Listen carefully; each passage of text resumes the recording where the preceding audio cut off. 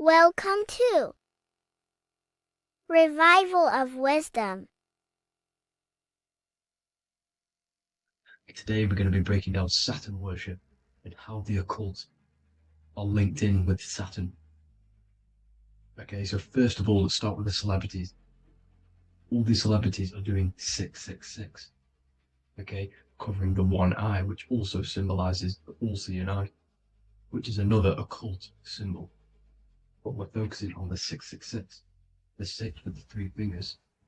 Also, we have CERN with the 666 within their logo.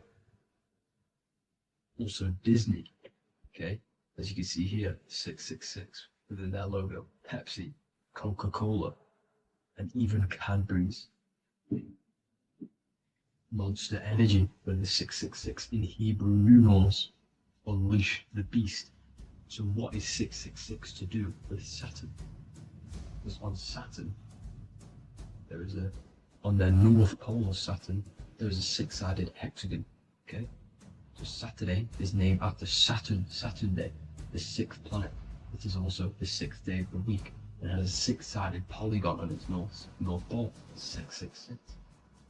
Not only that, when you create a star out of the hexagon, you will create a 6-pointed star, okay, with 6 triangles within the star and a 6-sided hexagon, which all adds up to 666. Okay, so this is why all these symbols contain 666. So why do they worship 666? Saturn. Because Saturn is the god of time and death, okay, and order and lessons. Okay, Saturn is a very cold and dry being. That is the 6th planet from the sun. Okay, Saturn represents the winter, which symbolizes death. Okay, because all nature dies within winter because the sun's not there. So it represents darkness and death. It rules the zodiac sign of Capricorn. Okay, so in the celestial cycle, Saturn is always opposite the sun. So it's the opposite of the sun. So they're worshipping this energy which is death-like. Okay, this god which is death and does not bring life. Okay, and also is the god of time. Okay, also in the Roman and in Greek it's called Chronos. Okay, which is just a translation for time. It's also known as the Father Time, aka the Grim Reaper. Okay, the Grim Reaper. Keep that in mind. We'll come back to this. Here are some more logos for the Saturn. Okay, NAG, Internet, Wi-Fi.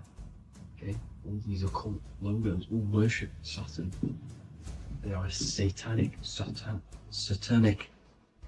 occult. They worship this death god, this evil god. Okay, this is where the cube now comes in.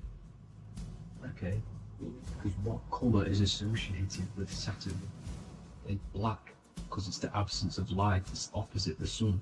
So black is the color associated with Saturn. Each planet has its own color associated with it. Okay, so when you make the cube, okay, as you can see here, the cube out of the polygon, it creates what? A black cube.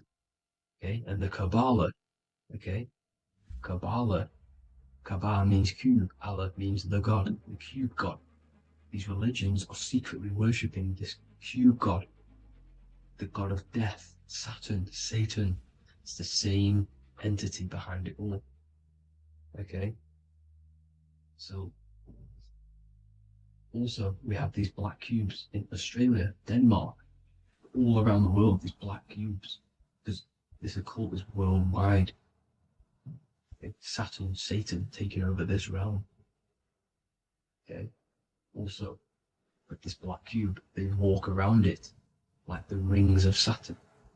It's around the black cube of Saturn with the rings, they walk around in circles. What are circles? Cycles. What is a cycle? Time. The time god. This is why it has a ring around it, because it represents time, cycles. Okay?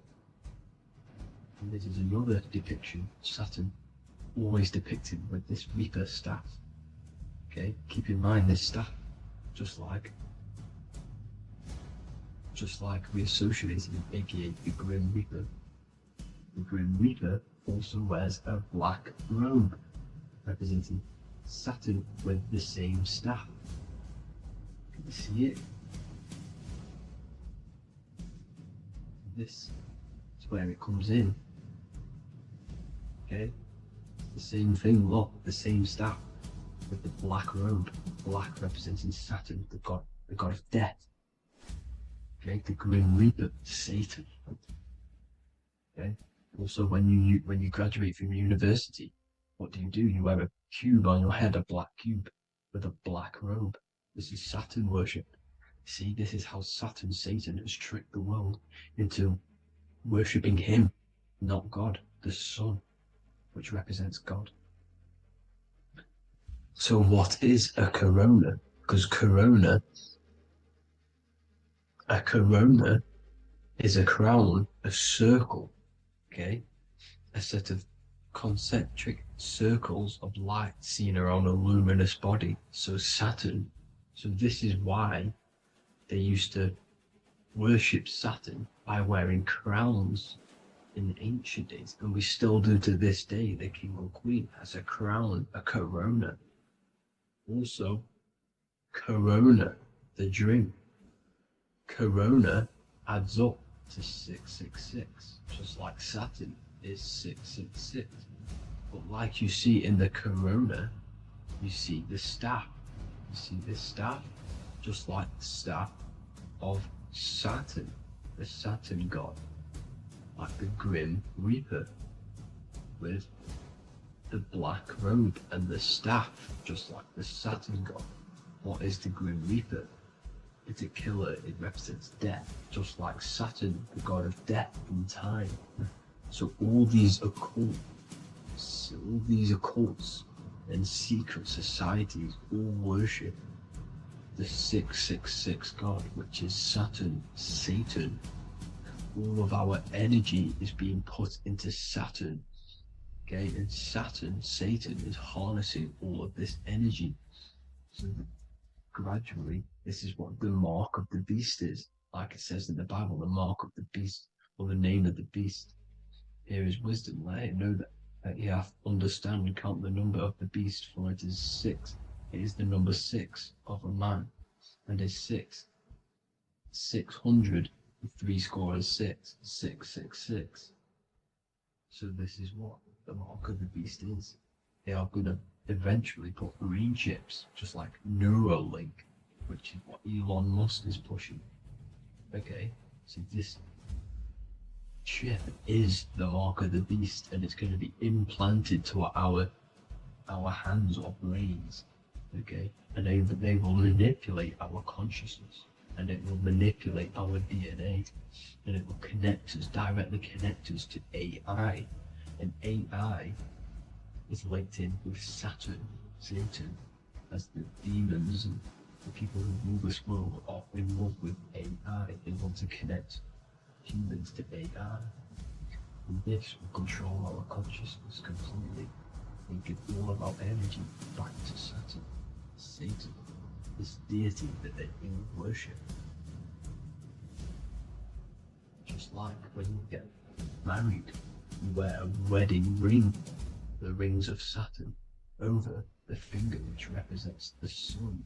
So you're basically seeing Saturn over the sun. The sun is the son of God. It represents the sun, represents God. So you are putting Saturn over the sun. So thank you guys all for tuning in. I'm going to leave you guys here. Please leave a like, comment some topics that you want me to talk about. And please subscribe for more amazing content. God bless.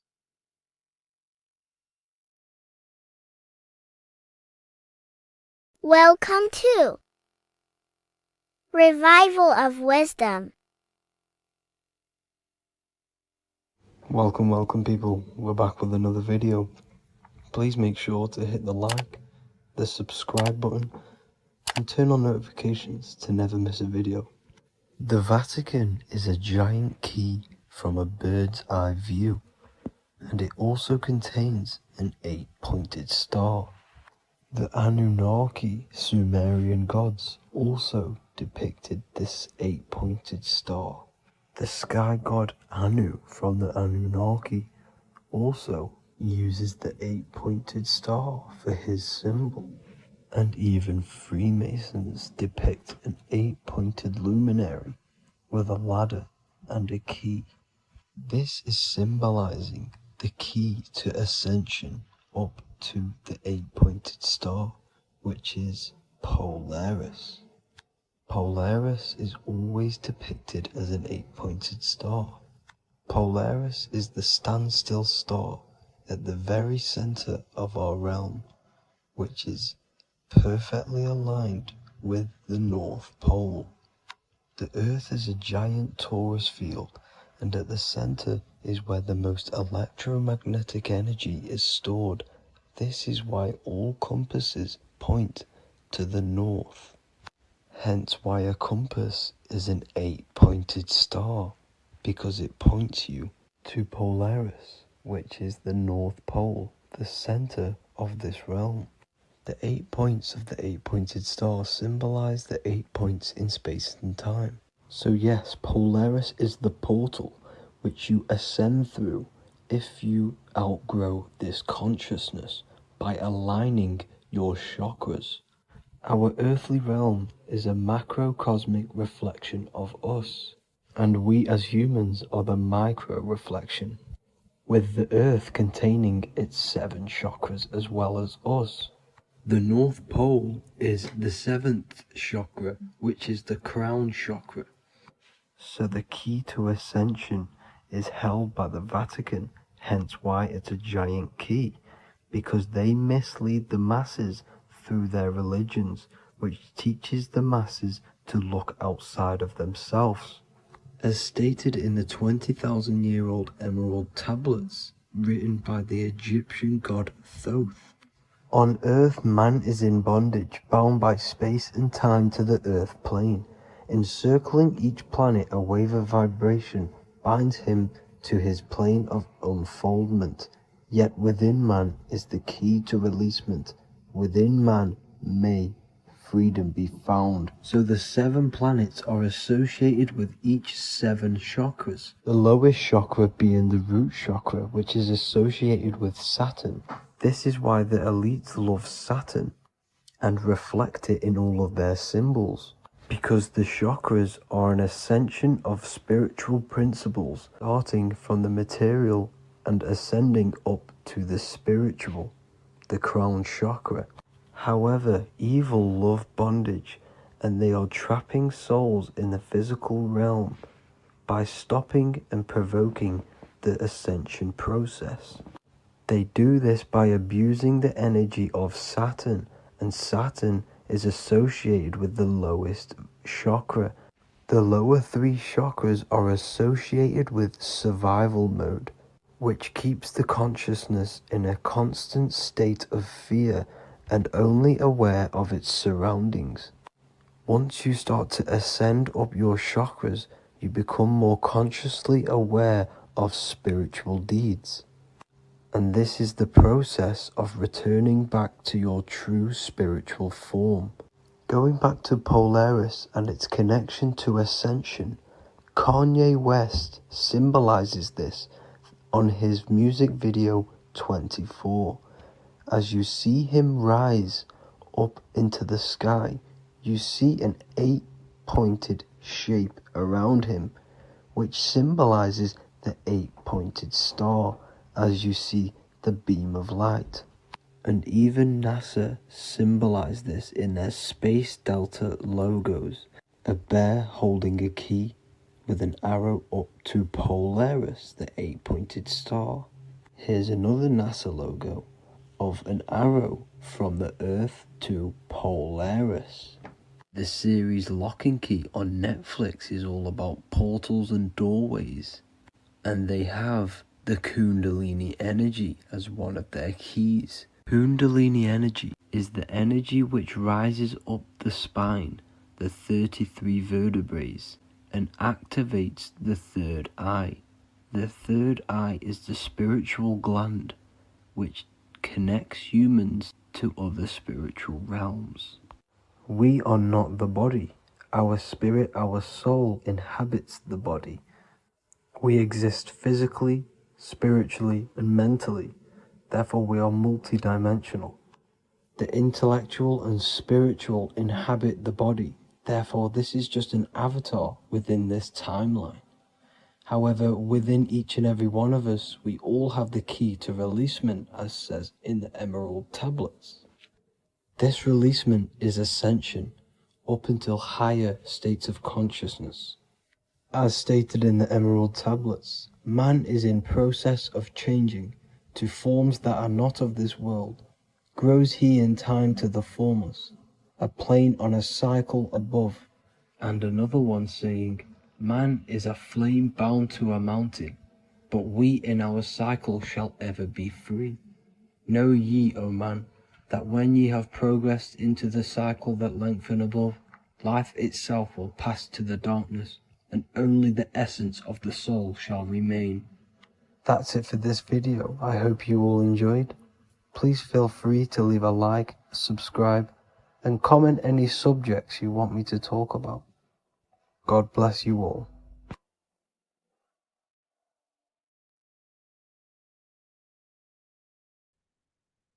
You don't just have a physical body. You have a physical, mental, spiritual, and emotional body. Each one of these aspects are a body of its own. Body does not just refer to a physical substance. You have a mental body for thinking, an emotional body for your emotions, a spiritual body for your energy in your astral form, and a physical body to encapsulate all of these. Each four of these aspects are essential for the human experience and essential to balance. Now, today we're going to be syncing the four aspects of your consciousness with the four seasons and the four elements and how this ties into the Bible. So we have four physical elements. We have 5 elements in total, spirit being the most important, but spirit is pure invisible. We have 4 physical elements. We have air, fire, earth, water. Air and earth, earth and water are feminine. Air and fire are masculine. Air and fire are active. Water and earth are passive. The air corresponds with the mental body of consciousness. This is where your intellect, this is where your communication, this is where your thoughts, intuition all comes from. This is the mental body of consciousness that allows you to think, allows you to process, figure things out, and have intellect and gain knowledge. This is your intellectual aspect of your consciousness, located in the head region. We have a fire nature, a spiritual nature. This is our astral body. Our astral body is all to do with the subconscious realms, the higher realms of consciousness. This is the body that allows us to be free from the physical body.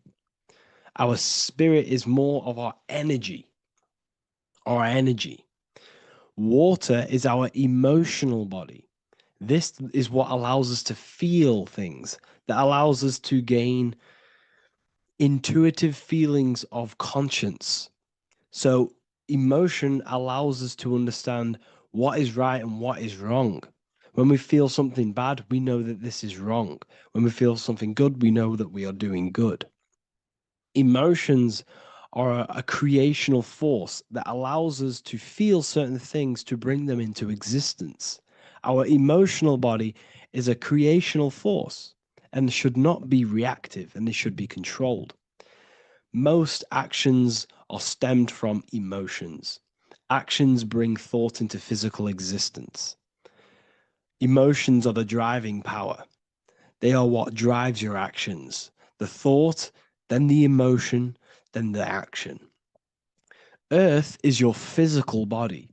This is your physical state that allows you to take mind and emotion into action. into fruition, into physical matter. This is what your physical body allows your consciousness, your soul, to interact with the physical world and bring things into physical existence. The physical body, the physical world, is an outcome and an effect of the thinking mind. All physical substance comes from the thinking mind. The pen, the phone you're holding, the microphone I'm speaking into, all began as a thought in the thinking mind, then it was brought into physical reality. Earth is the most dense. So it goes in this order: body, emotions, spirit, mind. The higher you go up, the more lucid and fluidic it becomes. The lower you go down, the more dense and dull it becomes. Air is the mind, fire is the spirit, water is the emotion, earth is the physical body. So this is why you are a microcosm. You have these four things within you. You contain of these four elements, which correspond to the four bodies of your consciousness, the four bodies of the soul. You are the soul. You are the spirit. So this is why in Theologians 4:17 it says, "Caught up together with them in the clouds to meet the Lord in the air." You don't meet God or the Lord in the physical air, in the clouds. This is clearly a parable. A human being cannot go up to the clouds and meet a mystical man in the clouds. This is obviously a parable, a metaphor. The air is your mind.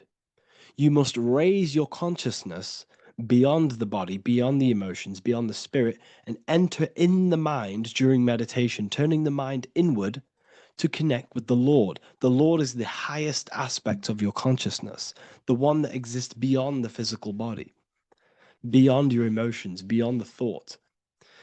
So you meet the Lord in the air, in the mind. The mind represents the air. This is why in America there's a saying called an airhead. You're an airhead. This means that you are stupid, or you don't think, or you have nothing in your mind. You have nothing in your head. When someone's very stupid, you call them an airhead, because air represents the mind. The air is elevated. The air is invisible. The mind is totally invisible to the human eyes. It is a metaphysical substance. In fact, it's not a substance at all. It's so fluidic. It's everywhere. The mind can be everywhere at all times. It can be anything. Nothing is impossible within the mind. Now, this is synced with the four seasons. The four seasons represent the four aspects of human consciousness, the four bodies of your consciousness, the four bodies of your soul. The sun is your soul, okay?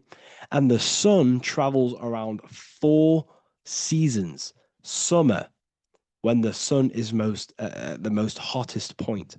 Autumn, when the sun starts to move away from the hottest point. Things start to die. Then it goes to winter. This is when everything dies. This is when things enter in within itself. This is when darkness occurs. Then spring. This is the reignition of the sun. This is when the sun starts to bring back the warmth back to the summer. You have four seasons which correspond to the four bodies of consciousness. Fire is the spirit. This is when you are passionate. This is when you are taking action. This is when you are fiery. The sun is blazing. You're taking action. You're very passionate. You're very spirit. You're in the spirit. Autumn is water, emotion. This is when you start to become very reflecting. This is when you start to feel emotional, because in autumn there's lots of water. This represents the emotional body of consciousness. Winter is the mind. This is air. Winter, what happens in winter? Everything enters within itself. The leaves die, the trees die, everything dies and goes within. This is the mind. The mind is the darkness, remember. You close your eyes to enter within the mind. The winter represents meditation. In the winter, what do people do? They stay inside of their house. They research more. They read more books. They become more intellectual. They think more in the winter because we are so we're stuck inside. So we're more reflective, we're thinking more, we're more communicative, we're more intellectual. In the spring, this represents the earth, the body. This is when we start to come out of the mind and we awaken to the body, and things start to grow again. The plants start to grow. The earth is growing again and reborn again. This is the body. This is when you become more active in the spring. And then the summer, back to the summer, we then take action on these thoughts and these thoughts that we gained over the winter. Essentially, this is just a massive cycle. And this is a daily cycle also. The nighttime is the winter. The morning is the spring. The midday is the summer. And the evening time is the autumn. This is a microcosm. We have 4 bodies of consciousness. You are the sun, you are the soul, and the soul has 4 bodies: summer, autumn, winter, spring. Emotion, air, body, spirit. Sorry, emotion, mind, body, spirit. So you are the soul. You are the pure essence of consciousness. The sun is your soul in the heart. And the seasons are inside of you because you are a microcosm. Okay? You are a microcosm. The word sun is son. The Latin word for sun is sol, which is soul or solo, because the sun is solo. It's on its own. You are the soul, and the soul has the 4 different bodies of consciousness. So before we move on any further, if I've blown your mind, please, if you can, leave a like, a comment, a share, and a subscribe. Let me know what videos you want me to make in the future. Please drop a like. It definitely will help me. You are a microcosm of the macrocosm. Man is a miniature universe that goes through its own cycles. The seasons of the summer, winter, spring, and autumn do not occur merely outside of him, but within him as well. The summer is within you. You feel different in the summer. You feel different in the winter. You feel, depending on the body of consciousness, it's your soul's interacting with. So the sun in the sky is your soul inside, and the sun goes through these cycles, which is affecting your bodies of consciousness, because the cycles represent your bodies of consciousness. Now, this ties in with the Bible. This is why we have 4 Gospels. This is why Matthew, Mark, Luke, and John are always seen with the 4 different zodiac sign animals or symbols. So you always see each one of the Gospels. If you just type in on Google Matthew, Mark, Luke, and John, type in ancient pictures, paintings, or pictures of them, and you will find these 4 zodiac signs are always standing with each one. Taurus, the bull; Leo, the lion; Scorpio, the eagle.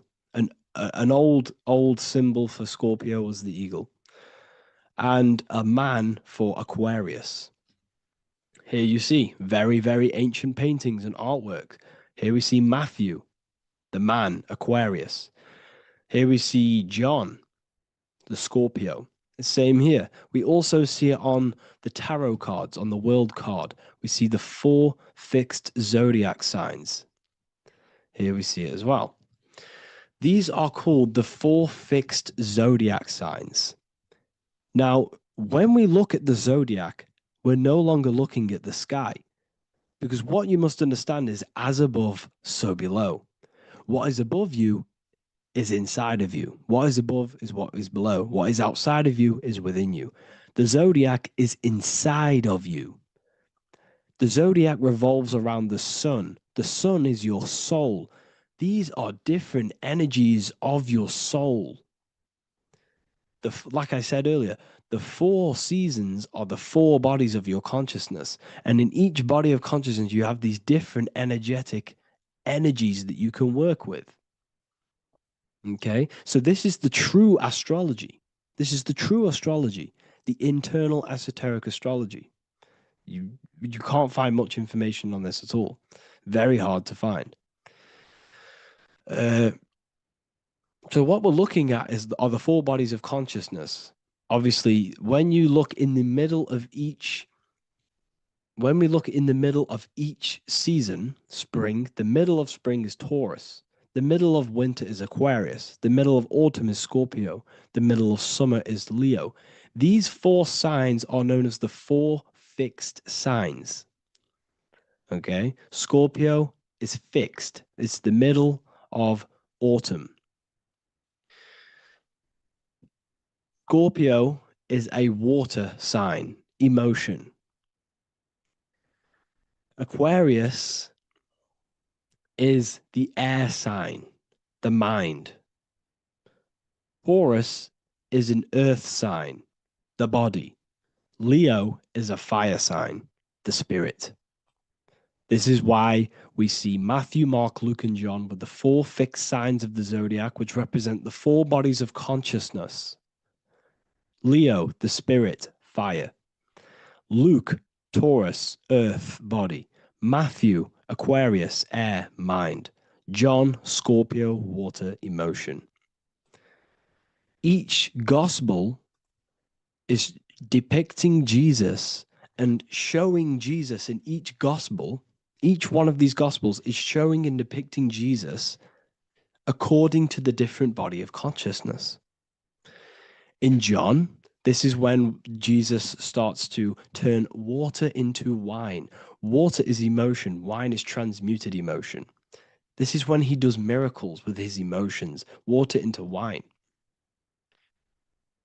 Aquarius, which is Matthew, air, the mind. Inside of the Gospel of Matthew, this depicts Jesus as an intellectual person, a person who's communicating and using his mind, his mental body a lot inside of the Gospel of Matthew. Go and read it, and you will see this. Luke, Taurus, earth, the body. Luke shows and depicts Jesus according to the body of consciousness, the physical body. He shows Jesus as a human, being a human being, helping people physically and helping people's physical needs, like giving away food and doing all sorts of good things for other people. Leo, Mark, inside of the Gospel of Mark, this shows Jesus as a spiritual teacher, a passionate person who is taking action. Each gospel is showing Jesus according to the different body of consciousness. And Jesus represents you, the Son. That's why it's called the Son of God, the light of the world. Jesus represents your soul, and your soul has these 4 gospels, the 4 bodies of consciousness, the 4 fixed signs, the 4 elements, and the 4 seasons. These things all correspond to your consciousness. So this is Leonardo da Vinci showing you the exact same thing. Jesus is the I am, the Son, the soul, in the middle, on his own.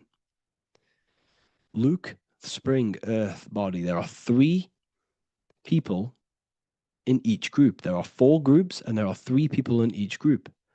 1, 2, 3. 1, 2, 3, 1, 2, 3, 1, 2, 3.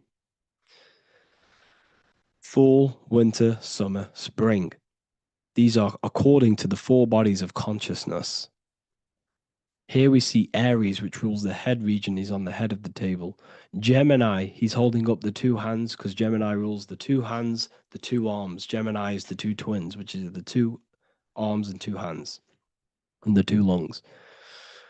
Here we see the beginning of summer, which is Cancer. You see the big knife here. Cancer, him here, this gray-haired guy, holding a knife for the crab. Cancer, they pinch. You have a knife, symbolizing the crab. Leo, the middle of summer, showing dominance. The sun is very dominant. He's got his elbow on the table, showing dominance. Virgo has no Adam's apple. Cancer here is pointing at this woman's neck, saying there's no Adam's apple. This is Virgo, the virgin, the only woman. Jesus, the sun. This is Libra, the balancing. He's holding his arms out, balanced, showing the balancing of the sun. Because when the sun enters Libra, the sun is balanced between winter and summer. So it's balanced. This is all astrology, but this is internal. Okay. This is Ezekiel's vision.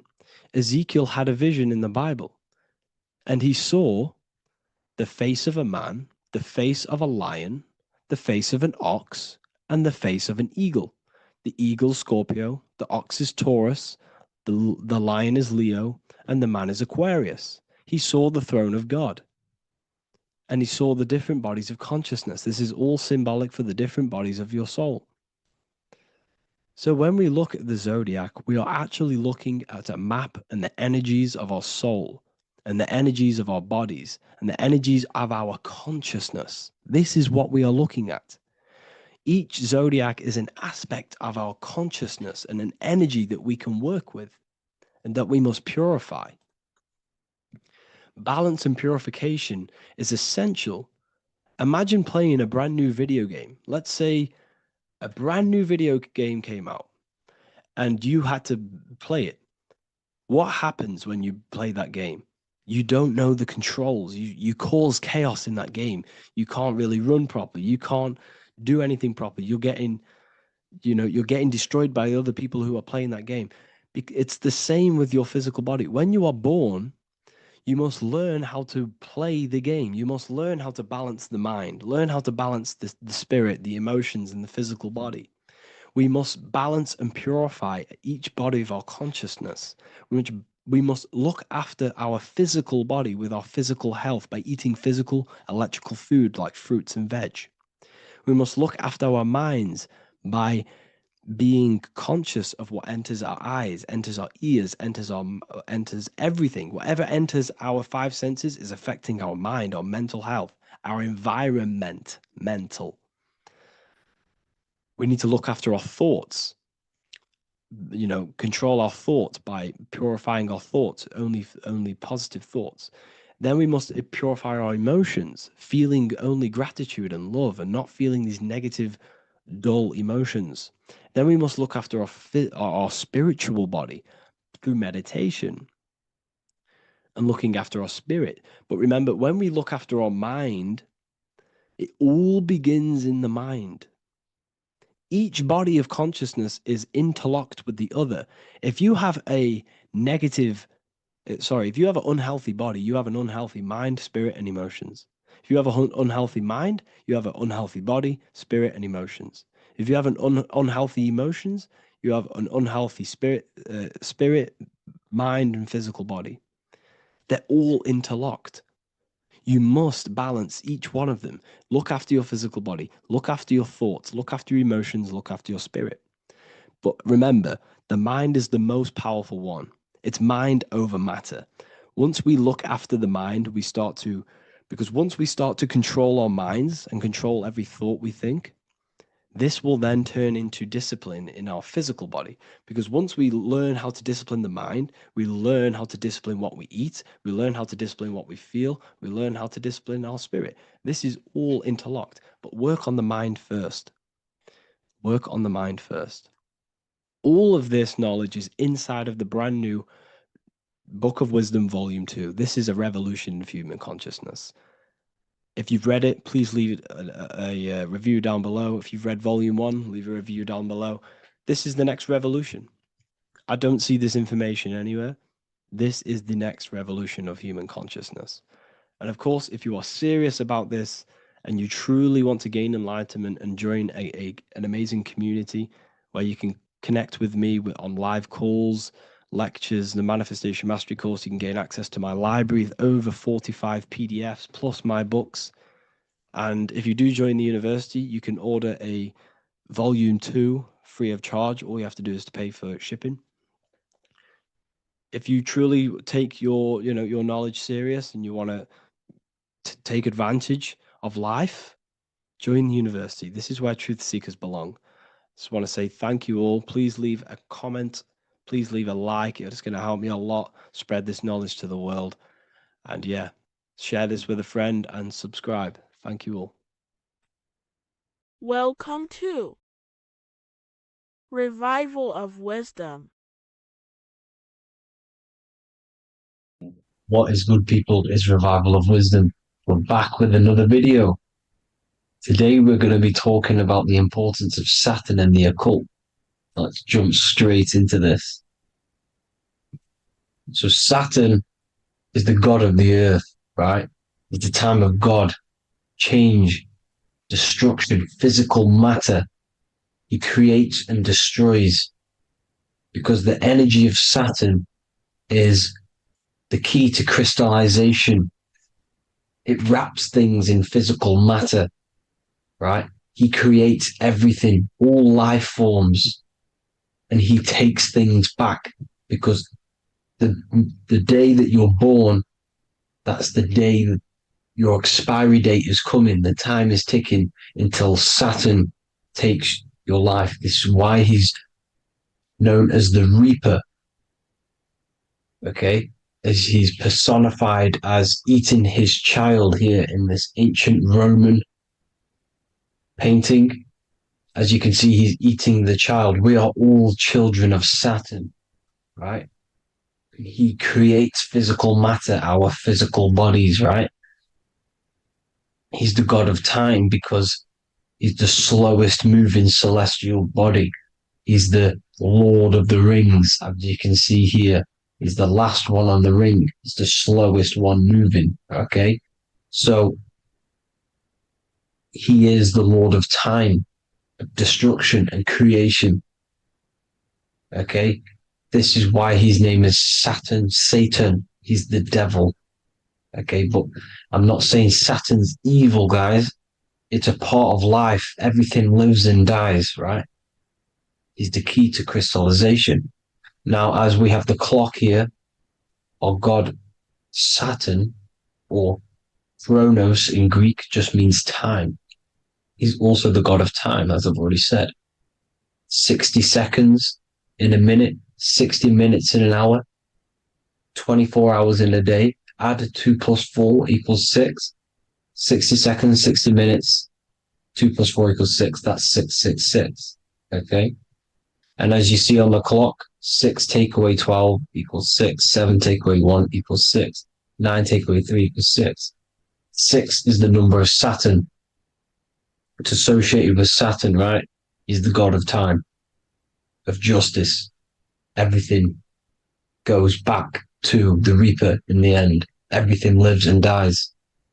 Now, the artwork of him, he's always got the Reaper staff. You see, it's personifying death. Now, when you see this, the Romans were not saying Saturn was a real person, a real god in human form. No, this is personification. This is what the ancients always did. They personified, just like the Bible. It's all personification. So the personifying Saturn eating its children because it eats, it's the Reaper. No one can escape the Reaper. No one can escape death. Now, Saturn is 666, which is in the Bible, the number of the beast, right? The number of the beast, Satan, 666, right? So on the North Pole of Saturn, you have a hexagon which makes a cube, right? Now this hexagon, when you join up all the corners, creates the 6-pointed star known as the Star of David, right? In the Jewish religion. Now, as you can see, the 6-pointed star has 6 points, 6 mini triangles, and a 6-sided hexagon. That makes 666. And also, you have Saturday is named after Saturn, the 6th planet, the 6th day of the week, and has a 6-sided polygon on its north pole. That's also 666. Now, this Star of David, this symbol goes back thousands of years, and it originates from Saturn. It's not the Star of David, right? It originates from Saturn. It symbolizes the physical and spiritual aspect combined into one, which makes us humans, right? Also symbolizes the male and female combined into one. These two sacred energies create the human. We consist of both male and female energy, also known as the Seal of Solomon. And we all know if Solomon was a real person, he talks about communicating with 72 demons. He could apparently, in the text, he could communicate with 72 demons, and this is sorcery. This is black magic. Now, this symbol is associated with hexing people. When you place a hex on someone, that is a form of witchcraft, which a hex is just a curse. When you're cursing someone, this is black magic. Now, the black magician would stand in the middle of the symbol and cast his spells onto other people. Now, this symbol is obviously on the $1 bill, twice on the $1 bill. And it's very, very ancient symbol. And it originates from Saturn. And let's keep going. So the cube. So I've just said how you see the cube on the North Pole of Saturn, right? The cube is limited. It's a 3D shape. It symbolizes limitations to the physical 3D dimension, the third dimension, the physical realm which we are in. Now, as you can see, the color associated with Saturn is black, right? Black is infinite potential. Black is the creation of all things. Before there was light. Light is born out of blackness, darkness, okay? Now, black is physical matter. And as you can see, the black cube, black symbolizing physical matter, the cube being limited, as the physical realm that we are in is limited. It's not like the fourth dimension where everything can exist in a thought. The third dimension is limited, right? And this is what Saturn is. It limits you to the 3D 666. Your body limits you to your physical body.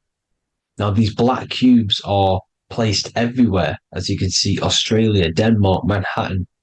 There's one in New York. As you can see, the Apple have a cube. The Nintendo GameCube. Trump Tower is a black cube. This is worshipping the energy of Saturn, the god Saturn. Okay, it's not a god, it's a celestial energy.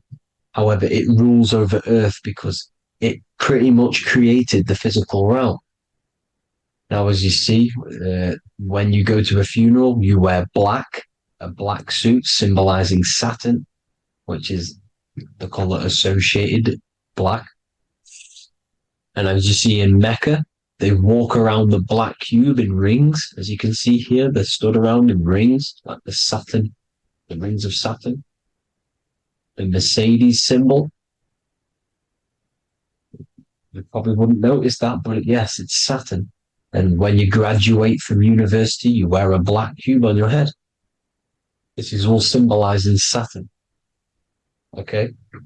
Now, as you can see, the Jews here have a black cube on their third eye whilst they pray. Notice how he's shutting his eyes into blackness, darkness, and he's wrapped around a black strap around his arm. This is symbolizing the wrapping of physical matter, of how physical matter wraps things into existence. And as we all know, the Star of David is a Jewish symbol. So he has the black cube and the Star of David, right? So all of these religions are secretly worshipping Saturn. Okay, this is all Saturn worship, Kronos, the god of time and destruction, the physical reality. Now, as you can see, it's symbolized everywhere in all major corporations. Pepsi, internet, that's obvious. NASA, of course, NASA. NASA means to deceive in Hebrew.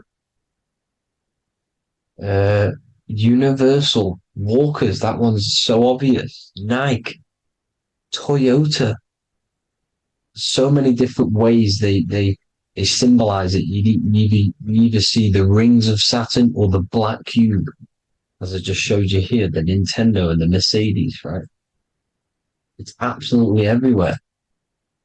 Now, they also use 666 to symbolize it, as I've just broken it down to you. 666, the World Economic Forum. We all know how they're trying to enslave us into this new world agenda. Google Chrome, CERN, Disney, Coca-Cola, Cadbury's, all of these have 666. Now, every UPS barcode has 666. And even www. Is Hebrew for 666, as you can see here. Monster. It's the same Hebrew letter that means 666. Drake, 6 God. That's his God, Saturn. Why? Because they love physical realm. They love the physical dimension, the third dimension. Because they can rule here through riches. They can build an empire here. It's not like the fourth dimension. They don't want to ascend. They want to stay down here in the physical realm. Okay? Now, this is why they're cloning. They can move their consciousness into other clones to live forever. This technology exists. This is why they love the third dimension. As you can see, all of these sellouts here, Drake, Leonardo DiCaprio, all of these people doing 666 because this is their God. This is their God. They love the physical realm. They sold their souls for wealth and fame in this physical realm. So why would they leave? You see? Now, this isn't all just evil, okay? So you have 7 chakras, right? You have 7 days of the week, 7 solfeggio scale notes. These are frequencies, the solfeggio scale. Now, it's called the Saturn moon matrix because the moon symbolizes your mind, because you're created out of the Holy Trinity, which is body, mind, and spirit, right? That's the triangle, the equal triangle, body, mind, and spirit. Now, the 3 main celestial bodies are Earth, Moon, and Sun. The Earth being your physical body, the Moon being your mind, and the Sun is your soul, hence why it's called solar. It's a solar, soul. Now, these symbols are alchemical symbols. So when you're doing alchemy, you use these symbols to obviously symbolize what we're talking about. Now, as you can see, these are all the symbols of the planets. Of Saturn is created out of the moon on top, the moon on the bottom and the earth on top, as you can see here. You see? And this creates the number 5. Now, with the moon being your mind and the earth being your physical body, this is mind over matter, because the earth is your body's matter. This is matter over mind. You don't want to be matter over mind. This is low states of consciousness. You won't be mind over matter. You see, to manipulate matter, to create your own reality. Now, obviously, we all know Saturn is associated with the lowest chakra, which is the root chakra. This is to deal with your animal instincts. When you're down here, you identify as the physical body. You don't know anything spiritual.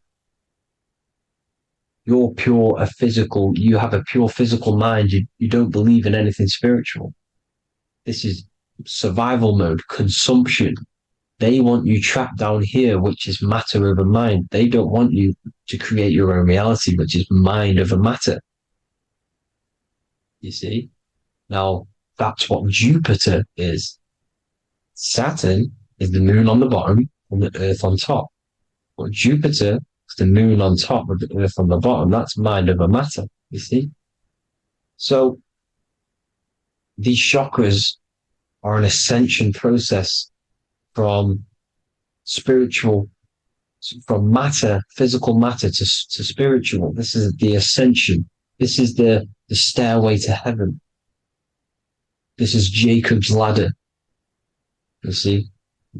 Now, the number 5, which is obviously associated with Saturn as well, which the symbol for Saturn, created the number 5.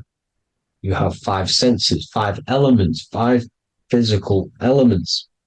As we all know, Saturn crystallizes everything into physical matter out of the 4 elements. 5 fingers and toes, 5 points of man. Okay, the number 5 is the number of justice. Saturn holds things back. He restrains things from you, makes you learn the lesson. Now, 666 is not all evil. 666 is the atomic structure of the carbon atom. 6 protons, 6 electrons, 6 neutrons, right? We are carbon-based life forms. All life forms are based on the bonding properties of the element carbon. Because Saturn crystallizes everything into physical matter. Now, the Masons symbolize this with the checkered boards. They have the black square, which is obviously matter, as I just said, the black cube. And spirit is the white square, because white is eternal light. White and light, you see. Black is physical matter.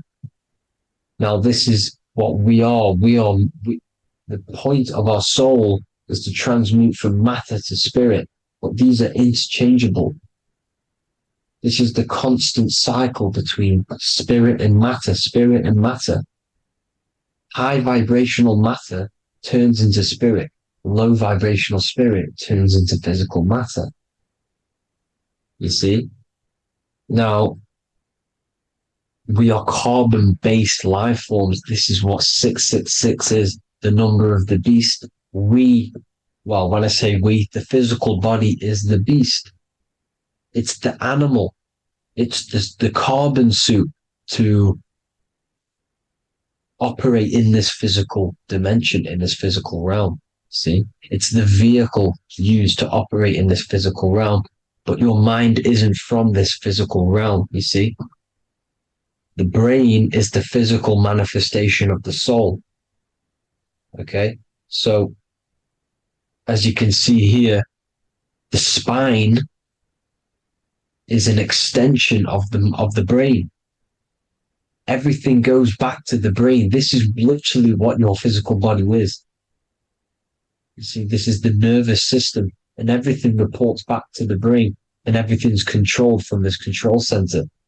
And this spinal column, at the top of the spinal column, is your third eye, which is known as the pineal gland. And this is the seat of consciousness. It's the center of consciousness. That is your true self, pure consciousness. This body is just a physical body. This body is mortal. This body runs out, but your consciousness lives forever. They don't want you knowing this. This is why they keep you down here in your lower chakra. They want you to believe everything is just physical. They don't want you to believe in the spiritual side of reality. Because this way they can manipulate you, right? They want you matter over mind because they know your mind creates reality. They know your mind is the root cause of reality. You manifest your own reality from the inside out. So this is why they control your perception of reality. They control your information in order to manifest their new world order. You, who are ignorant to knowledge and wisdom, you who are ignorant are manifesting their agenda because you accept their information and their perception of this reality. Now, this is why they tell you the globe model, the heliocentric model, to trap you into physical matter. Now, if you understood about this true form of this realm, you'd understand that there's a spiritual side behind everything. The spiritual side, something has to exist. The root cause of reality is higher planes of existence. It happens in the mind before it happens on the physical plane. You see? They don't want you knowing this. They want you matter over mind, which is the symbol for Saturn. Moon over Earth. The Holy Trinity.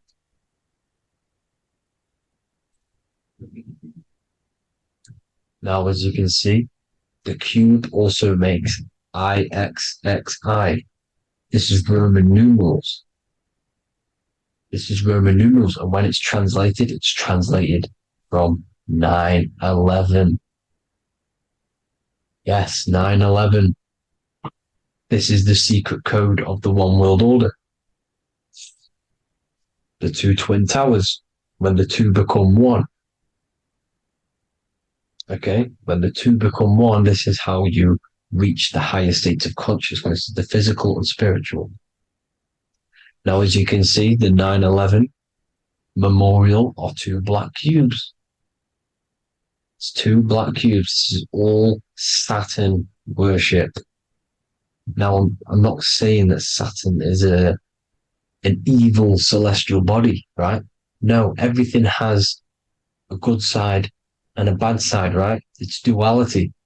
The spirits of Saturn on the dark side are the most evil demonic spirits. Now, these are the spirits that these are invoking through these rituals, right? Yes, 9/11 was a massive ritual. It's a satanic ritual, okay? Now, we all know Elon Musk. Elon Musk is coming with the mark of the beast. And English gematria, this equals 666, right? 666, as I said, is the number of the beast. You are the beast, your physical body. You see how the Bible twisted things up to make things more confusing, right? But it's there. You just have to have the knowledge to be able to read the Bible properly. As we all know, we had this virus. I'm not going to say the name because I'll get flagged. This virus adds up to 666 because this is all part of the New World Order. It's all part of keeping you in this physical dimension. Okay? Now, as you can see here, Novus Ordo Seclorum on the back of his shirt, on Elon Musk's shirt, this is also on the $1 bill, Novus Ordo Seclorum. This means New World Order. Yes, New World Order. This is on the back of Elon Musk's shirt. And as you can see here, he owns Neuralink, which is the brain chip, which they're going to be putting into implanting this onto your brain. This is the New World Order to connect you and merge your consciousness with AI. Neuralink and Meta, he owns Meta as well, which is the metaverse. These are going to be linked in, hence why they have the same symbol, but just in a different format. It's the infinity symbol. And the infinity symbol comes from the torus field, as you can see here, your electromagnetic field from around your body. Now, the end goal is for this New World Order is to trap your consciousness inside of an alternative reality being projected from the metaverse. Because the metaverse will be the reality. Neuralink will be the brain chip inside of your brain, projecting your consciousness into an alternative reality while they harness your energy of your physical 666 body. Now, this stuff gets real deep, people. Now, this is the end goal of the New World Order, is to connect you with AI. This is why they're trapping you and keeping you in these lower states of consciousness in the Saturn-associated root chakra, so you don't find out about the spiritual side of reality. Because if you knew the truth of this reality, you wouldn't connect to AI. You see, you have the power within you to travel to other worlds, the astral plane, for example. You travel to different worlds when you are sleeping. Okay? They want you to know it's just a dream. However, their end goal is to trap your consciousness and feed off your energy, spiritually and physically. Okay? I don't know why these people are just pure evil. As I said, evil love bondage. They love the physical dimension. They don't want to ascend to other realms. These evil love the third dimension. This is why evil spirits will inhabit bodies, exorcisms, because they miss being in the physical realm. They miss it. Evil love bondage. So this is why they're cloning and putting their consciousness in clones to stay in this third dimension, to stay as further away from the source as possible. Okay? This is why they're doing it. And this is how it's all linked in. So I hope you all enjoyed this video. Hope you gained some wisdom. Please feel free to join the Telegram. And please leave a like and a subscribe. Thank you all, people. God bless.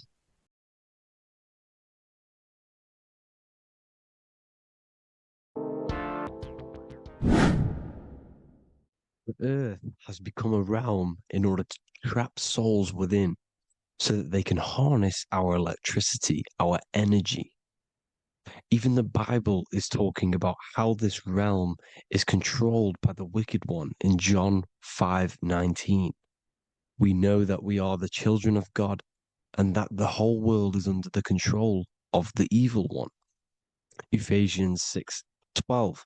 For our struggle is not against flesh and blood, but against the rulers, against the authorities, against the powers of this dark world, and against the spiritual forces of evil in the heavenly realms. So the Bible is telling us that this is not the only world. There are other worlds, there are other realms that we can go to, considered as heaven. Heaven being a higher realm where there is no evil, no darkness. This is a midpoint realm where there is good and evil. Now, we're going to explain how the soul trap is how it's working and how your soul is being harnessed for its energy and how you are tricked to come back to this realm after death. What you need to understand is first is that you are the invisible intelligence behind the physical body. You are the mind and soul. The soul is the true you, the good you. It is pure love, pure bliss, eternal, never dies. The mind can be corrupted though. The mind is the intelligence of the soul. It is invisible. It has no true form. The intelligence inhabits the brain. The brain is the computer to control the electrical machine called the nervous system, which is choice, program, and action. You are the invisible intelligence behind the body. And this will prove it even more. You do not even see into the external world. You are seeing an image produced by the brain because the light is being sucked through the retinas of the eyes. The image is produced in the visual cortex at the back of the brain. What does this mean? This means that we are the consciousness in the center of the brain, in the pineal gland, that is experiencing the program being ran by the central nervous system in the brain. This is the sigil of Lucifer. Lucifer in Latin is Lucy. Lucy is light in Latin. Lucifer is known as the light bearer. This is how the eyes work, people. It's not a demon or a devil. The sigil for Lucifer is how the eyes work and how the left eye is controlled by the right brain. The right eye is controlled by the left brain. There is a crossover. It's the same with the body. The left side of the body is controlled by the right brain. The right side of the body is controlled by the left brain. There's a crossover with our hemispheres in the brain. Now, this empty chamber in the center of the brain is where this universal cosmic intelligence is held, known as the most holy place in the Bible, the throne of God. Okay? This is above the 33 vertebrae on the spine. As you can see here, you are the being in the center of this point. All of the nerves are being sent back to this one particular point, which is the seat of our invisible intelligence. You can see it's an empty chamber. Our consciousness, our intelligence is not a physical thing. This intelligence is the true voice inside of your head. This is why your head is heaven, your heart is earth, your heel is hell. Your head is heaven because this is the seat, the throne of God. God is in heaven because the consciousness, this divine intelligence that's controlling the body, is sat in the center of the brain.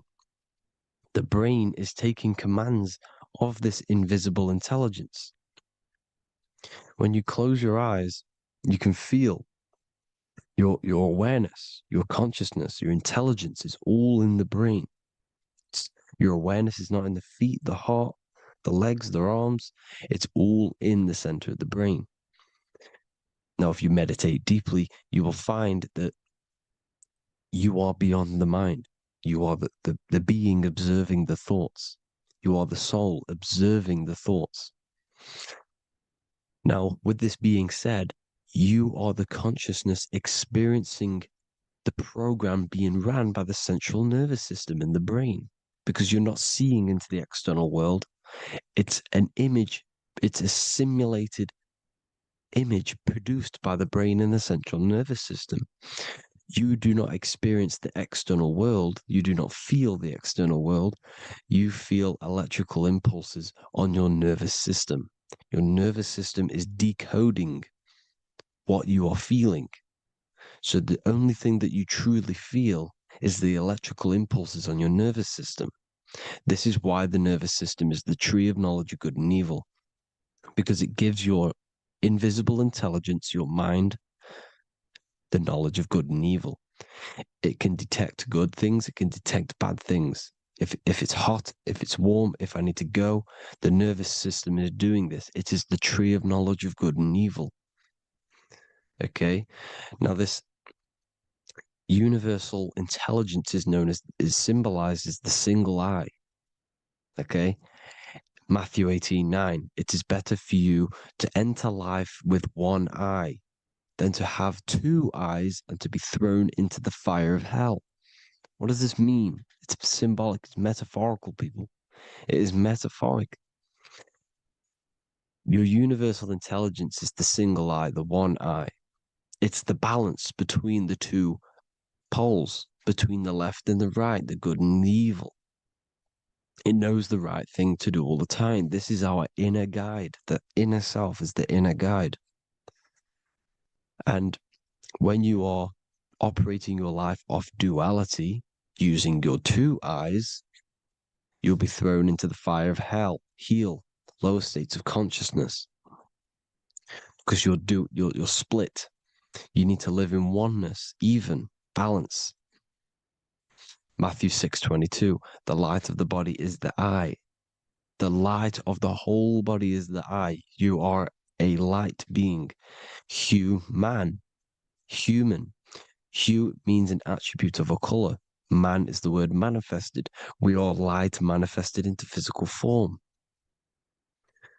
Depending on your vibration is depending on what color that you are vibrating on, which is a hue, a human.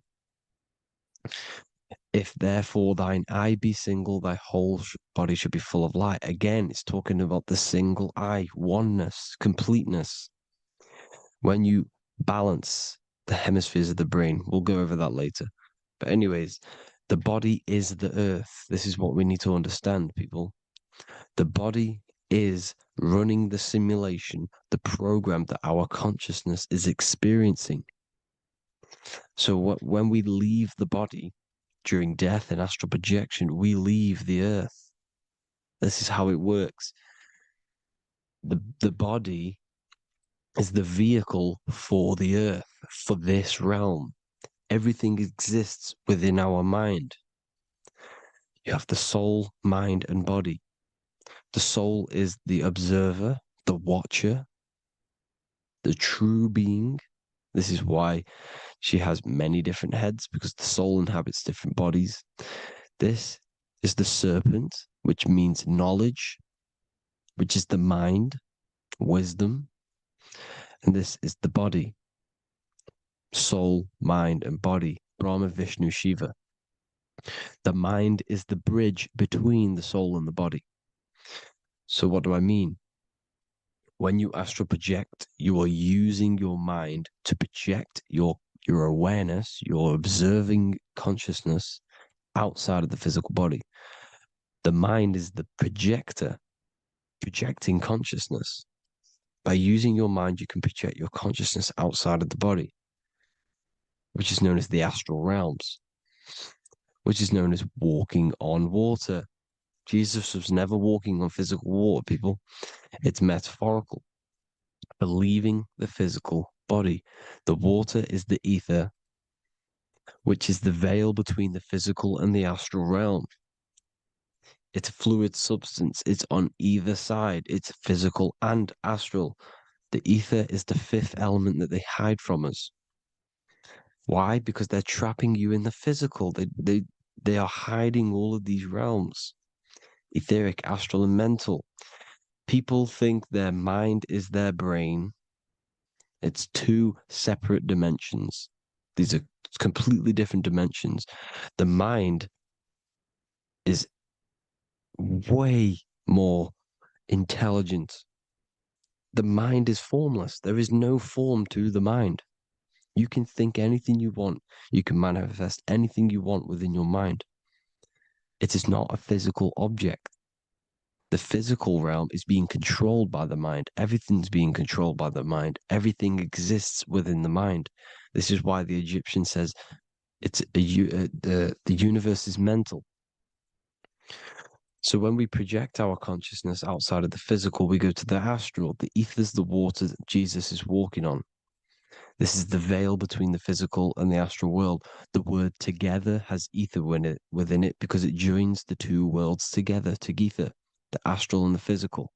The word either is ether because the ether is on either side, physical and astral, physical and spiritual, physical and non-physical. In the astral realm, the mind can manifest anything we want. We incarnate to restrict our minds. This is why Saturn, if you go and watch my video on Saturn, how Saturn is this simulation, okay? Our minds can manifest anything we want in the astral plane in the click of a finger. However, when we incarnate in matter, we now have to labor for our manifestations. This is why Saturn's known as the great teacher in astrology, because he teaches you a lesson.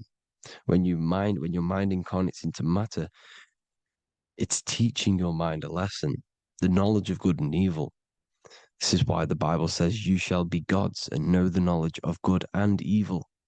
When you incarnate here, you have to know the knowledge, you need to know the knowledge of good and evil to become a god. Okay? Now, the square is the physical plane, the triangle's the ethereal plane, the circle's the eternal plane. The circle has no beginning, no end, it's eternal. The physical plane is the square, it's limited. The square is limited. The cube is the geometric shape which gives rise to matter. Now, the term think outside the box has truth in plain sight. You have to think outside the box to project your consciousness, use your mind to project your consciousness outside of the box, the physical plane, into the astrals. The astral realm is the realm of the stars. Above us is the stars. Through the stars is the astral plane. This is why astral has the word star within it. The devil is the deveil. When you sell your soul to the devil, quote unquote, it's metaphorical. The devil exists in the physical plane. It's the lowest state of consciousness. The deveil, you deveil yourself into the physical when you are the devil. The deveil. The ethereal plane. Now, we all know what the famous symbol of the all-seeing eye, right? The all-seeing eye with the eye in the triangle. Look at the Masonic artwork showing you the triangle above in the sky. This is symbolizing the ethereal planes. The eye in the triangle symbolizes your invisible intelligence, your mind, which has the ability to see on either side. Because the triangle's the ethereal plane. The eye is your consciousness, your intelligence. And this intelligence has the ability to see in the physical plane and to see in the ethereal planes, in the astral planes. This is why it's above the earth. It's above the ground. Because it can see here, it can see in the heavenly realms. Now, the stars are, well, this is known as heaven, the realms of the astral planes. This is some quotes from the Emerald Tablets of Thoth. Out of the darkness ye must rise upwards, one with the light and one with the stars. Man is in process of changing to forms that are not of this world. Grows he in time to the formless, a plane on the cycle above. So there's other worlds. The Bible's telling you there's other worlds, there's other realms. Know ye must become formless before ye are one with the light, the astral light above, which shining through the stars. Not of the earth are ye, earthy, but a child of the infinite cosmic light. You are the invisible intelligence controlling the physical body. The body's not you. It's the vehicle that your soul lands in when your mind projects your consciousness into that realm. Free from the body, I flashed through the night. Unlocked at last for me was the star space. Wow, that's powerful. The star space, the astral planes. This is what it's talking about. We are all a star. We descended from the astrals, which is the star. We are all a star. Look at the ancient paintings of Jesus' birth. It's the star beaming his consciousness down into the physical plane. Here's another one. Here's some Freemasonic artwork showing you, again, the ether, that invisible intelligence, the eye, manifesting itself inside of here, in the physical realm, where the people are. You see? It's the same here. This is Jesus. Here's the bird symbolizes the Holy Spirit, your invisible intelligence, descending into the waters, the ether, the ethereal, everything. The ether is the base of all physical matter. Here's Truth in Plain Sight. Mr. Bean, the famous TV program in England, in the UK. He begins the program like we all begin the program from falling from the stars. He falls down with a beam of light. And this is Truth in Plain Sight. This is false. The aliens don't exist. They're a lie, alien. But this symbolizes the star beaming our consciousness. And when we die, this star will suck us back up. Just like this UFO is doing. It's Truth in Plain Sight. So, this is some more Freemasonic artwork. Going from duality to singularity. Sun, moon, masculine, feminine. Right hemisphere, feminine, left hemisphere, masculine. The consciousness in the center, the balance point. Here's another more Freemasonic artwork. The two pillars, left and right hemispheres, and the invisible intelligence between the left and right hemispheres, the light of the body. This is why light's coming off it. Because it's light, it's pure light. The blazing star. The stairs go from the checkered board, the duality, up to oneness, in between the sun and the moon, the masculine and the feminine. This is symbolizing going into oneness. What did the Emerald Tablet say? You've got to become one with the stars, one with the one with the self. Balancing the two hemispheres so that you can gain, because when the two hemispheres are balanced, you can gain a more deeper connection with your invisible intelligence. Same with the chakras. When the chakras, the 7 seals in the Bible, these are 7 seals because when you conquer the 7 chakras, when you balance the 7 chakras, you then gain a more deeper connection with your internal self because your mind is not filled, it's not being ran, it's not being dominated by these 7 deadly sins, the 7 seals, the 7 chakras. These are 7 energy centers which are concealing our true form. Balance makes us have a stronger connection with our true cosmic intelligence. Heaven is even. This is why Jesus is pointing at the heart. The even point is the heart. You got to balance the chakras and live from the heart because the heart is the earth. You're in good and evil. The body manifests the lower and the higher self. The higher self is in the higher parts of the body. Wisdom, intuition, expression. The lower self is in the lower parts of the body. Sex, food, and power. This is how they are trapping your soul, people. Like I said, the mind is the bridge between the soul and the body. So by tricking the mind, not giving it the right knowledge, and keeping the mind stuck in the lower 3 centers, thinking about power, food, and sex, this is low vibrating energy. It's going to keep your mind addicted to the physical realms. Okay, this is why you need to go even, balance, heaven. Okay, I will explain the soul trap in a second, how it fully works. But I'm telling you all the science behind it so you can understand. When you are doomed, you are domed. This is the dome, the firmament, the firmament, the mind. Ment is mind, firm is firm. A firmament is doomed under the firmament. You must have a loose mind, an open mind to expand your consciousness beyond the stars, beyond the ethereal barrier. You have to vibrate higher than this world. Your consciousness must be expanded more than the physical plane. You need to learn how to astral project. You need to learn how to leave the body, how to operate outside of the body, so that you, when you do leave the body, you will have recognition. You'll have knowledge. You'll have practice. But this is as above, so below. The woman's belly is the earth.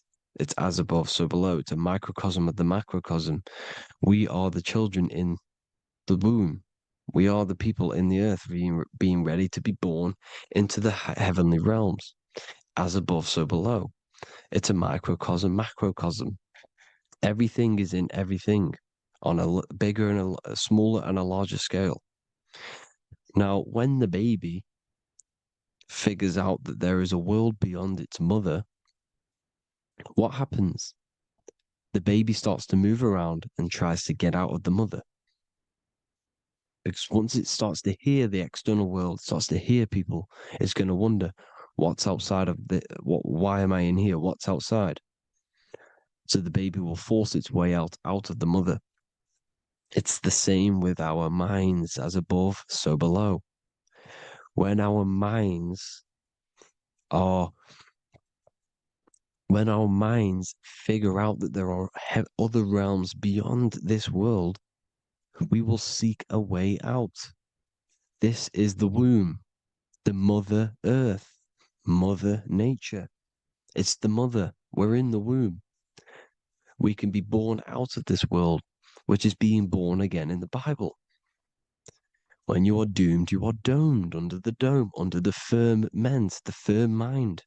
The firm mind will keep you under the firmament. Due to the law of polarity, there has to be other realms. There has to be. Because the law of polarity works in this world, and it will work on every scale possible. It's universal laws. These are universal laws. The law of polarity means that there are other realms polarizing this realm. There is a hell, there is a heaven. There is a midpoint, which is Midgard, which is the one we are in now. Earth, heart. Earth is the heart. Heart is the center, good and bad. The balance between good and bad. Your reality is your level of realization. Your mind realizes other worlds, you will seek a way to them worlds. It's that simple. The soul trap is to keep you stuck in this physical body, which is the earth. This body is the earth. It's running the program, like I said at the beginning. It's running the simulation that your consciousness is experiencing. You are an electromagnetic being, and you're hidden in a cage, your rib cage, and you're stuck in cells, a prison cells. Look, you're in cells. We produce electromagnetic energy. Your soul produces this energy. And by trapping your consciousness inside of this physical realm, they harness this energy within the astral realms. They're using you to manifest demons, because your mind creates demons through emotions and mental thought energy, which is a whole nother video. I can make a video on that.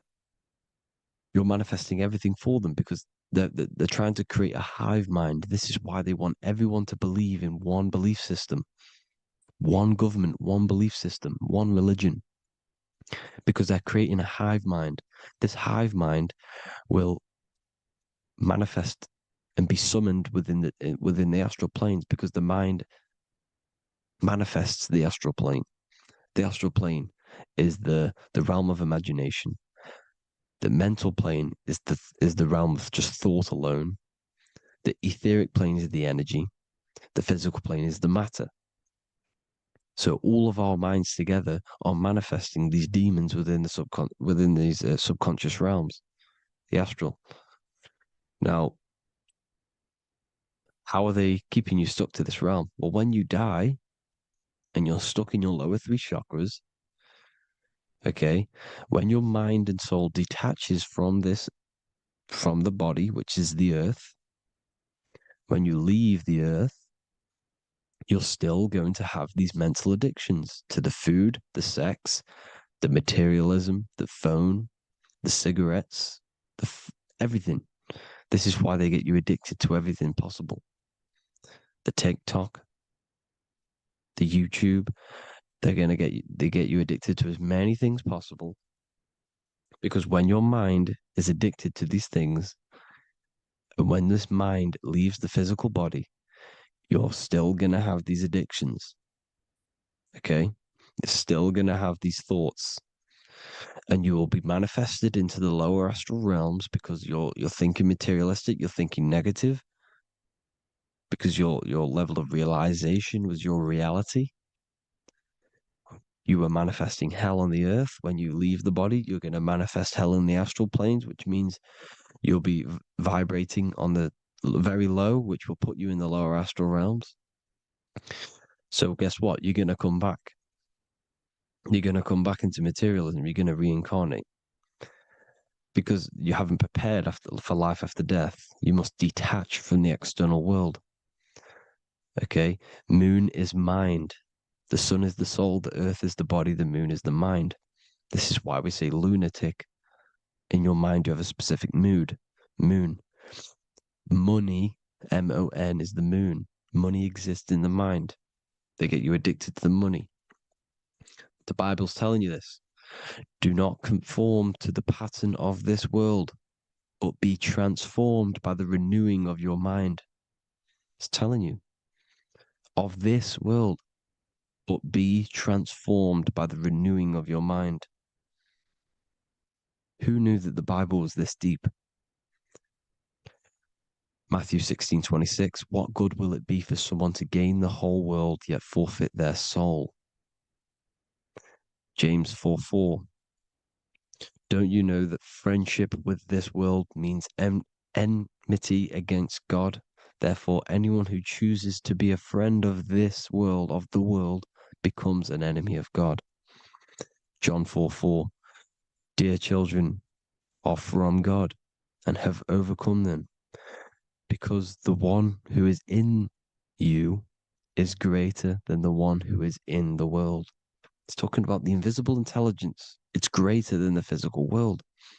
John 2:15, do not love this world, nor the things it offers you, because this world will create you to, if your mind has attachments to what this world offers, sex, money, and power, pretty much,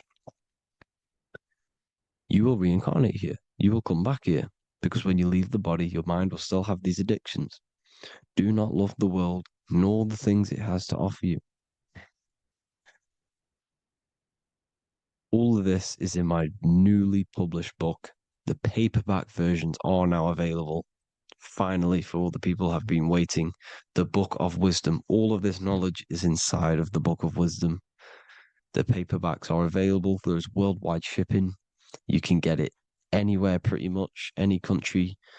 My new website, it's amazing. There's going to be some amazing products coming on the new website. But I thank you all for the support. Before I leave, I need to explain what is going on with the soul trap. Like I said at the beginning, the mind's the bridge between the soul and the body. The body's the realm. By tricking your mind with false knowledge, they are keeping your soul stuck to this realm. They get you addicted to all the physical things, and that is it. As soon as you're addicted and you die, you're going to come back. So by tricking your mind, which is the bridge between the realms, they keep your mind stuck within this body. They keep you in physicality. They deveil you, the devil, the deveil.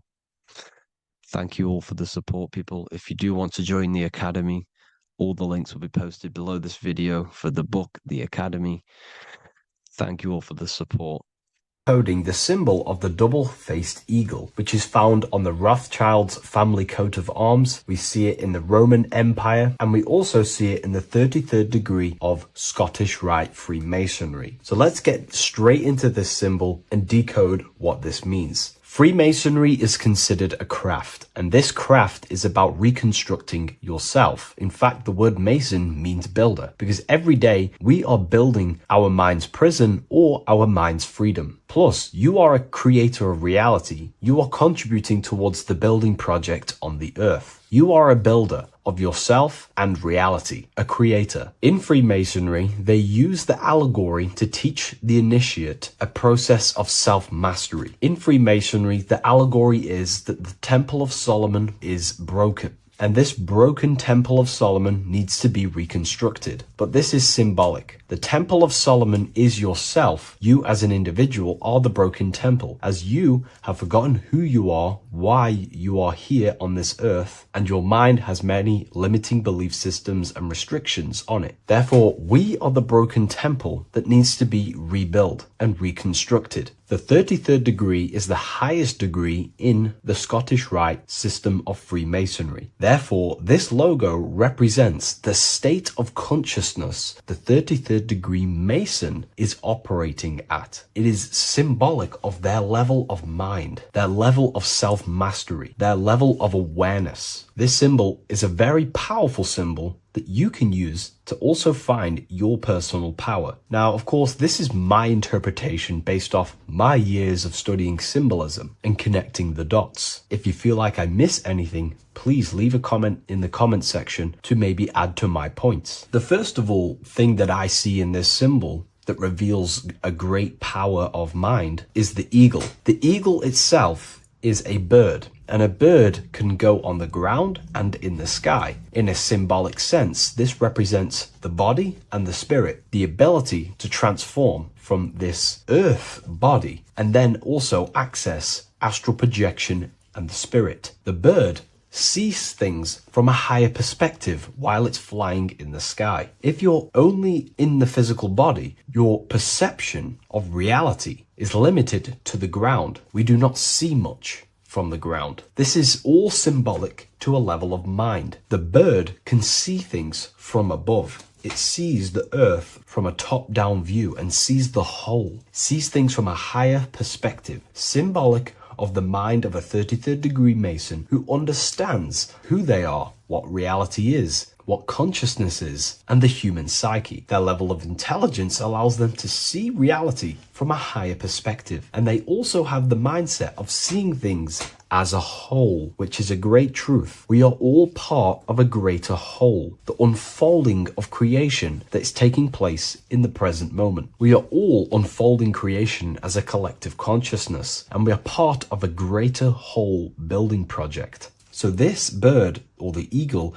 is symbolic of seeing things from a higher perspective and possessing a higher consciousness. The double-faced eagle, one eagle looking left, one eagle looking right. This is symbolic of the past and the future, mastering time. The way an individual masters time and masters the power over time and gains their power over it is by using the past and the future. The way we master time is by looking into our past and see what thoughts, emotions, and actions have led us to this very moment in the present moment in our lives. By looking into the past, you can see what thought, emotions, and actions have led you to this very point in your life and see the mistakes in your thought processes, the mistakes in your emotions, and the mistakes in your actions. You can extract wisdom from the past of your past and apply that wisdom in the present moment to then change your future to a better future for yourself and the collective consciousness and your contribution towards the creation taking place on the earth. That is how an individual masters time. You can do this through memory work. Every time you go to sleep, go through your day backwards. Follow the events backwards. What this does is literally create new neural pathways in your brain and allows you to strengthen your memory so you can remember more. Memory work is massive in Freemasonry based off my research. They make you do rituals, memorize rituals, because they're trying to develop these different aspects and cognitions of the human mind. We see that the double-headed eagle is looking left and right, but then joins. This is symbolic of unity of duality, unifying duality. And the only way you can do that is by connecting with pure awareness without distortion of the mind and body. If you turn off your body, it goes to sleep. If you turn off your mind, you go to sleep. But if you can turn off your mind and body,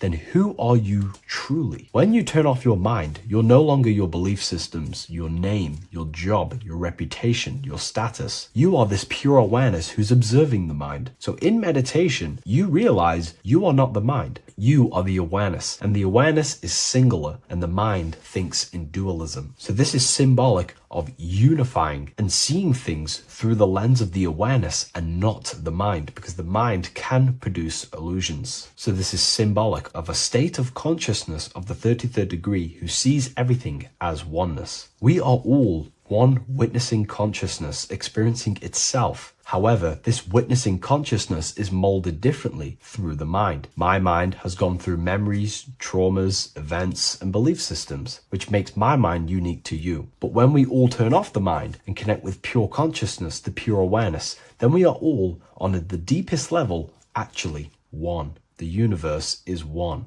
This is symbolic of seeing and perceiving that reality and truly maturing that understanding in your consciousness. We also see that the double-headed eagle is standing on a sword, which is a tool. The tools that you possess in life are aspects of your consciousness. Your thoughts are a tool. Your emotions are a tool. Your actions are a tool. These tools are creating and building your reality, and they're also building your soul, building your consciousness. But we see that the double-headed eagle is standing on top of the sword, the tool. The sword is a powerful tool. So this is symbolic of power on the surface level. But if you go deeper and decode the symbol, it reveals something way more powerful. The sword carves through things. It's also a very murderous tool. If you hold a sword towards someone or something, you hold power over it. It is a symbol of power. And that power that you possess is, in fact, the mind. The mind is the powerhouse of control over reality. The mind is the most radiant force in the universe, as all things respond to the mind. The emotions, the body, and physical reality itself responds to the mind. The mind holds power. Matter is a physical manifestation of mind. The reason why the sword is the mind is because it's associated with the air element. When you swing a sword, you're moving this through the air. And if you've read the Book of Wisdom Volume 2, you understand that each element is corresponding to a different body of consciousness. Air is associated with the mind, the mental body of consciousness. Water is associated with the emotional body of consciousness. Earth is associated with the physical body of consciousness. Fire is associated with the spiritual willpower body of consciousness. Therefore, what we're looking at is the intellect. We're looking at gaining control over the intellect, the mind, thought, banishing all negative thought power from the mind. Think of it like this. You are tapped into a live stream of consciousness, and this live stream is flowing into you in the present moment. Your mind directs this creational force, this flow of consciousness and power. You can use that mind to think about negative things, anxiety, depression, or you can use that power that's flowing into you for the positive only. The universe does not create what you want. It creates what you are. What you put in is what you get out. Your reality is a reflection of your mind. So it's about using this tool for the good. For example, no negativity even has any space in my consciousness. There is no negative thought that pulls me down. And if there is, I banish it instantly and remove it. So this is about gaining power over the mind and using the mind as a tool to carve your reality with the sword. This is your power. This is your sword. Below we see a banner that says Ordo ab Chaos. Most people see this and understand it as order out of chaos. And yes, it is linked to, obviously, molding society, manipulation. However, on an internal understanding of order out of chaos, it's something much more powerful to the individual. Most people see order out of chaos and see the manipulation that takes place on human consciousness, which is very true. The ruling powers create chaos or a problem in society, then they produce an order and a solution to mold society towards their agenda. That's order out of chaos. However, to the individual, this represents something much more powerful that you can take advantage of. Ordo ab chaos, order out of chaos. This is understanding that reality comes from chaos and physical creation is the order of that chaos. The mental plane is chaos. It's just simply pure thoughts, random thoughts. But the physical world is the order out of that chaos, the darkness coming into light. To you, for example, when you first start your journey of self-mastery and spiritual awakening, you are in chaos. My mind was in chaos. My mind had many limiting belief systems. My mind used to think random thoughts unconsciously. I used to take random actions, unknowingly create my reality and produce chaos. That chaos needs to be ordered. So when there is chaos in ourselves, with different aspects of our minds and subconscious, we need to produce an order so that we can gain power over the mind and over our thoughts, emotions, and actions. The three forces you have 100% control over in your reality. If you try and control anything else other than your thoughts, emotions, and actions, then you are breaking natural law. The only things you have been given power over and to control is your thought, emotion, and action. Your mind, your heart, and your body. Order out of chaos is about transforming yourself. When you're in a chaotic state, you have to produce order to transform yourself and change your level of consciousness. If you have chaos in your life, you must produce order. And this is how self-transformation occurs through an individual. Order out of chaos.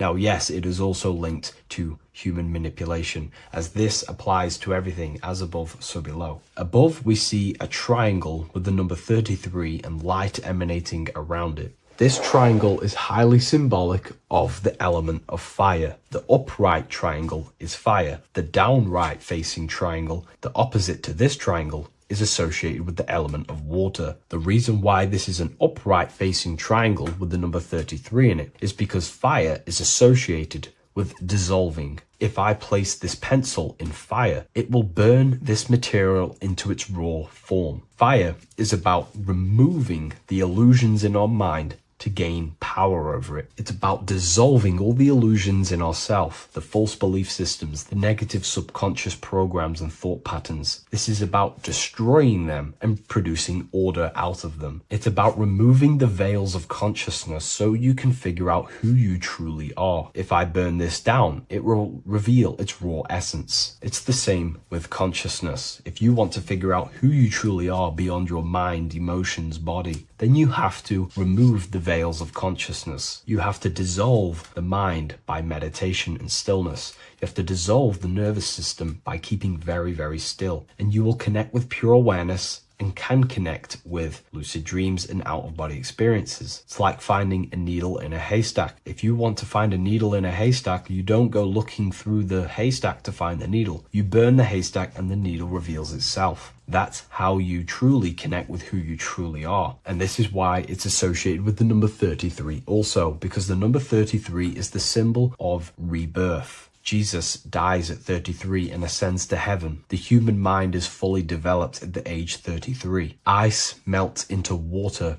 at 33 degrees.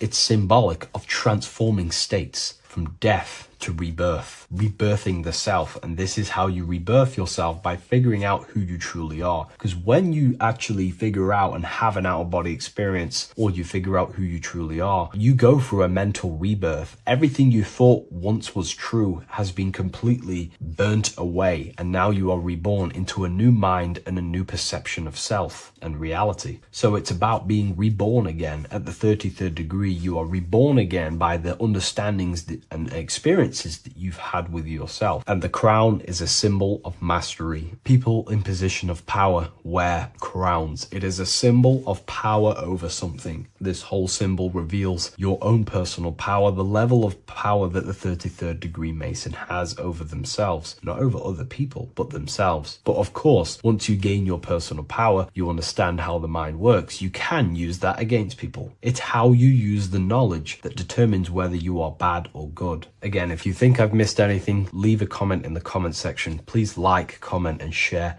if you love this content. I'll see you in the next one. And if you wish to get your hands on this book, I'll leave an Amazon link in the description. Neo is plugged in on the back of the neck, which is the reptilian brain stem. The reptilian brain is all to do with survival mode, survival state. It's always scanning the environment for safety, whether that's physically, emotionally, or mentally. It does not think. It is instant. For example, do I smack the guy or run off? If something happens to you, like a car's coming really quick to you, you do not think about this. The reptilian brain is the animal instinct that will instantly move your body on the instant reactions.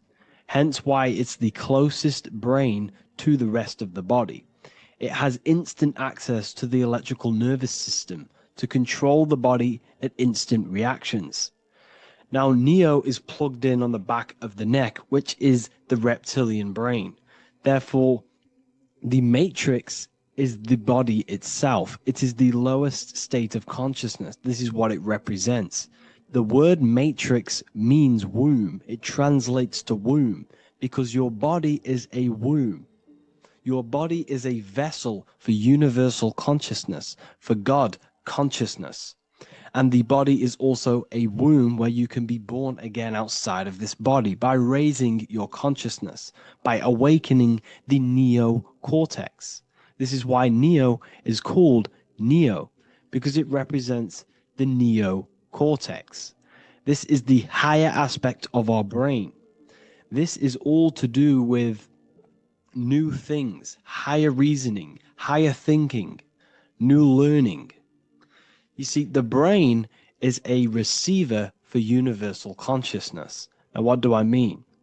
It is a radio receiver.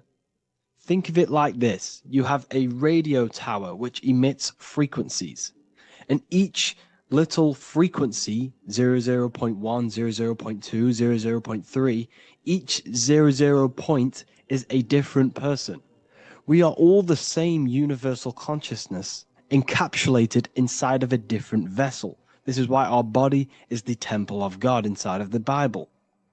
Your body is a sacred temple of the divine essence of the universe. However, consciousness is controlling this physical body. And I'll show you this diagram here. Consciousness consists of imagination, emotions, thought, and memory. All of these things are not physical. They're not made out of atoms. You cannot think with atoms. If I split open your brain while you are thinking of a cheesecake, I would not see a cheesecake. It's because these things exist metaphysically within consciousness. They are not physical. The body is physical. It's part of matter. It's part of time. You see the Leonardo da Vinci, the circle and the square. The square represents limitation, beginning and end, because when you draw a square, there is a beginning and end. It represents the body, the mortal self, the ego, the echo. Then you have the spirit raised above, which represents spirit over matter, mind over matter. Invisible forces create physical forces. Everything physical exists in non-physical. This is also the Freemasonic square and compass, why the square is below the compass, because the compass creates the circle, which is spirit or mind. Then you have the square, which is matter. Mind and matter are the same substance. Mind creates matter through thought. Everything in this physical universe manifested through thought. Everything began as thought. So you are spirit and matter. You have a material body and a spiritual body. And you are right in the middle. This is why humans are very, very important. Because we have an animal nature, the reptilian brain, and a higher consciousness, the neocortex. And we must awaken out of the matrix, which means womb, which is the body. And neo is waken up from the lower self, the reptilian brain, and moves into the neocortex. Because the brain is a radio receiver for consciousness. Now, what do I mean? I went over this before. Your consciousness is controlling the brain. The brain is a computer. And when our consciousness, our imagination, our emotion, our thoughts, and our memories are all contributing towards just survival things, food, safety, fear, all of these things, and our consciousness is locked into a survival state, we are using the reptilian brain. We're no longer thinking. You don't think with the brain, but the consciousness is thinking, which activates the different parts of the brain. When we think for higher reasoning, we use the neocortex. It stimulates the neocortex. When we think about survival, we're using the reptilian brain. So therefore, when Neo wakes up, he wakes up to the higher aspects of consciousness, which is only utilized by the neocortex, by learning new things and expansion of the mind and expansions of consciousness. Okay?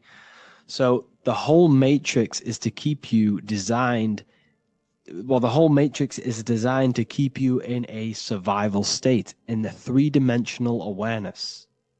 They want you constantly scanning for safety, scanning for food, scanning for emotional safety in relationships and other people. You see, they do not want you to think. They want you stuck in that reptile, that animal state, that beastly state that most people are in. Most people, all they do is eat, listen to music, consume, have sex, lust, desire. This is all the reptilian brain. So when we say the world's being ran by reptilians, It's symbolic. There is no physical reptilian humanoid beings controlling, manipulating human consciousness. We are all the same consciousness. However, there is a corrupted state of consciousness running this world. And this consciousness worships the physical plane, and they control the physical plane.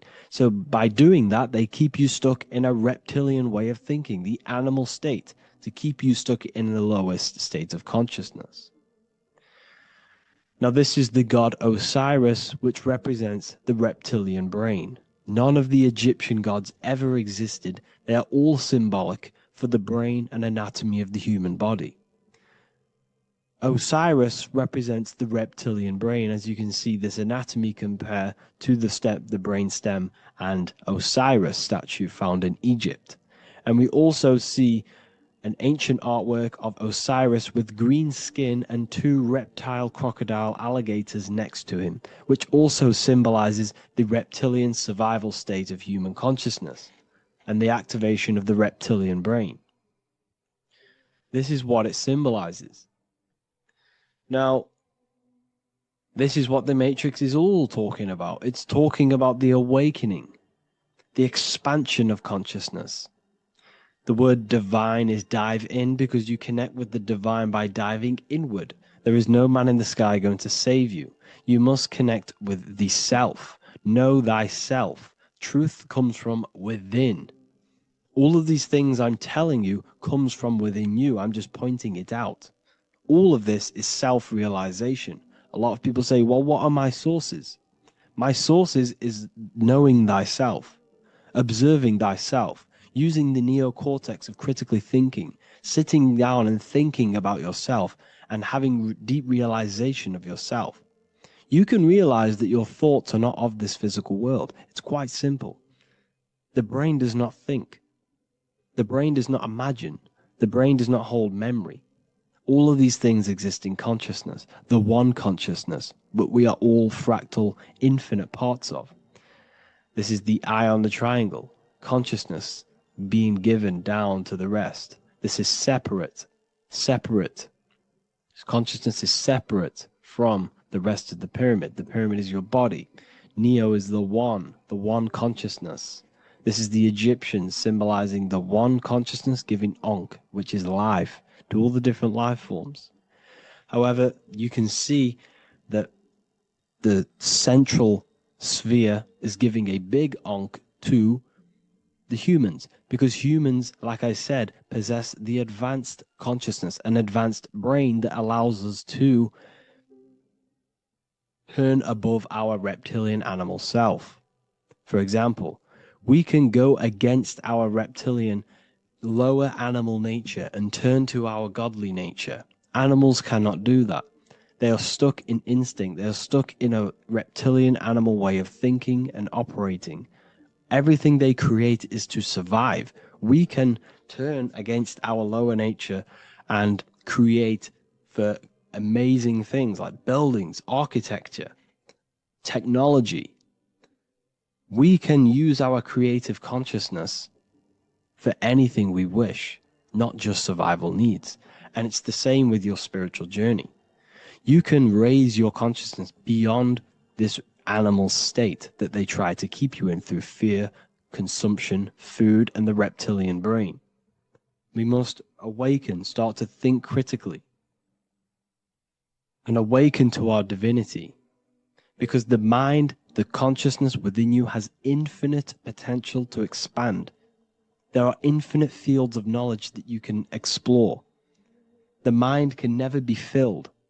It can never ever be full of knowledge. It always expands, and that's why you are alive. That's why you are part of this universe. That's why the science always says the universe is always expanding, because the universe exists in your mind, and the mind is always expanding into new fields of thought, new fields of knowledge and information. And that is your whole sole purpose, of expansion of mind and expansion of consciousness, and the exploration of the mind of God. We are living in the mind of God. You are a thought in the mind of God. You must awaken out of this body. This is why Jesus says you must be born again to see the kingdom of God. You must be born again. You must raise your consciousness beyond physical limitation and awaken to your divinity. And this is pretty much it for this video. I hope you all understand this, that this is all symbolic for consciousness.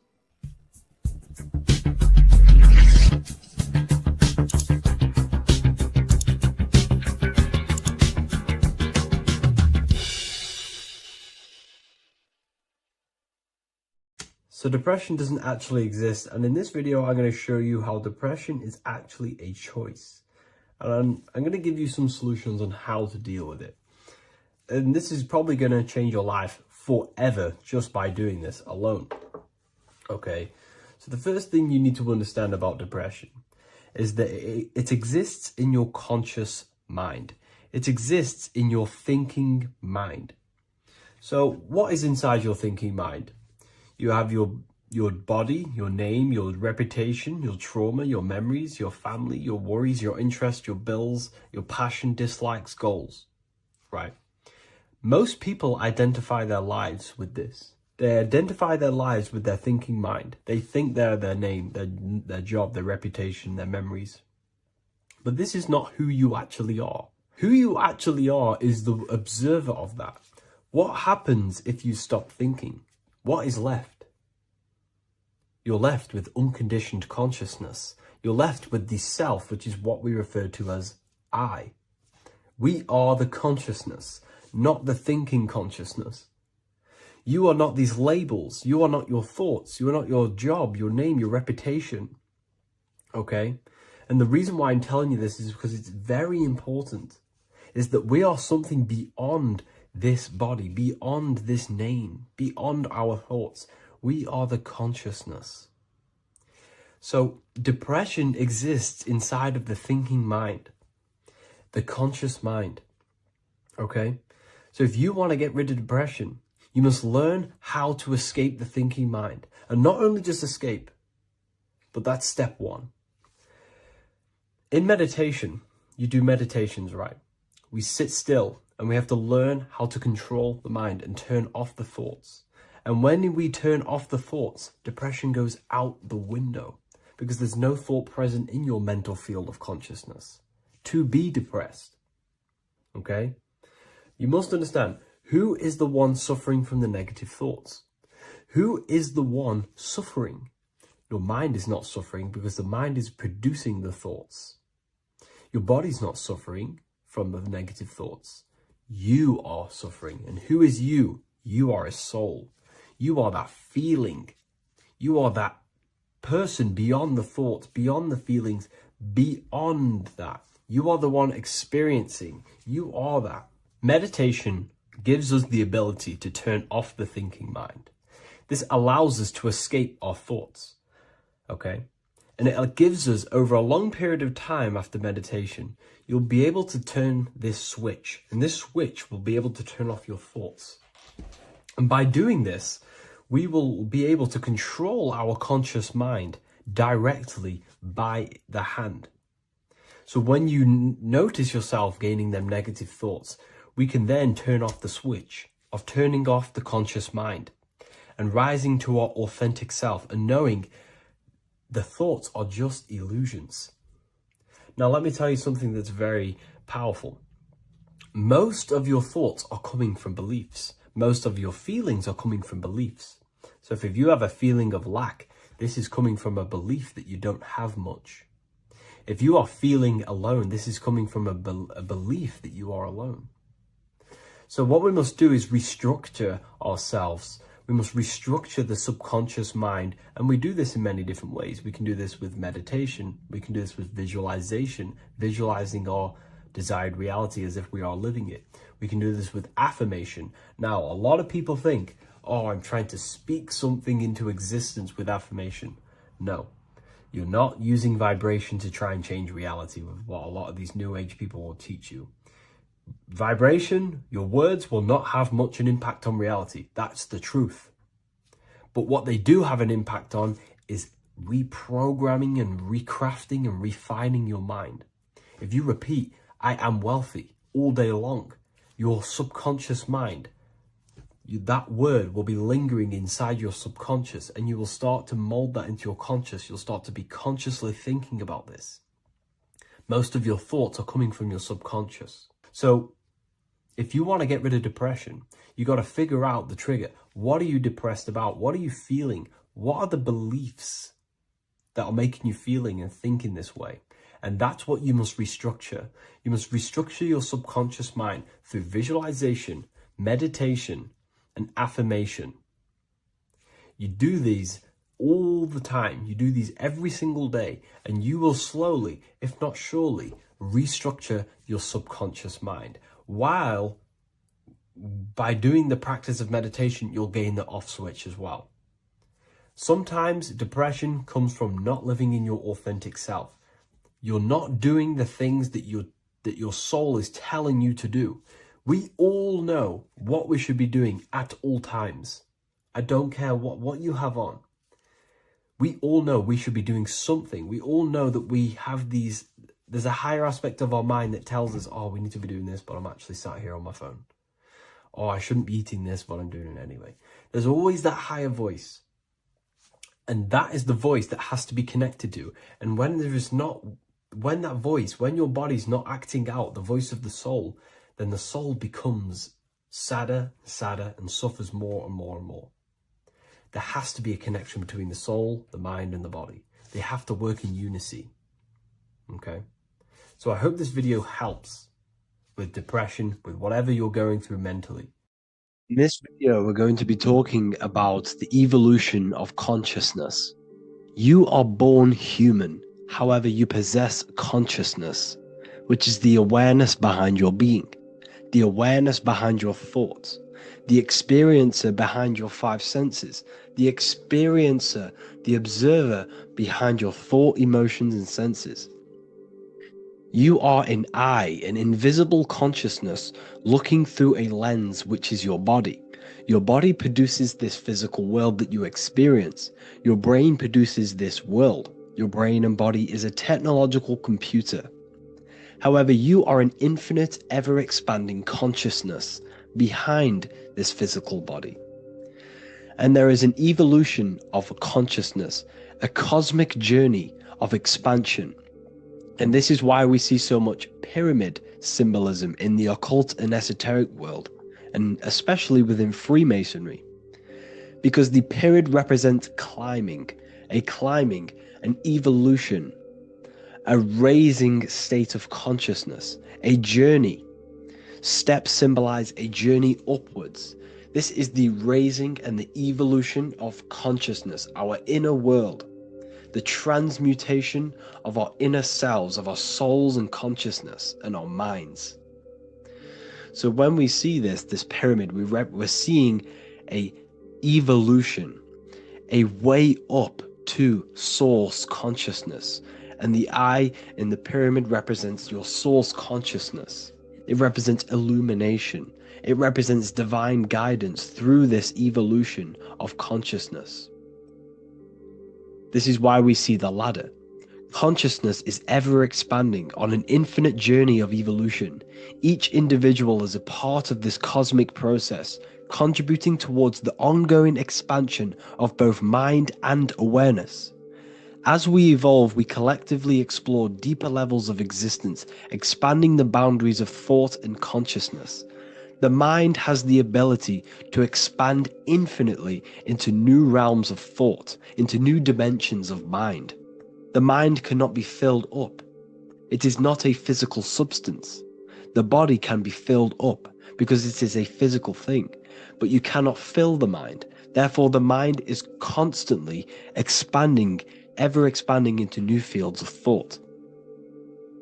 So what we see in Freemasonry, the ladder, is again a journey, an elevation of consciousness. When we are born with an infant consciousness, and as we gain older, we gain an adult consciousness. Our inner world, our inner mind, and our emotional intellect changes and evolves. We are significantly different from when we were very young as an infant. is because our consciousness evolutes, it changes, it alters like water. So just like this evolution of your own consciousness as growing up, there is consciousness of beings existing in cycles beyond our own. And their consciousness is unimaginably different from ours. They operate on a higher level of understanding and knowing, experiencing reality in ways that transcend our current comprehension. Our minds right now cannot comprehend the highest states of consciousness. There are entities, there are beings beyond our own, existing in higher dimensions of consciousness that we cannot comprehend because they have expanded. They are on a further way up the ladder of consciousness. However, we are all on the same journey. None of us can take the same journey. There is one ultimate goal, reaching source consciousness. However, this is always ever expanding. However, we are all on a different journey. There is one truth, one source, one goal. However, there are billions in different ways of reaching it, and we are all on these different paths to source consciousness, to this ladder, this evolution of universal evolution. Okay? Their awareness is attuned to new dimensions of existence, reflecting a more advanced stage in the cosmic journey of consciousness evolution. So when you take DMT, you are shot into these higher realms of consciousness where you meet these beings who look similar to these images. They are not speaking to you physically. They don't speak to you three-dimensionally through vibration and words. They speak to you mentally. If you have done DMT, then you know this. And if you have met these beings, then you know this. You might have even met some of these types of beings on mushrooms or any psychedelic drugs. Because ultimately, when you take these mind-altering substances, it's altering your consciousness. It's merging your consciousness with the spirit of that substance. And you are essentially attuning your mind to higher dimensions of consciousness. That's why we say we're getting high when we take these substances. Therefore, when you meet these beings on DMT, you are essentially meeting beings who are attuned to higher dimensions of consciousness, and they speak to you mentally. They speak to you telepathically through thought, because the universe is mental. Everything exists within the mind. The way you are now, your physical existence, is a state of mind. Mind, thought creates matter. Spirit and matter are two opposing ways of thinking. If we have a very spiritual mind, we have an expanded mind, we are a spiritual person through the mind. However, if we have a very low state of consciousness where we think about food, sex, lust, and all physical things, then we have a physical consciousness. Matter and spirit are two opposing forces, two ways of thinking. The mind attunes itself to different levels of understanding in different dimensions. So, essentially, this is what we're looking at. The body is a vessel for the fluidic, formless consciousness, a temple that houses the essence of our awareness. While the five senses are limited to perceiving only the physical plane, the mind transcends these limitations, capable of perceiving the full scope of reality. It is through the mind that we access deeper truths beyond the material, tapping into boundless nature of existence. Physical existence is a thin band, a thin layer of reality. It's like 0.001% of reality. And your five senses are only tuned into this layer of reality. But the five senses are, by design, only allowed to perceive physicality. But the mind has the power to expand beyond this physical five sense state. The mind has the power to expand and evolute. It is a conscious decision whether you want to take this path or not. You can stay in a three-dimensional way of thinking, or you can expand your consciousness from within.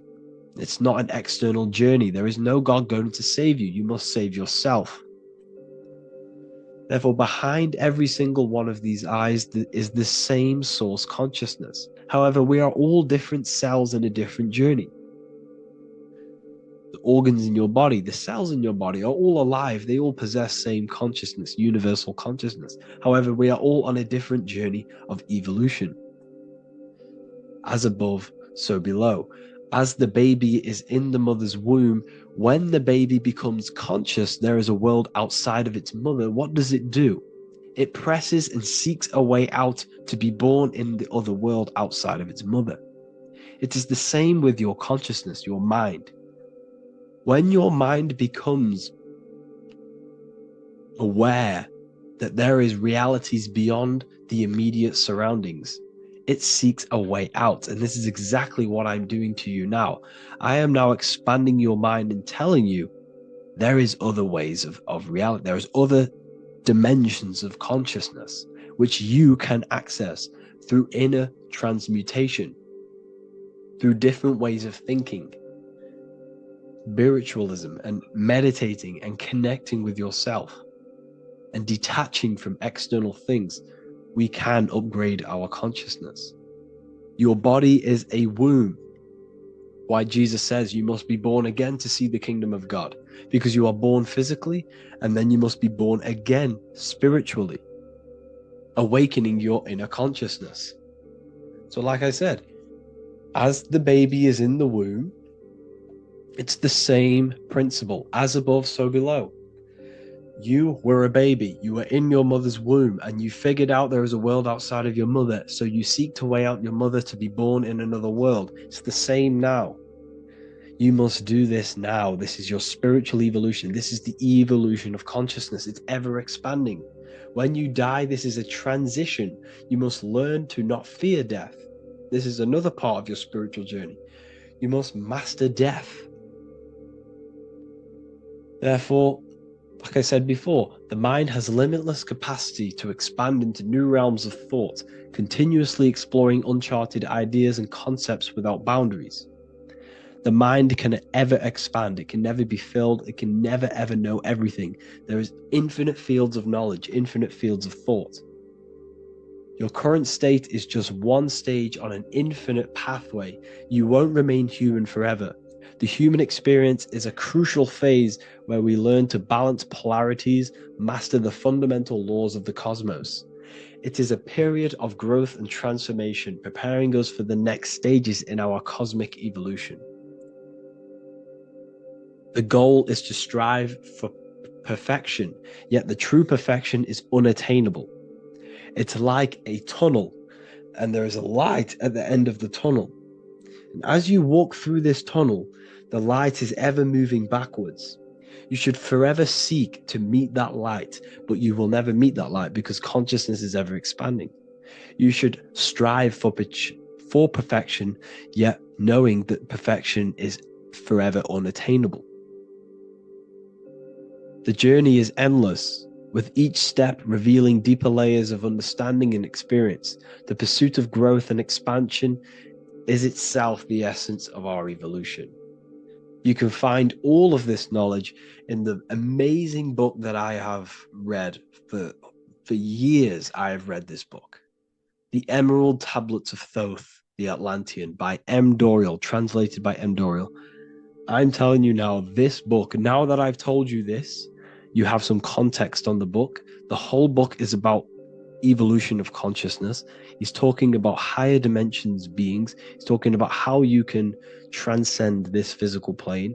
It is truly the most amazing book you will probably read. One of the best spiritual texts you'll see.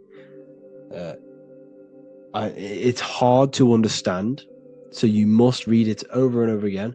And the more your mind progresses, like for me, I read this every couple months. And the more I learn about consciousness, the more I expand my own consciousness. And every time I read this book, I pick out something new that just completely blows my mind, because you can only understand this book to your level of consciousness, to your level of understanding.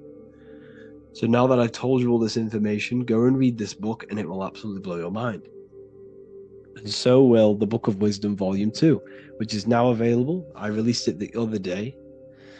I'm just going to read a page out now. This page is called Spirit and Matter. The Earth is not merely a dense, lifeless rock drifting through space. It possesses spirit, a living essence that animates its form.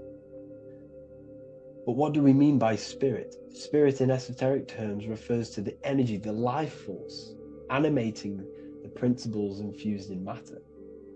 So essentially, what this page is talking about is how everything has spirit, consciousness within it. You are the middle, you are spirit and matter.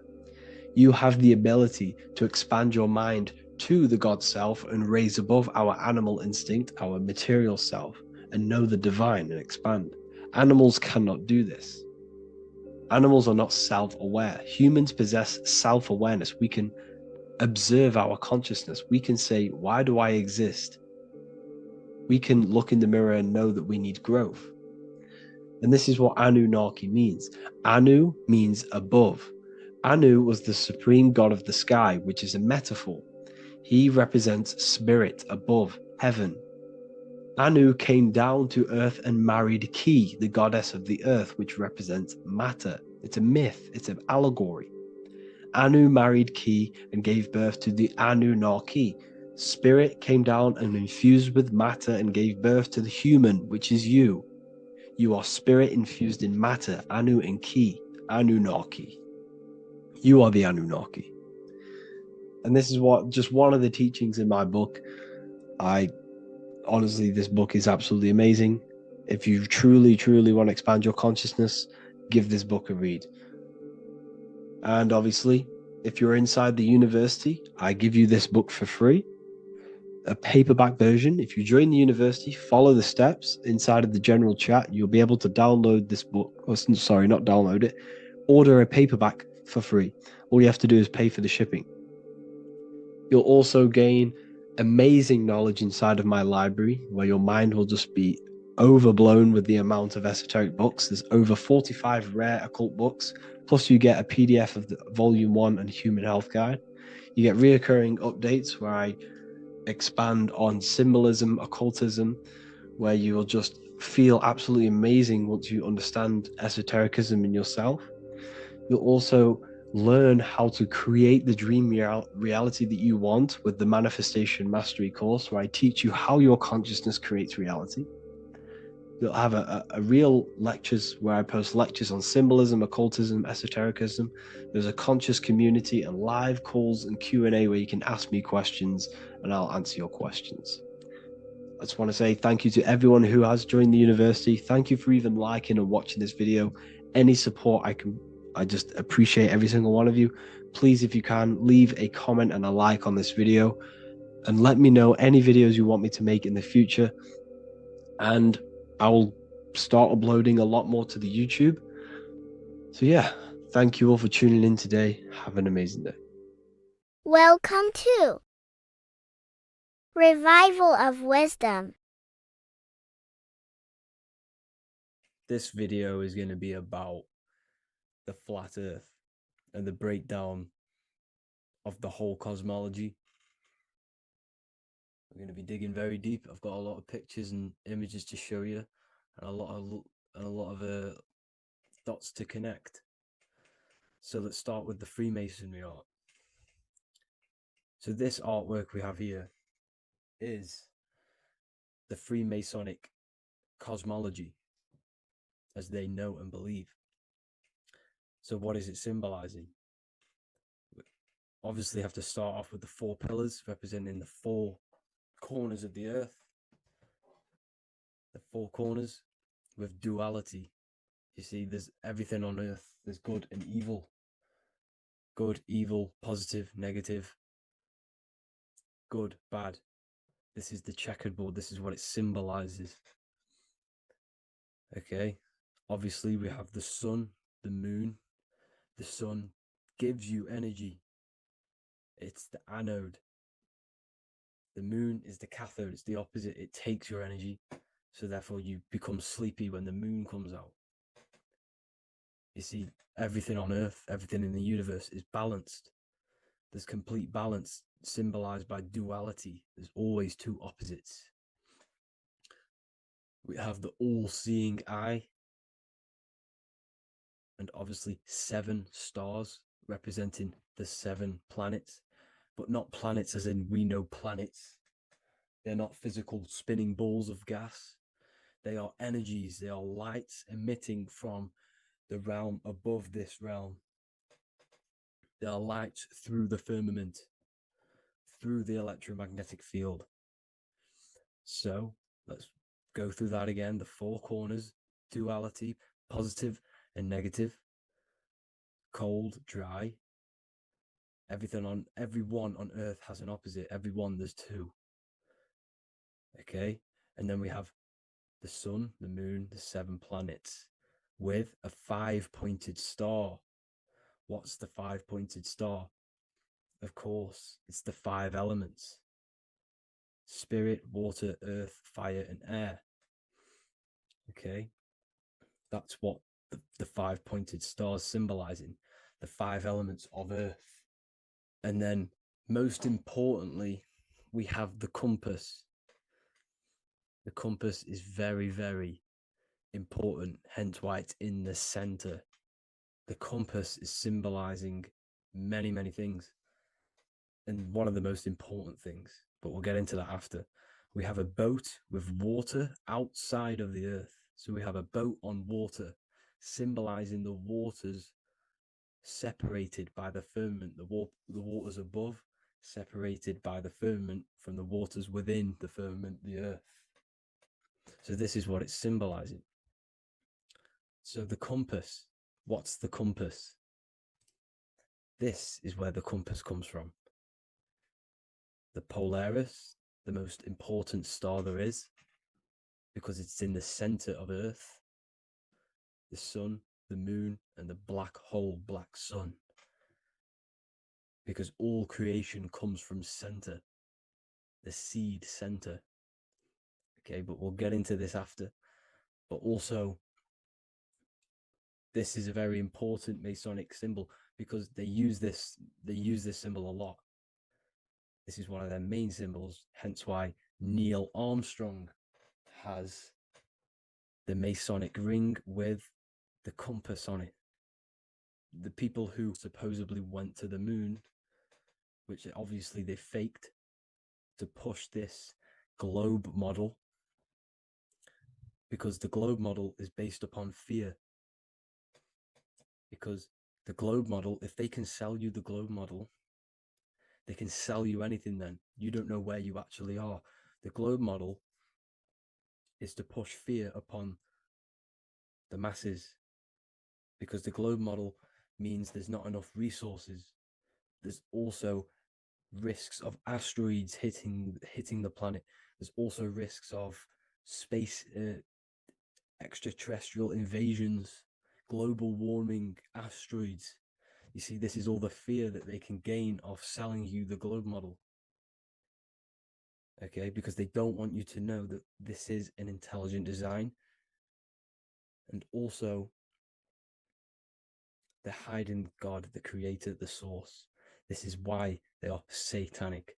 They are opposites. They are lefty, Lucifer, right, righteous, godly.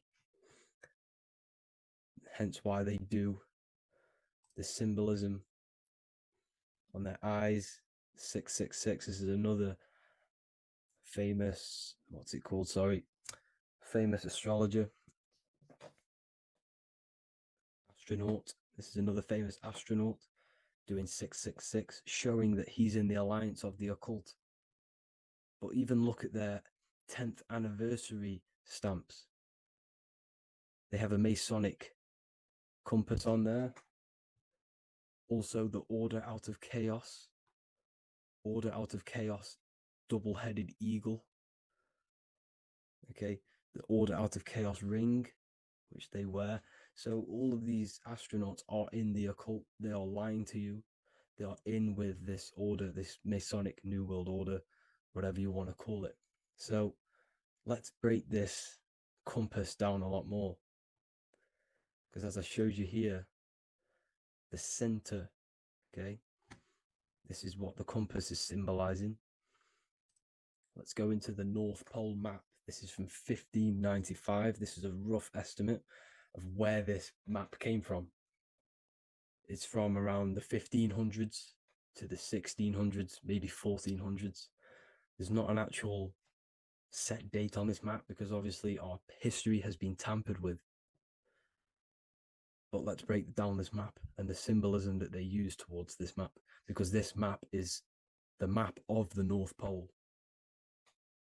Okay, so in the center, we have the black rock symbolizing the tower, the pole, North Pole. And what's on top of the North Pole? Obviously, it's Polaris. North Pole and Polaris. Okay, with the 4 islands around the center. Okay, 4 islands around the center. And this is what blew my mind, right? They say that Santa sounds similar. And if you look at this pole that's pointing to the North Pole, you see this line here. So this is obviously from the 1600s. What color is Santa? He's red and white. Just like this map pointing to the center is red and white, and Santa comes from the North Pole. So it's not a coincidence that they used red and white. They're mocking this map because obviously they took over after the 1500s, 1600s. They took over around the 17, 1800s. So they're mocking this map with Santa coming from the North Pole with this red and white line to the North Pole. Notice the 4 islands. Okay. Like windows, their symbol, they obviously in the occult, they're part of the New World Order, is symbolizing these 4 islands with the blue behind it for the water. Okay, so this is another occult logo. They're symbolizing this center because the center is so important. Okay, we'll get into that. Also, we have the Mayan cosmology. This is the Mayan cosmology. This is what they created. This is their artwork, with also 4 major lands around the center. You see this 4 with green in between them all. 4 major lands with the underworld. You see this underworld is also symbolized by the Masons with the coffin of the skull and bones, the deceased, the dead. Okay, so this is also mentioned in the Book of Enoch. Okay, and it's called Sheol. Sheol, the underworld. Okay, and in the Book of Enoch, it says all spirits of the dead go to these hollow places, that they are wait until their appointed time of judgment. And it also says in the Book of Enoch, there are 4 hollow places underneath. 4 as above, so below, representing the 4 islands. As above, so below. That's why that could link in.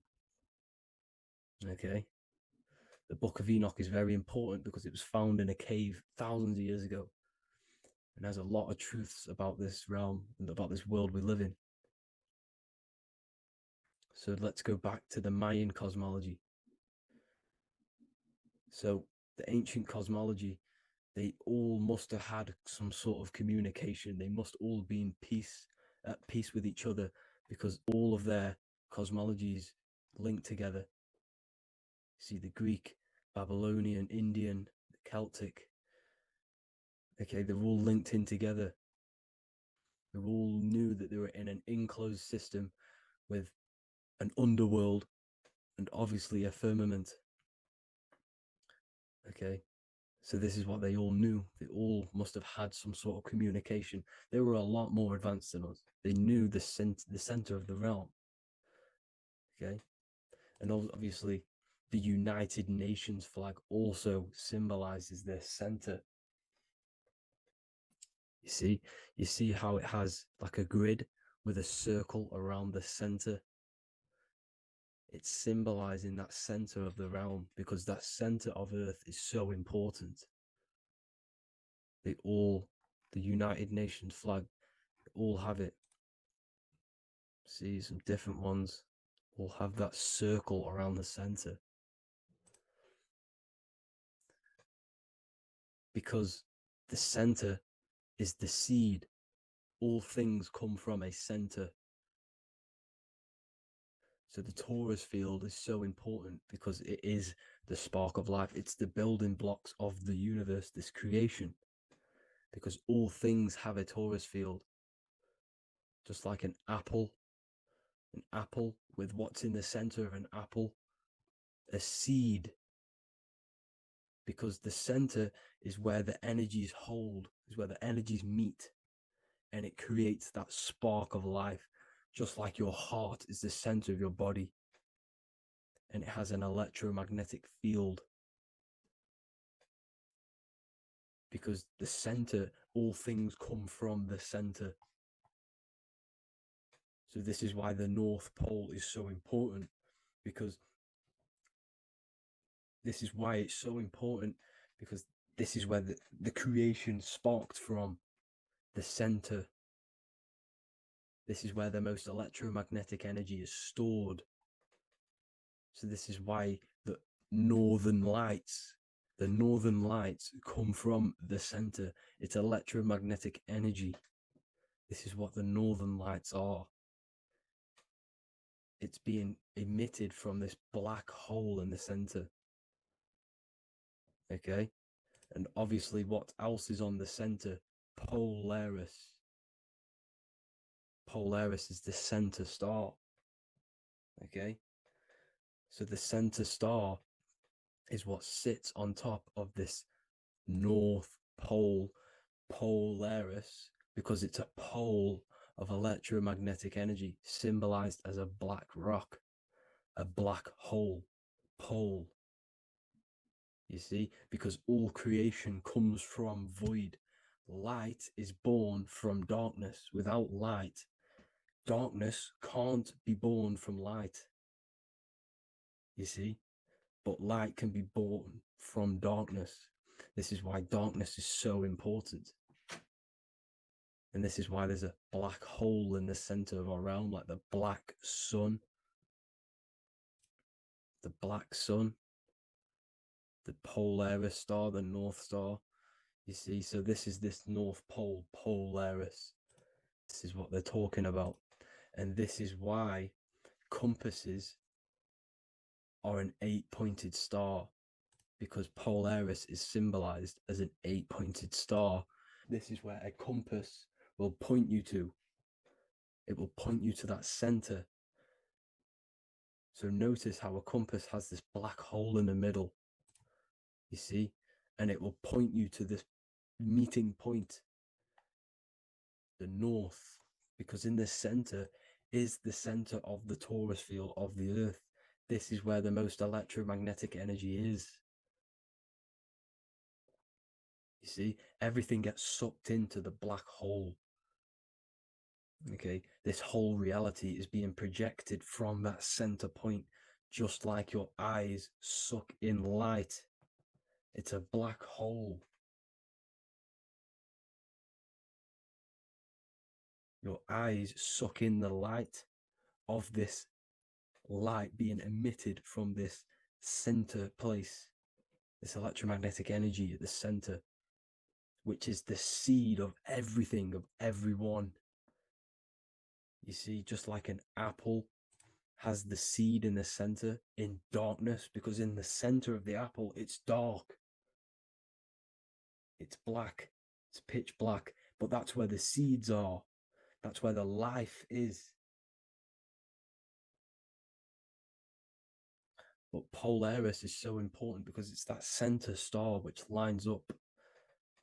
It is the pole, it's the top of the pole of the torus field. So Polaris would be here at the very, very top. And this is where the compasses point you to.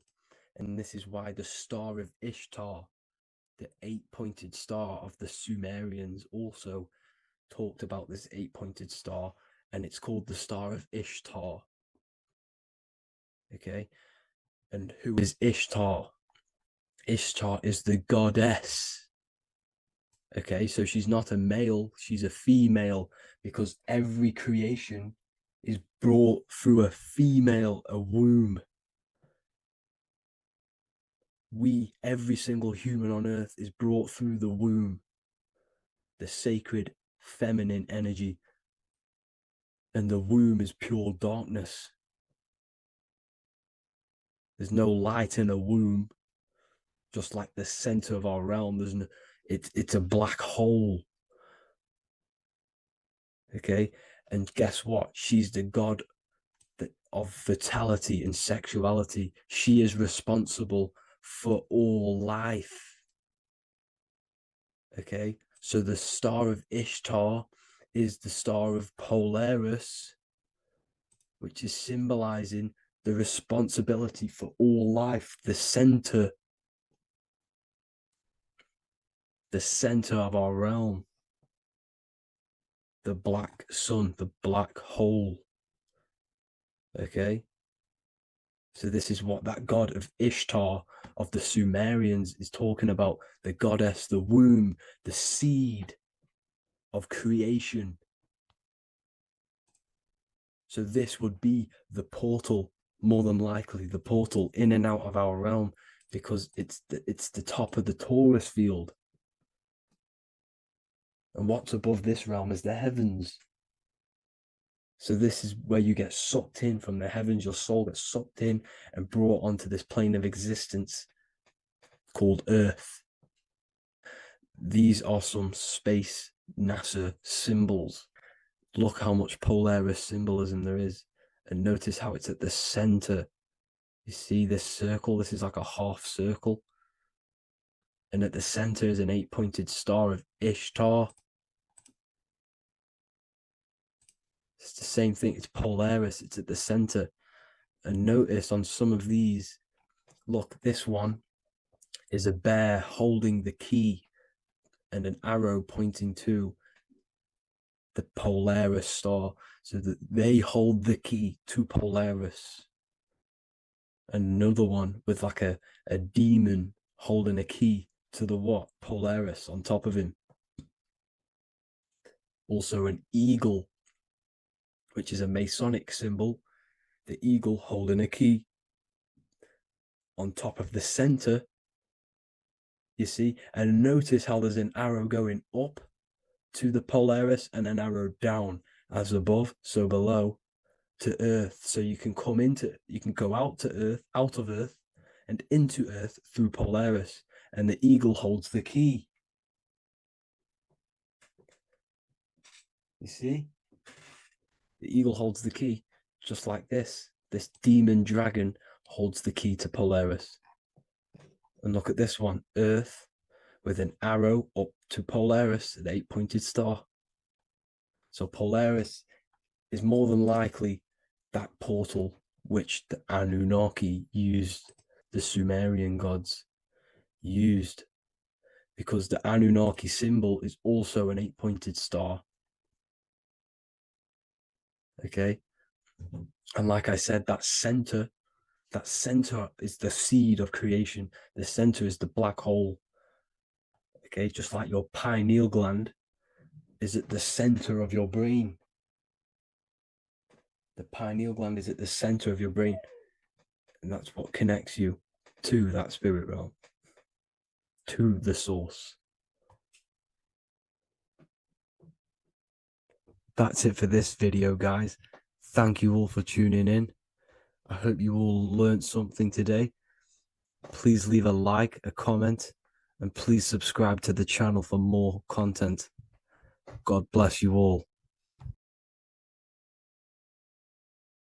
What if dreams aren't random at all, but messages from a deeper part of yourself, trying to show you things? In this video, you're going to learn exactly what dreams are from an esoteric view, how to control dreams, and how to dream more frequently. Dreams are not nonsense. They are expressions of the subconscious mind. In the daytime, we're using our conscious mind, what we are aware of. This represents the daytime, the sun, the external world. We're operating in the external, outside the body in the day. But when we go to sleep, we return inward. Everything does this breath. We breathe in through the nose and out through the nose. Everything does this in and out process in the universe. We live, we die every single day. We wake up, we express things in the external. Then at nighttime, we return back to darkness, back to the internal. This is the breath of the universe. We have summer, we have winter. This is the breath of the sun and the seasons with the earth. You have an internal world and an external world. External is physical, the internal is spiritual. Like I said, when we go to sleep, we are returning back to the internal world of your own consciousness and subconscious mind. Your subconscious mind holds everything about you,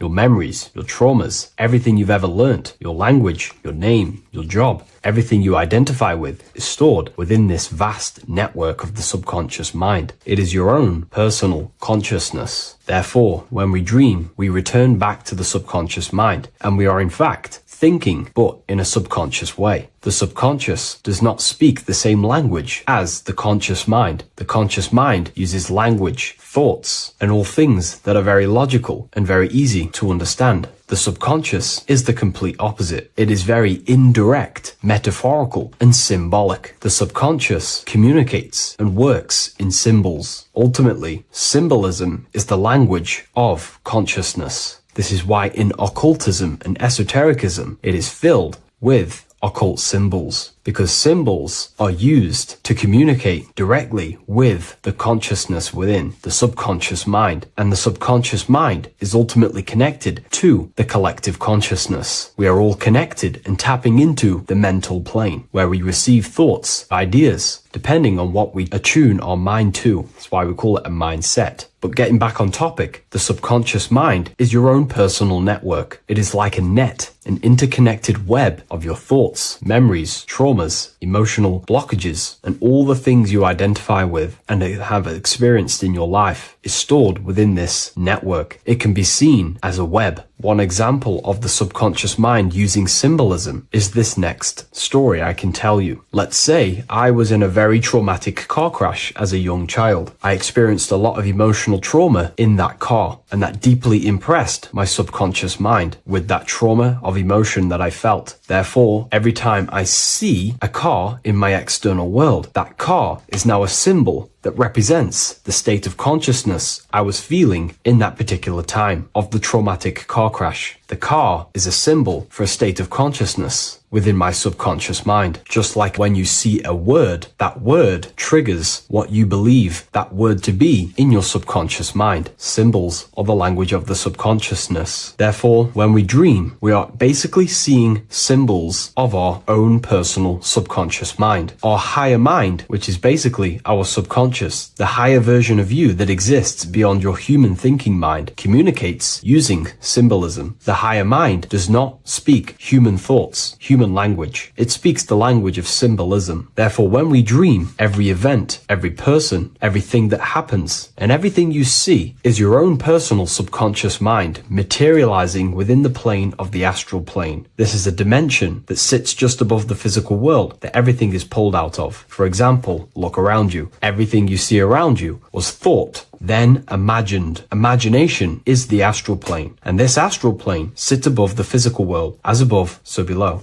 These objects were thought, imagined within someone's mind, and then pulled into a physical reality. Therefore, the imagination is what you're experiencing within a dream. It is your subconscious mind thinking and materializing within the imaginative plane. For example, let's say you are a Christian, you believe in Jesus your whole life, you have lots of emotion towards Jesus. This deeply impresses your subconscious mind. You believe in him so much, you go to sleep, you have a dream that you meet Jesus. You did not meet directly with Jesus. You met with your own belief. It was your own belief materializing within the imaginative plane and revealing itself to you. Dreams are materializations of your memories, your subconscious beliefs, traumas, and anything that could be inside the subconscious mind. It is your subconsciousness revealing itself to you in a material form. Let's say you have a nightmare. There is a big dark figure chasing you and you are running away in fear, away from this dark figure chasing you. That dark figure is not an external entity. It is not a spirit or a jinn or a demon. It is in fact an aspect of your own mind. It is a symbol that represents maybe a fear, a trauma, or something you are running away from internally, inside your subconscious mind. Something that you are not addressing, but something that is fearful, something that can be controlling you on a subconscious level. Let's say you have a fear to address something in your personal life. You want to address someone who is getting on your nerves at work. You continuously put this off and you fear doing that situation over a long period of time. This can slowly control you subconsciously. You start to avoid the person, avoid any contact. It is subconsciously controlling you. This is not the best example, but you can see what I mean. Hidden fears and traumas in the subconscious mind can subconsciously control your actions and ultimately lead you to low states of consciousness, keep you from reaching your higher potential, and ultimately create blockages within your own consciousness. That figure in the dream is a materialization of something that you are fearing and running away from and not addressing. This is why people always have dreams of traumas that they have experienced as a child or when they were younger, or maybe from a year ago or two. It's because that emotion is deeply impressed in the subconscious, and the subconscious is always trying to reveal things to you, communicate to you that you need to change, purify, and maybe heal within your own consciousness. This is how the higher self communicates to you, through the language of symbolism. Once you understand this, dreams can become a very powerful tool, not just entertainment at night time. Your consciousness never rests. Your consciousness is eternal. It is the very spark of the divine. Your body needs rest. Your consciousness is not physical. It does not need rest. So this is a way you can identify what your dreams are trying to show you, is by writing them down. A dream journal. Every single dream that you have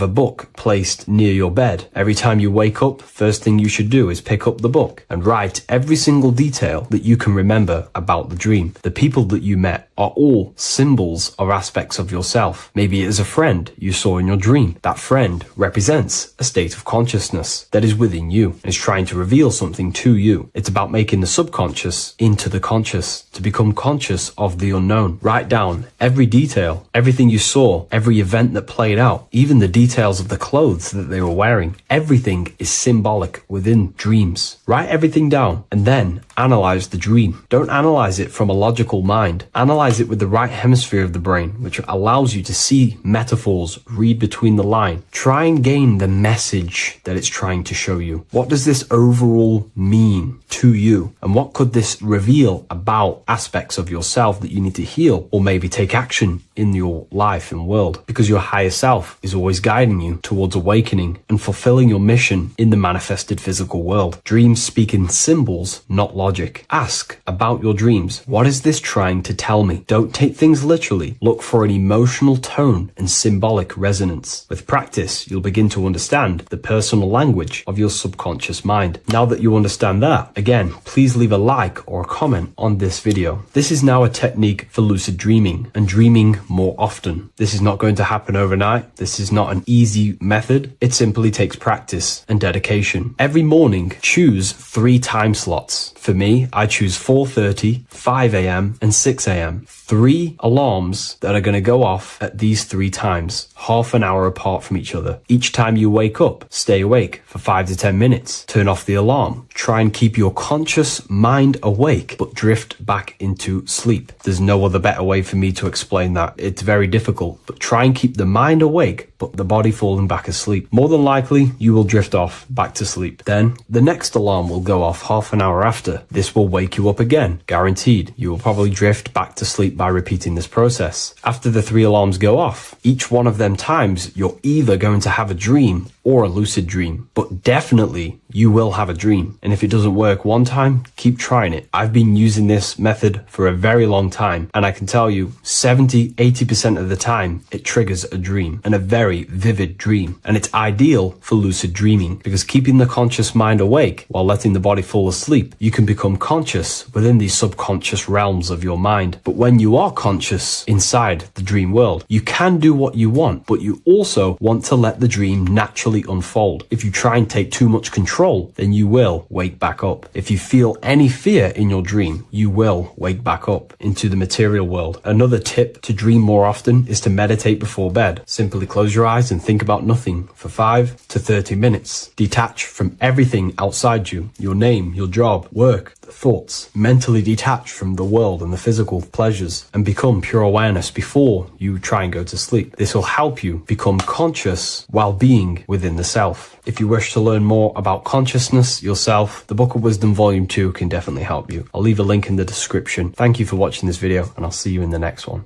Religions were made to hide the truth about yourself, God, and the universe. You see, religion teaches there is a God separate from you. He created the universe separate from himself. They did this to truly disconnect you from consciousness, from God, and from yourself. Now let me explain. It's going to be very difficult to understand this from a left hemisphere dominated perception. The left hemisphere sees everything individual. The right hemisphere sees the whole. For example, if you're walking through a woods, the left hemisphere sees individual trees, leaves, twigs, and branches. The right hemisphere sees the interconnectedness of the whole woods. We've been trained our whole life to be trapped in the left hemisphere, to think logically, scientifically, with evidence. This way of thinking traps you in illusion, division, and separateness from everything. Plus, in science, they teach you the universe exists outside of you. You exist in a universe, and the universe exists whether you exist or not. This is completely false. You are the universe experiencing itself. There is only one person in the universe. There is only one awareness in the universe, and that is God. That is your consciousness. Not your name, your job, your reputation, your thoughts, your beliefs. That is not God. God is the infinite awareness that you are, the alertness, the essence of life. You are an individual. You have a dual nature, an inner world, consciousness, and an outer world, this physical body. The inner world is the immortal, consciousness, awareness. This physical reality is for the immortal within us to experience and enjoy. And the immortal consciousness, the immortal self, the individualized expression of the only thing that is truly real, which is God, consciousness, is seeking a way to understand itself through infinite vantage points. The same consciousness inside of you, inside of the dog, the squirrel, the plants, the stars, the same awareness is in absolutely everything. Only the right hemisphere can see this connection. The universe is one mind separated into the infinite bodies and life forms. This is why scientists tell you that the universe is forever expanding. It's truth in plain sight, because the universe is the mind, and the mind is always seeking more vantage points to understand itself. And the mind is always expanding into new realms of thought. The mind cannot be filled up. It does not exist in space. However, human awareness, human consciousness is very sacred. And the reason why I say that is because humans possess a two-way consciousness, unlike a dog, an animal, or a squirrel, for example. The dog looks in the mirror. It is not aware of itself. It doesn't look in the mirror and see that it needs to improve something. However, humans, we can look in the mirror and say, who am I? Where do I come from? And I need to change this aspect of me. I'm lacking in this area. Dogs do not have this awareness. They function only on their immediate surroundings, on survival and instinct. Human awareness is special because we have the ability to reflect on the self. We can question our consciousness. We can question, who am I? Where do I come from? And where am I going after this? The human mind has no limitation.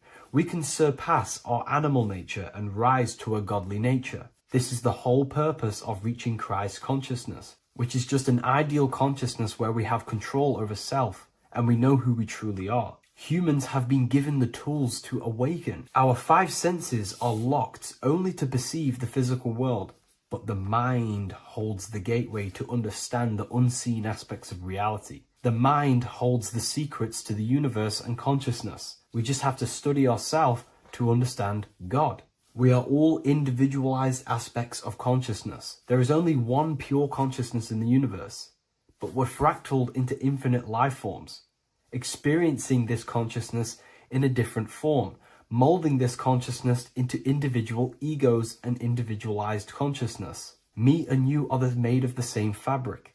However, I have thought different things, believed different things, experienced different things, which has conditioned my consciousness to be my own individualized aspect of God. And that's what makes me, me, and you, you. God is the creative power within us to turn thoughts into physical reality, to create things.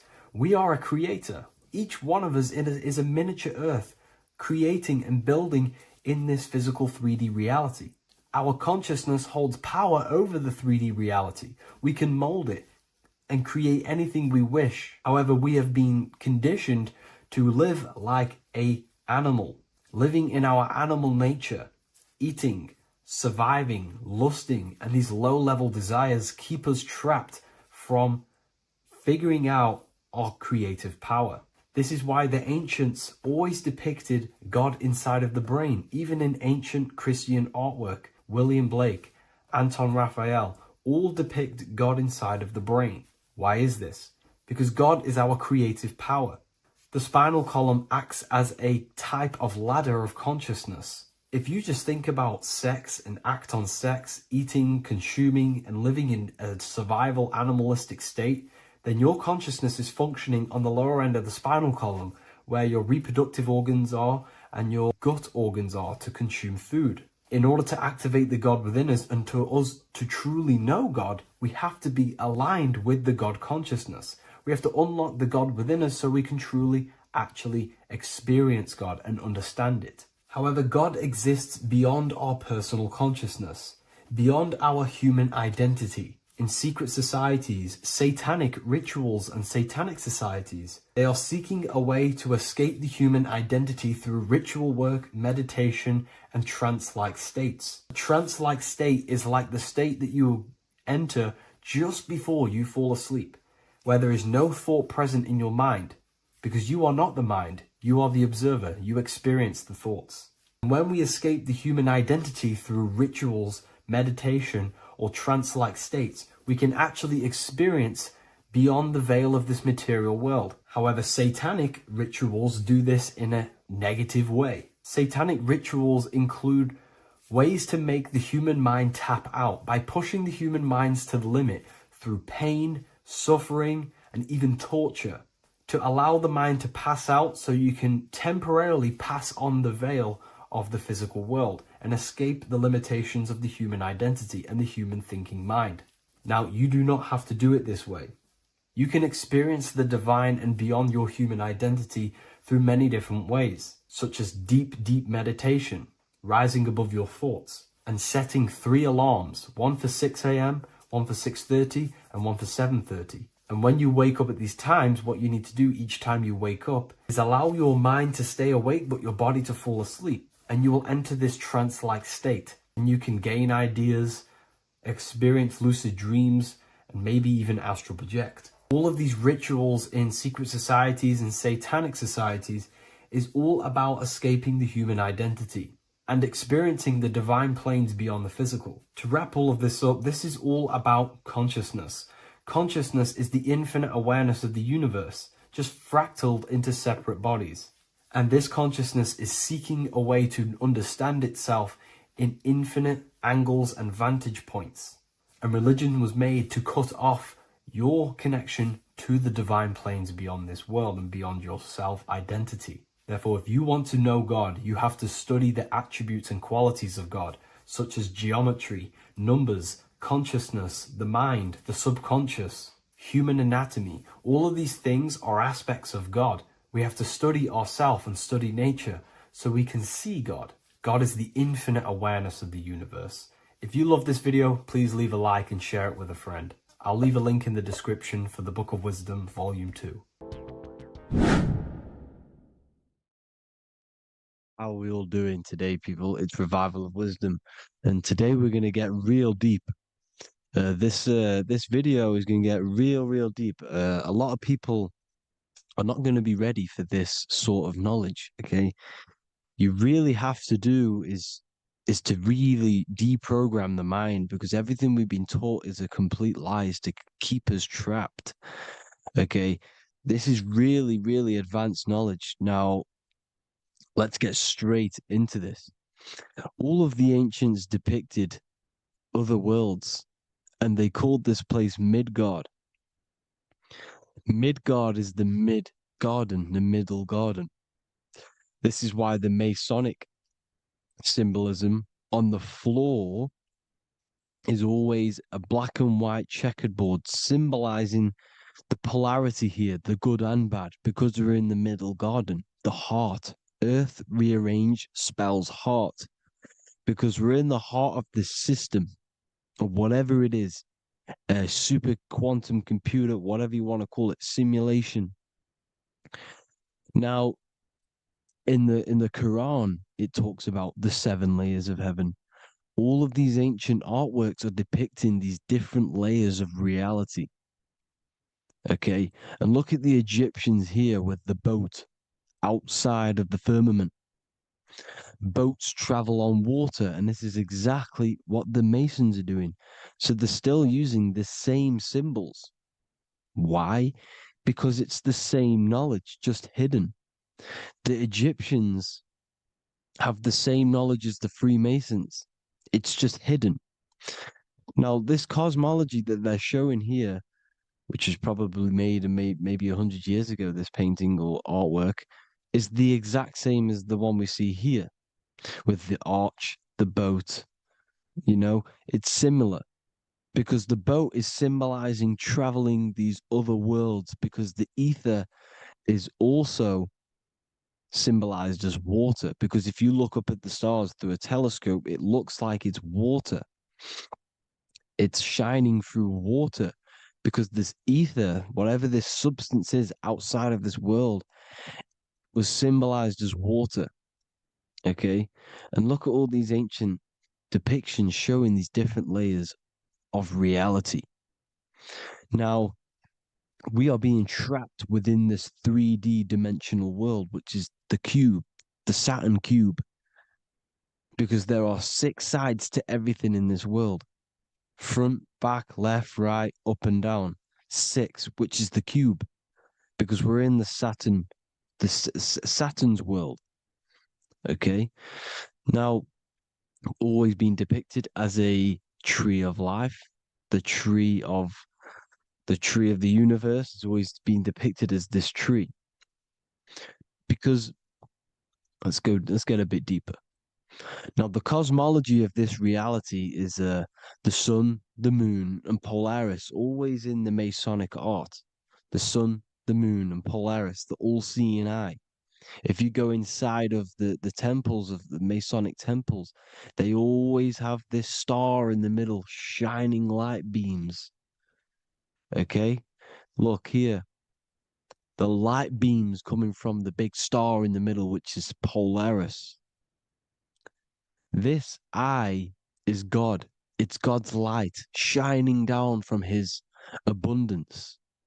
Now, when you astral travel, you will see this big ball of light above you, and this big ball of light is God. But you cannot travel towards it until you are pure. It doesn't work like that. You have to become formless. You have to become pure before you can become one with the light. In all these Masonic artworks, it's all depicting the star in the center.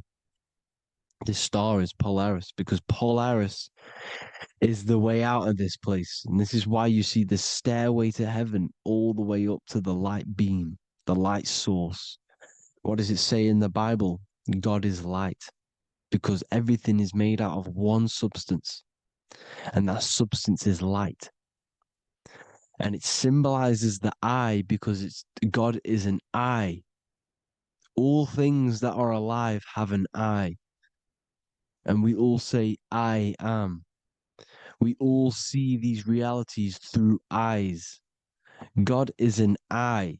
He's the all-seeing eye. He sees all things at all times. And he is projecting this light. And this light comes down to create all the different levels of the worlds.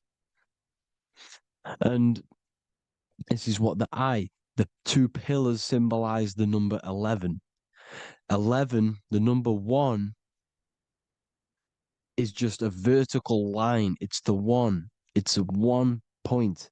11 symbolizes the mirror nature of reality. Everything's mirrored, as above, so below.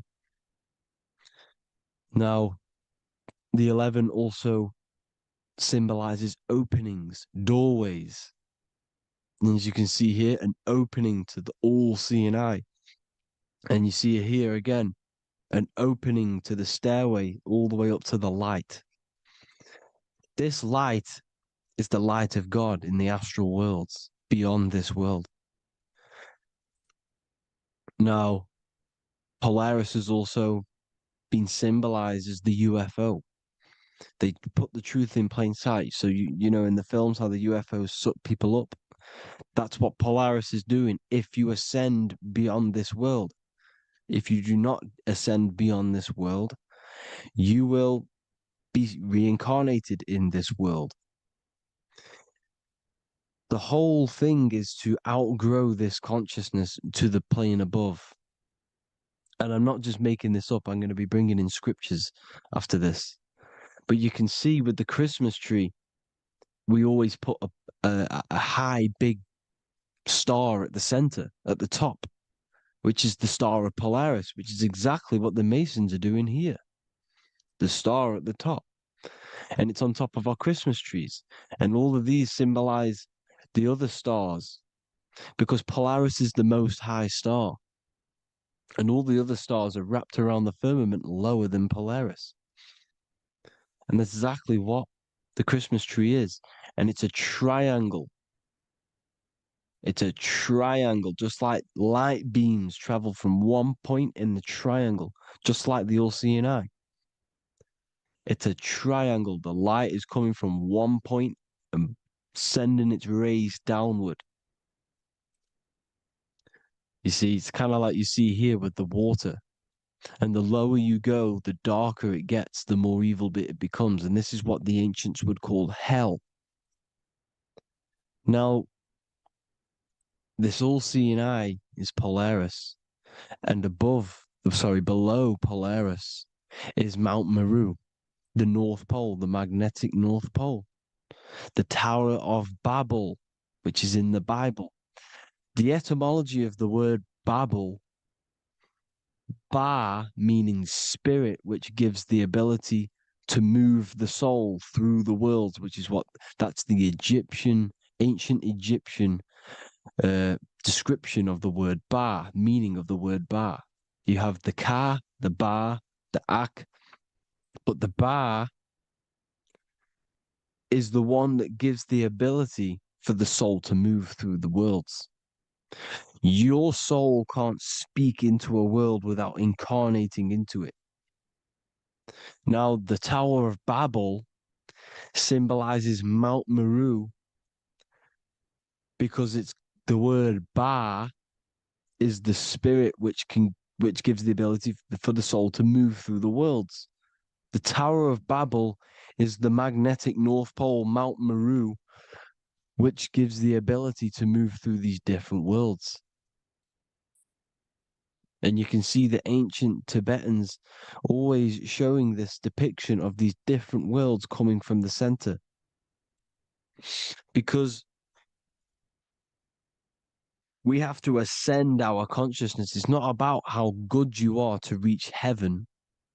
It's about how you expand your consciousness, you expand your mind. So they teach now that you have to be good in order to reach to heaven. It's about expanding the mind, expanding your consciousness to these different planes, these different realms.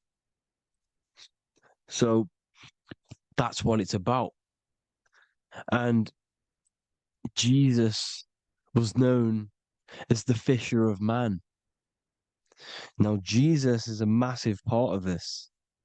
He was known as the fisher of man because he was fishing. He could have been fishing. He could have been one of these deities that had come down from these different higher realities and pull people up. So they would so they called Jesus the fisher of man. And he says unto them, follow me, and I will make you fishers of men.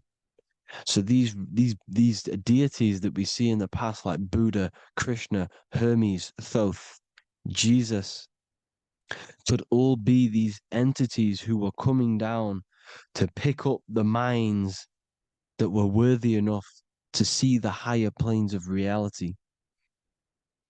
And this is why they called him the fisher of man. Now, when Jesus walks on water, there is a parable with Paul. And he says, but Jesus immediately said unto them, take courage, it is I, don't be afraid. He's talking about astral travel here. He's talking about leaving the body. Because when you leave the body in astral travel to see these alternative realities, you can't be afraid because fear is a bondage, which is what the Emerald Tablets talks about. Lord, if it's you, Peter replied, tell me to come to you on the water. The water. Come, he said. And Peter got down from the boat, walked on the water, and came towards Jesus. But when he saw the wind, he was afraid and began to sink. When you become afraid in astral travel, you sink back into your body. Lord, save me. So this is talking about Jesus pulling people up into different realities. And you can see the fish is the symbol of Jesus. Is another symbol of Jesus, a fish. Because fish symbolize deep occult knowledge. Because fish travel the depths of the ocean. And they symbolize us because we are fish underneath the ethers. And Jesus was pulling people up. You see, so the Bible is a people today believe the Bible is a book telling you how to reach to heaven, how to become godly and reach heaven. But you've got to become the Jesus Christ to see these alternative realities. Now look at the Emerald Tablets is a massive part, and it speaks so much about these different realities. Look what it says here. This is in Emerald Tablet 3.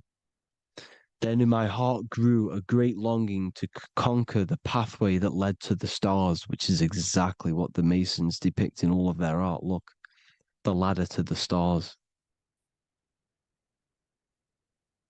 And then he goes on to say, years after years, I sought after wisdom, seeking new knowledge, following the way, until at last my soul, in great travail, broke from its bondage and bounded away, broke from the bondage of the body.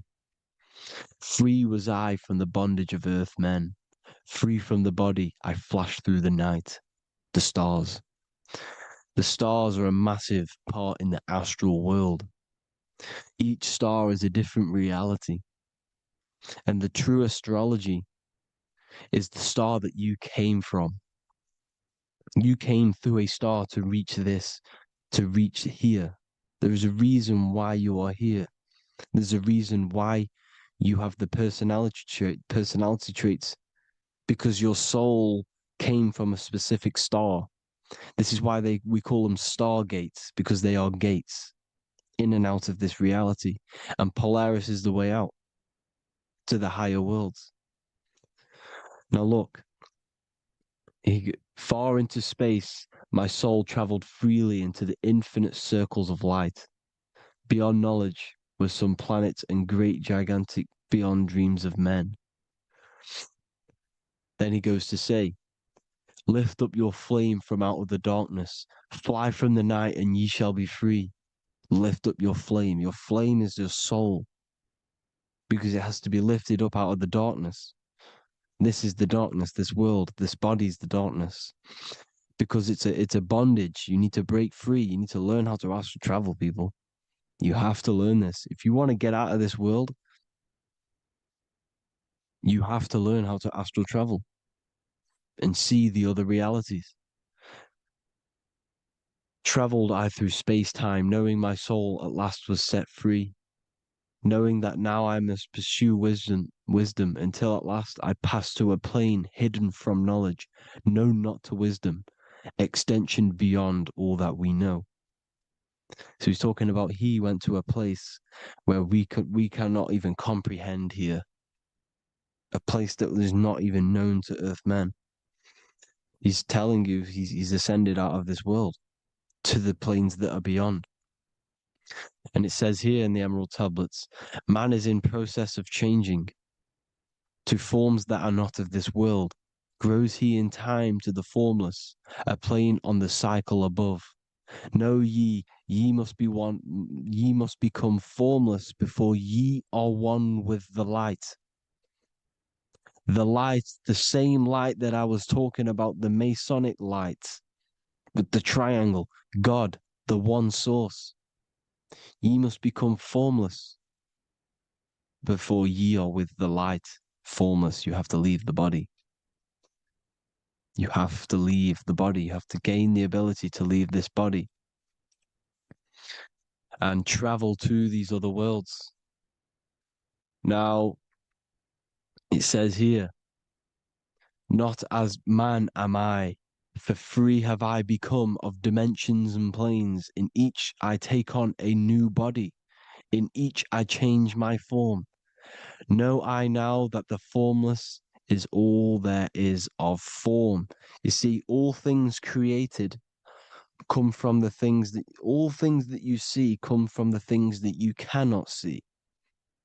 All of us have the same spark of consciousness, the same I am. Every dog, every animal, every human has this same I, this same thing which sees through the eye. It's formless. It takes this formless entity is the same entity of us. We are all the same entity in different bodies. And this entity it was represented as the flame, the cosmic flame, which is inside of all of us. And this is why the Masons depicted your spine as a candle or the Holy Grail. You would either see this or a candle with a flame on the top, because the Holy Grail is your consciousness, which is on top of your spine, which is the candle. Now, Jesus, Thoth, Buddha were all these deities which were coming down to lift people up because they were fishermen of men. And he would lift you up to the higher worlds, out of this world, to the ones above. Now, Thoth, you can see him here, he's leading the way. He's holding someone and he's leading the way with knowledge and power. He was leading the way to other worlds, out of this world. There's no point trying to change this world. This world will stay the same. It will stay the same. You have to get out of this world. And that's what they're telling you. That's what they're keeping you from.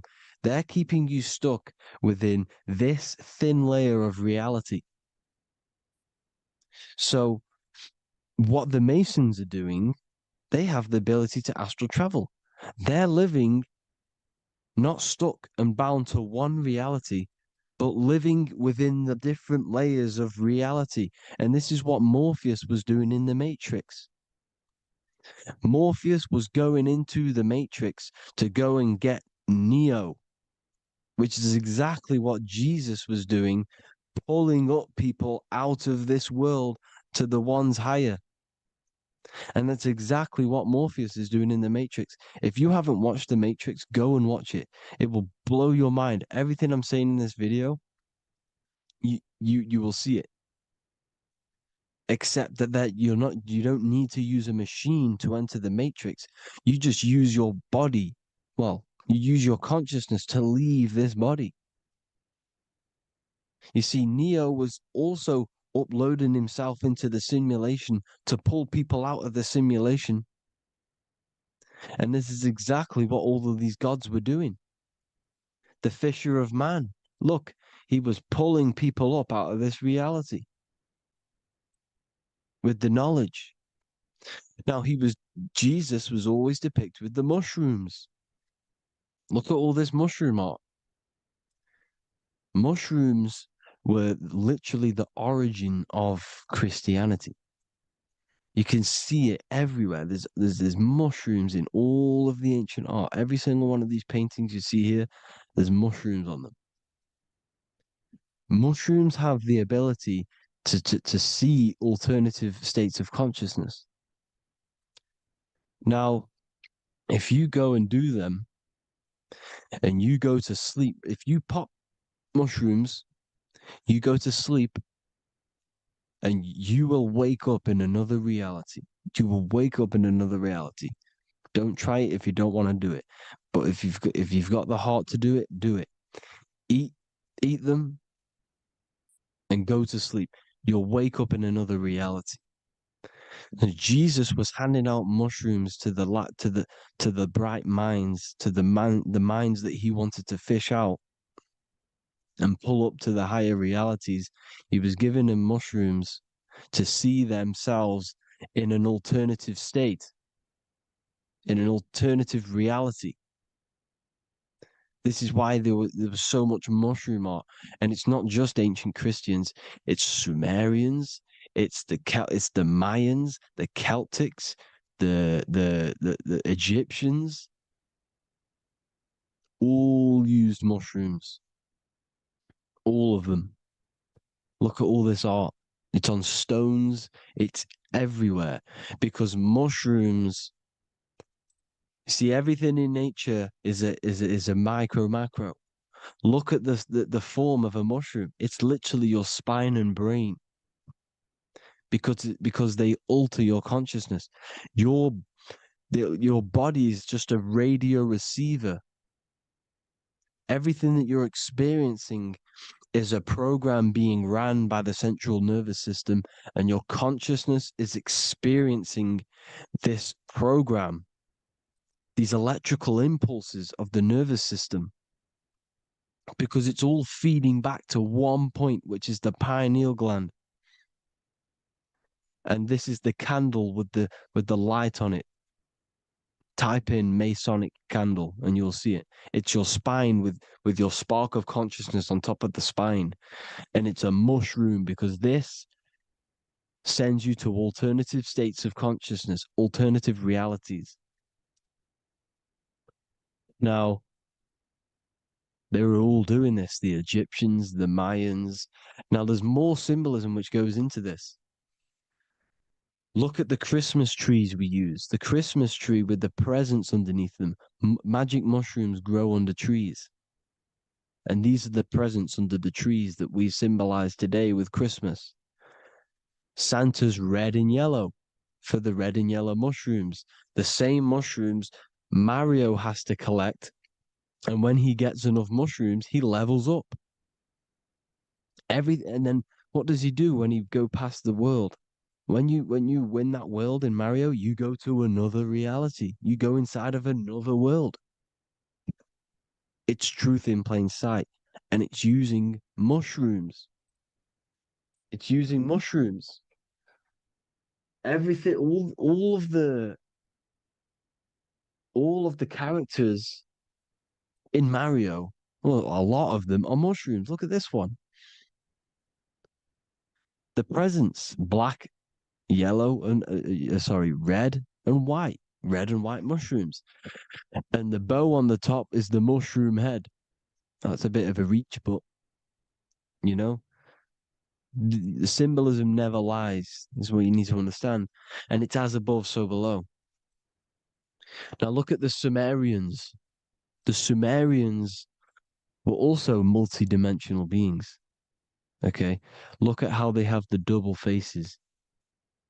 They had one foot in this reality and one foot in another reality. And look at this one, a double-headed god inside of like a portal.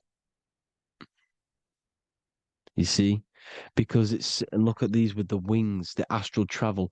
Birds, ancient birds symbolize the soul because the soul is a bird. It flies to different worlds. It flies around the cosmos. And mushrooms gave you the ability to see these alternative states of consciousness, these alternate realities, because you exist in infinite realities. You exist in infinite realities. Now look at the 33rd degree Ordo Ab Chao badge. You get this badge when you become a 33rd degree Freemason, and it's a double-headed eagle. A double-headed eagle. And you can see this in Sumeria first. Sumeria have the same symbol, a double-headed, bird. You can see it here as well. And the Masons are still using this symbol today. And when you become a 33rd degree, 33 vertebrae on the back of your spine, above the vertebrae is your consciousness, and it's a double-headed eagle. One reality in one. You become a multi-dimensional being in the 33rd degree. And I've heard many interviews of Masons say it becomes Luciferian. You see, they speak in code. These Masons can't tell you about what they learn about, but they will speak in code. They said it becomes Luciferian. The word Luciferian is lucid. The root word of Luciferian is lucid, and lucid is lucid dreaming, alternative realities, dream worlds. You become a god. Luciferian means you're becoming your own god, pretty much. Because you are becoming a multi-dimensional being living in between the different layers of reality at the 33rd degree of Freemasonry. And look at the double-headed eagle, because the birds symbolize the soul. And they reach high, they fly high, just like the soul wants to fly high to the light, to become one with the light, like the Emerald Tablet says. Now look at Janus. Janus was another god, and he's known as the god of doorways. Janus always depicted with a double head. Janus is why we say janitor or January. And January is entering a new year. Janus is known as the god of doorways with keys, always got a key, because keys open doors. That's why the janitor holds all the keys. And Janus always has double heads, because he had one foot in this reality, one foot in another. He was a multi-dimensional being, a Luciferian, living between the different layers of reality, except from instead of being stuck in one like we are. Well, a lot of people. And that's the whole point. You see, all of this stuff is about like changing the world and stuff like that. This world will probably never ever change. It's probably been like this forever. Well, forever, for a long time. But it's about moving out of this reality to the higher states. And the Masons always depict the ladder to the luminaries, the stars, with a key, the same key of Janus. The Vatican is a key, and it's in charge of all the religions. Why is it a key? Because they're holding back the key. They're keeping you stuck within this reality, keeping you stuck as identifying yourself with the body, identifying yourself with this world. You are not in the world is within you. This is a program being ran by your central nervous system, and your consciousness is experiencing this reality. Now, this is going to be a mind-blowing video for some people. You have to have an open mind. You have to let go of all the programs. I'm repeating what the ancients are talking about and the ancient symbolism. Look at Janus with the double-headed god. He was just another god coming down, giving keys to people who had the worthy mind to be pulled up out of this reality, to be pulled up to heaven, just like Jesus was teaching how to reach heaven. But really, it's an encoded scripture. But anyways, hope you all gained some insight on this video. Have an amazing day. Please like, share, comment. All the links are in the bio for the PDF, for the Manifestation Mastery course, and all the other amazing stuff. And if you want to support the channel, I'd greatly appreciate if you became a Patreon member. Hope you'll have an amazing day.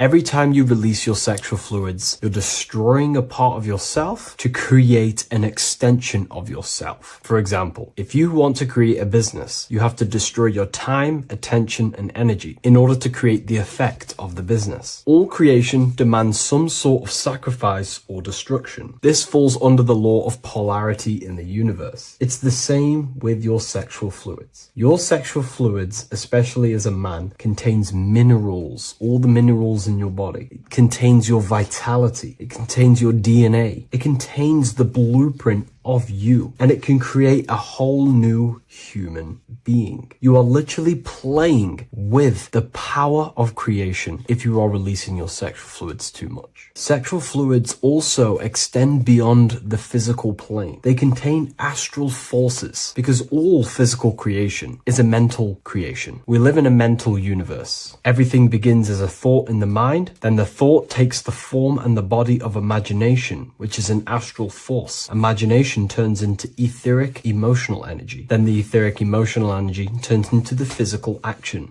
and the physical manifestation. We live in a mental universe. Therefore, these dimensions do not exist separately. They are permeating and mixing in with all. Your physical body has an astral body. Everything physical has astral forces behind it. Semen is known as the astral fluid of the soul. It feeds nerves, the channels of life force and consciousness within the body. And every time you release it, you're destroying a part of your vitality, your brain, your nerves, your energy levels, your creativity, and your DNA to create an extension of you. Therefore, it is a sacred fluid within your body and not something to be played with and to be released too much. Think about it. This is a very creative energy, your sexual fluids. It can create a whole new human being. This is how powerful it actually is. It is the power of creation, and the misuse of this power can destroy your own vitality and your life of your body, because that life you are giving in order to create an extension or a child is the same life you could keep inside of you and not waste to recycle and regenerate the body. Sexual energy has been for thousands of years associated with regenerating the body, longevity of life, and maintaining youth.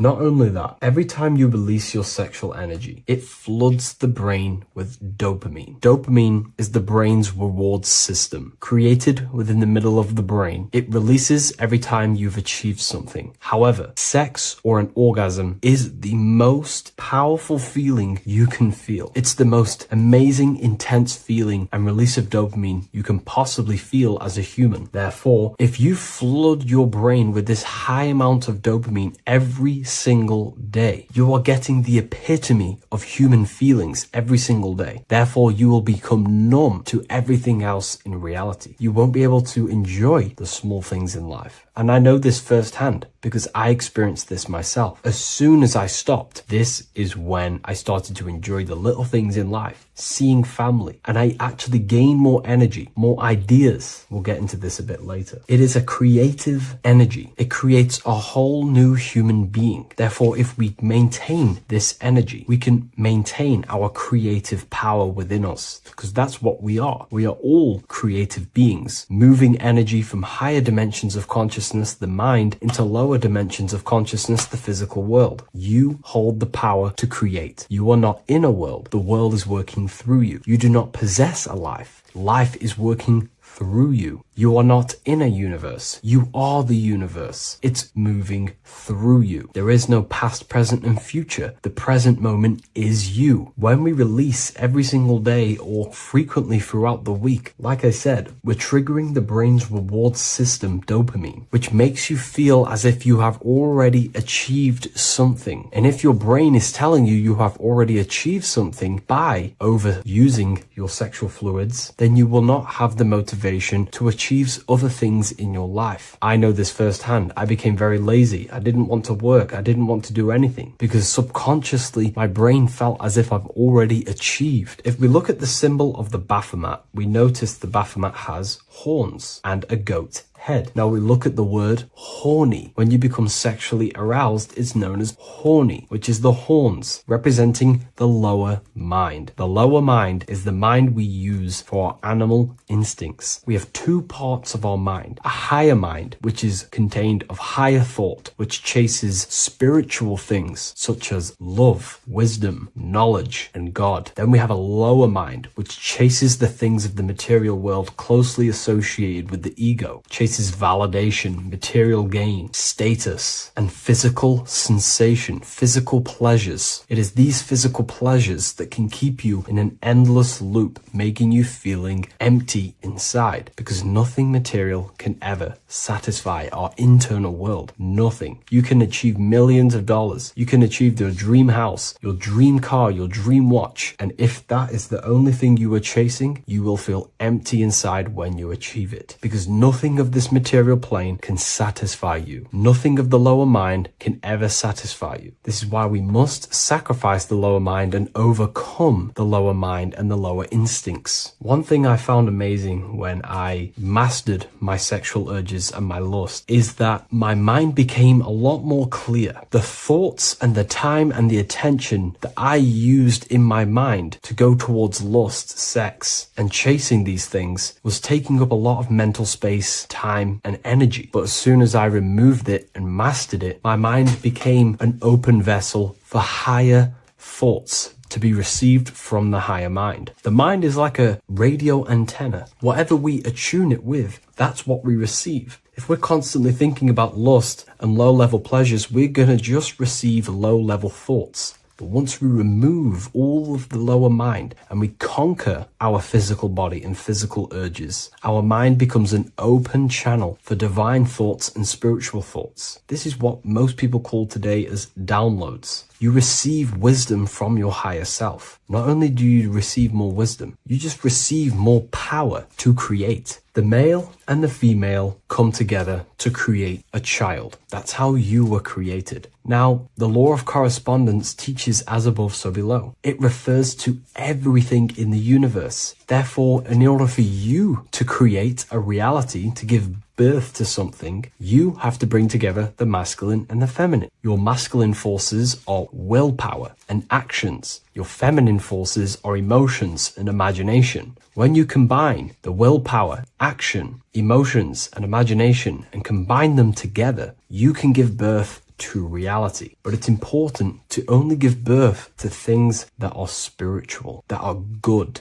that are for the benefit of yourself and humanity, and not for the ego and the lower mind. Killing our lower mind is essential for spiritual ascension when we die. The thoughts that we give the most attention and energy to when we die are pretty much the same thoughts that we're going to think when we die. When you die, your physical body and external world is stripped and you're left with your internal world of consciousness. More than likely be resonating within the lower astral plane before you move on to any higher dimensions of the astral. It's important that we kill any addictions such as sex, food, attachments, emotional attachments to people, any desire for material things before we physically die. The Hindus taught this, Buddhism taught this, the ancient Egyptians taught this. We have to remove the desires in our heart for material and things before we physically die, because when we die, we cannot fulfill physical pleasure. Therefore, we will create our own suffering within the astral dimension. So sex is the biggest part of this. We have to remove the desire for sex or releasing any of our sexual fluids before we physically die to master ourselves. And not only that, it's going to benefit the way you feel, the way you think, the way you act towards people once you have mastered this. Porn psychologically damages you. You are quite literally the person in the corner of a room watching two other people give pleasure to each other. Psychologically, that is not good. And what happens in darkness is always revealed in light. What you do in your alone times will show in your confidence, in your eye contact, in your presence, in your aura, your energy. You cannot hide things that you do in the dark, because they always reveal themselves in a subconscious way, whether physically or through an energetic spiritual way. Sex can be known as sacred energy exchange. You are exchanging energy, bioelectrical energy. It's a scientific fact that when you hold hands with another person, your brain waves of each individual become synced. Your emotions sync. And you exchange electromagnetic energy because you are an electromagnetic being. When you have sex with someone, you are literally exchanging emotional energy. Your aura is not just an electromagnetic field. It is literally a manifestation of your internal consciousness. Your consciousness contains your thoughts, your beliefs, your traumas, your emotional state. And this manifests externally through the vortex of your heart into an energy presence around your body. This is why you can feel sad when someone else is sad next to you, because their energy is merging with yours. When you have sex with someone, you are quite literally exchanging consciousness, beliefs, traumas, emotions, feelings, vibrations, and your consciousness merges with their consciousness. So be careful with just having casual sex. Now, I'm not here trying to say never release, never have sex with your partner. I'm not saying that. I'm saying take caution with these things. Take my teachings with a pinch of salt. If it benefits you, that's great. I'm not here to tell you how to live. I'm simply giving you my research and the things that have helped me in my life on my esoteric research, awakening, or spiritual path. I don't like calling it a spiritual path, because it's not spiritual. It's simply just life, the knowledge of consciousness and the self. So I hope this video helps. If you'd love to read this book, I'll leave a link in the description. This book I wrote myself called The Book of Wisdom, Volume 2. Welcome to Revival of Wisdom. Welcome people, we're back with another video, and this video is about Freemasonry and their connection to the Illuminati. Please, as always, to make sure to hit that like and the subscribe button and turn on the notifications to never miss a video.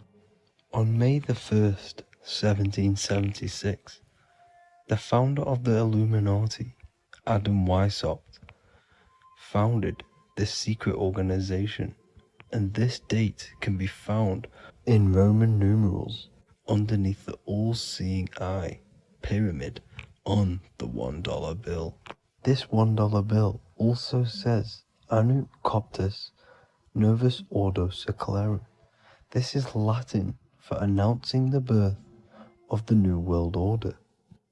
This New World Order will be headed by Lucifer, the all-seeing eye, and followed by the 13 layers of bricks for the 13 elite bloodlines.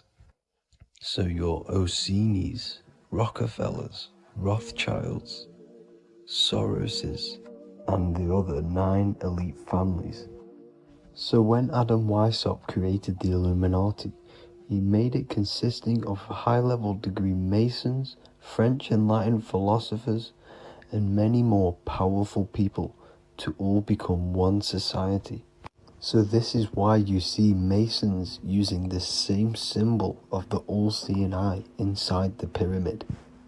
But not all Freemasons are part of this Illuminati secret society. As the 33rd degree Freemason Manly P. Hall said in his book The Secret Teachings of All Ages, Freemasonry is a fraternity within a fraternity, an outer organization concealing an inner brotherhood of the elect. So what he's saying here is that Freemasons have to go up the degrees of Freemasonry, and once they hit the top, they either get elected or not into these secret societies like the Illuminati, Skull and Bones, and Knights Templar. So when you see celebrities doing this one-eye symbolism, either covering one eye, doing the triangle, or doing 666 over one eye, this is showing and reflecting the symbolism of Freemasonry. They have taken the oath to never speak on anything they learn about Freemasonry. Duncan's Ritual of Freemasonry book states the oath they have to take. Quote, I ... of my own free will and accord, that I will hail, ever conceal, and never reveal any of the secrets, arts, points of Master Mason's degree to any person whomsoever. All this most solemnly, sincerely promise and swear. Now, this is what happens when they break the oath, stated in this book, quote, myself severed in two, my bowels taken from thence, and burnt to ashes. So this states that Freemasonry comes first, before any law of the land. It has the right to kill you if you break your oath. This is the hand gesture they have to do every time they enter the ritual room inside the Masonic lodge. This is the cutthroat symbol, showing you and reminding you of the oath and what will happen if you break it. Now in this book, Richardson's Monitor of Freemasonry, it states, if you break your oath, binding myself under no less penalty than to have my throat cut across, my tongue torn out by the roots, and my body buried in the rough sands of the sea. If they do not decide to kill you, this book states this by pointing him out to the world as an unworthy vagabond, by opposing his interest, by dearranging his business. In other words, they have the power to frame you and destroy your reputation to the world and destroy your business if you break this oath. So yes, they do kill to keep this truth hidden, because this truth of this reality is what keeps them in power. They have the ability to manipulate people because people do not know what manipulates them. This is why they call themselves the government. They govern the ment, which is the mentality, because the mind is the root cause of reality. They control what you perceive to control what you manifest. By knowing the truth, you are set free, and you no longer need no controller above you. So this is why they are willing to kill and do whatever it takes to keep the truth concealed within these high-level degrees of masonry and these secret societies. However, going back to Manly P. Hall's book, it states, part of the symbols are displayed here to the initiate, but he is intentionally misled by false interpretations. So this is saying even Freemasons are intentionally misled and told lies to conceal the truth, to make sure the truth is hidden in the high degrees of Masonry. So that's it for this video, guys. Thank you all for tapping in. Please leave a like and a subscribe. God bless.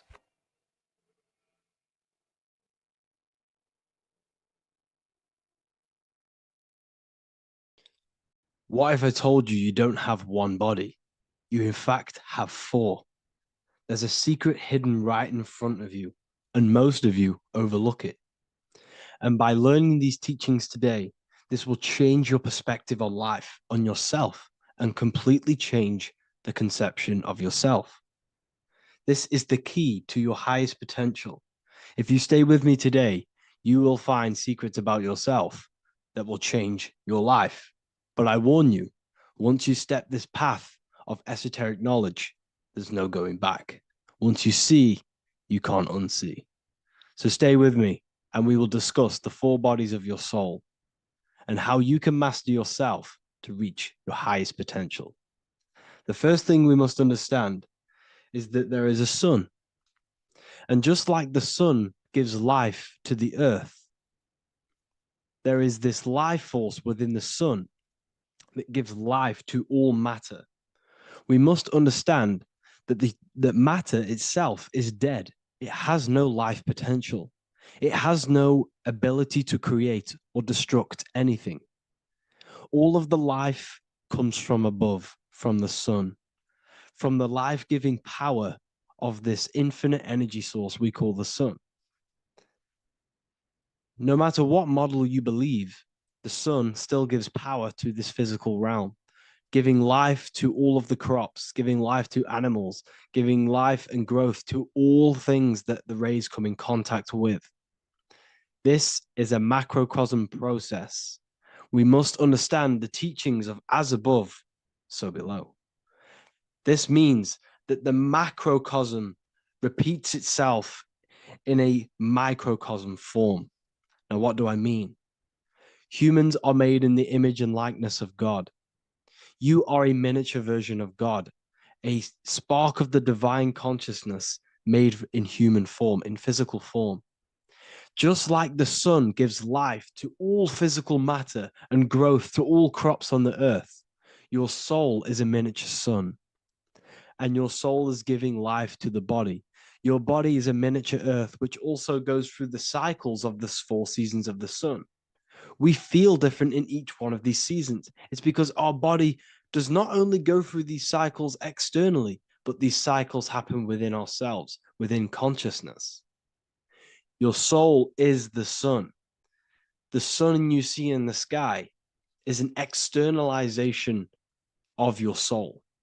Your soul is the life force. You are the soul, not the body. And like the sun gives power to the earth, the soul gives power to your body. So first, let's look at the etymology of the word sun. The word sun comes from it's a Latin word solis or sol, which means the sun. Sol then became soul, sun, soul. And in fact, S-O-N and S-U-N in the old etymology dictionary mean the exact same thing. They are interchangeable. So when we look at the symbol of the sun, we look at a circle and a cross, which represent the 4 aspects of the sun, the 4 seasons of the sun: summer, winter, spring, and autumn. These are the 4 states of the sun. Like we said, this is why we get this symbol. You have the 4 states of the sun, which represent the 4 bodies of the soul. Now, this is where we get deep. Like I said, the sun you see in the sky is a macrocosm of your soul, an externalization of your soul. Just like your sun has 4 seasons, the 4 seasons within us are the 4 bodies. Our soul is incarnated and split into 4 sections. We have a mind, we have a physical body, emotions, and spirit. These are all interchangeable and they are all linked. In ancient alchemy, we have the exact same symbolism of the 4 stages of alchemy. But in this case, they're symbolized as the 4 elements: earth, water, air, fire. In this ancient alchemical symbol, we have the pentagram, with the top one representing the soul, ether. Our soul then has the 4 bodies, with the human here. We have the man, the eagle, the bull, and the lion. We see this on the tarot card, the Wheel of Fortune. The man, the eagle, the bull, the lion. We see this in Matthew, Mark, Luke, and John. The lion, the bull, the man, and the eagle. We see this with depictions of Jesus. Jesus, the man, the bull, the lion, and the eagle. These represent the 4 fixed signs of the zodiac: Taurus, the bull; Scorpio, the eagle. Scorpio was symbolized as an eagle. It's an ancient symbol. Now it's been changed to a scorpion, of course. Leo, the lion; Aquarius, the man. These represent the 4 fixed signs, which are 4 different elements. Taurus is an earth sign.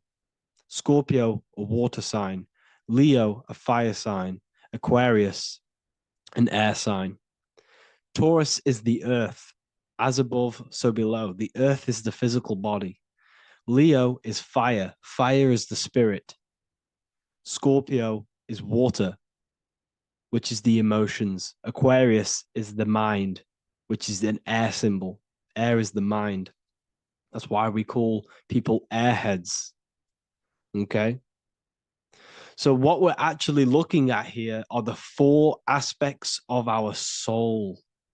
We have the sun in the middle and the four bodies of the soul. This is what Jesus is symbolizing. Jesus represents you. God made flesh with the four aspects of the soul. The four gospels are all depicting Jesus in four different ways according to the different body of consciousness. The wheel of fortune are representing the four bodies of the soul.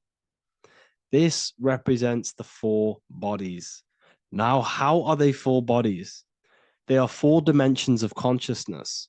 The mind is not made of the same substance of the emotion. The emotion is not made of the same substance of the physical body. The spirit is not made of the same substance as the physical body also. They exist in four dimensions of consciousness. They are four bodies of our soul. And the most important teaching here is what I'm actually getting to, is the powerful one. This is what gives you power. Most of us live in chaos.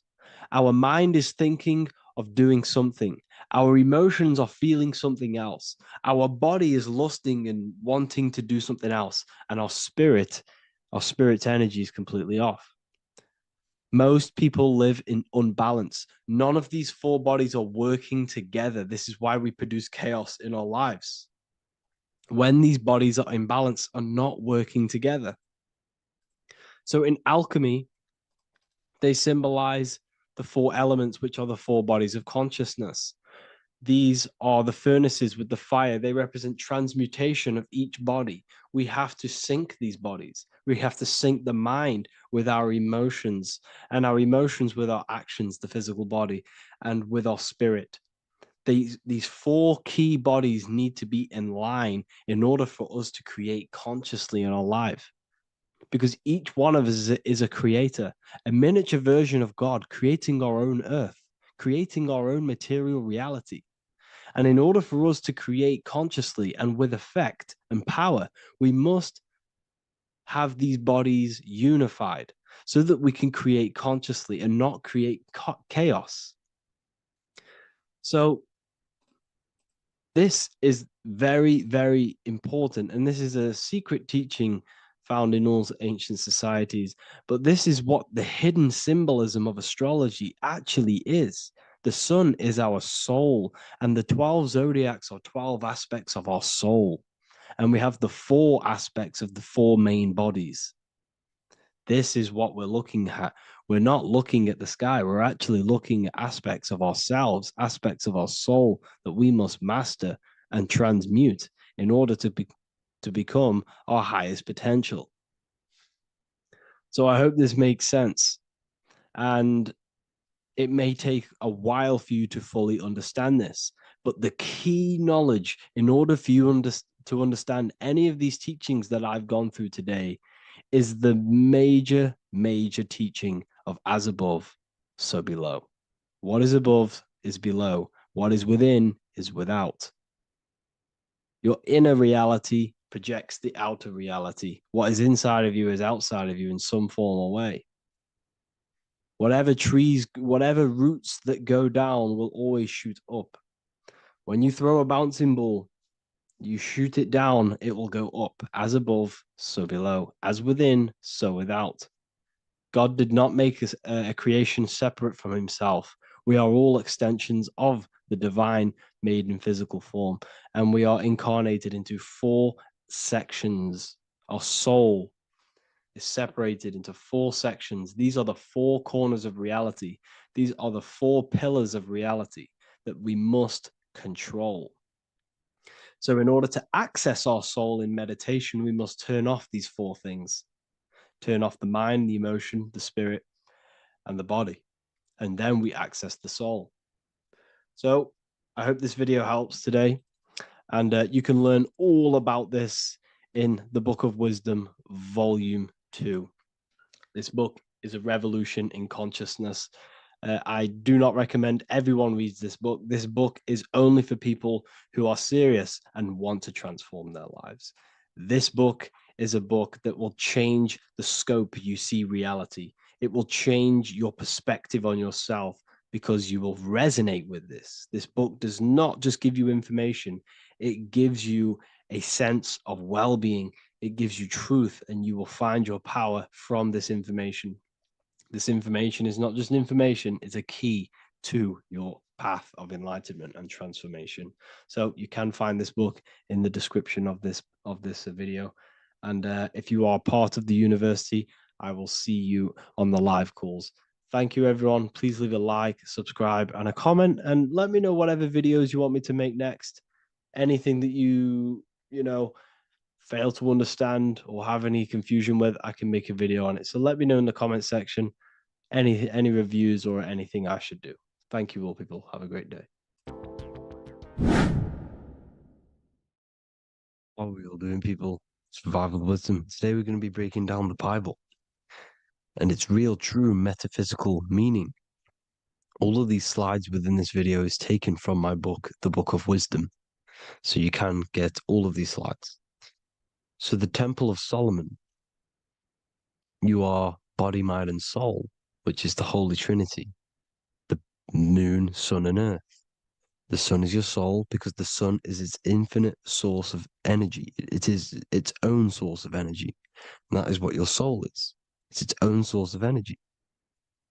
The moon is mind. This is why you call people a lunatic. You're a lunatic. Luna means the moon. And inside of your mind, you have a specific mood. Mood is moon. And mind in German is Mond. And the word Mond means moon. And earth is your physical body because your body contains of the four elements, the four physical elements.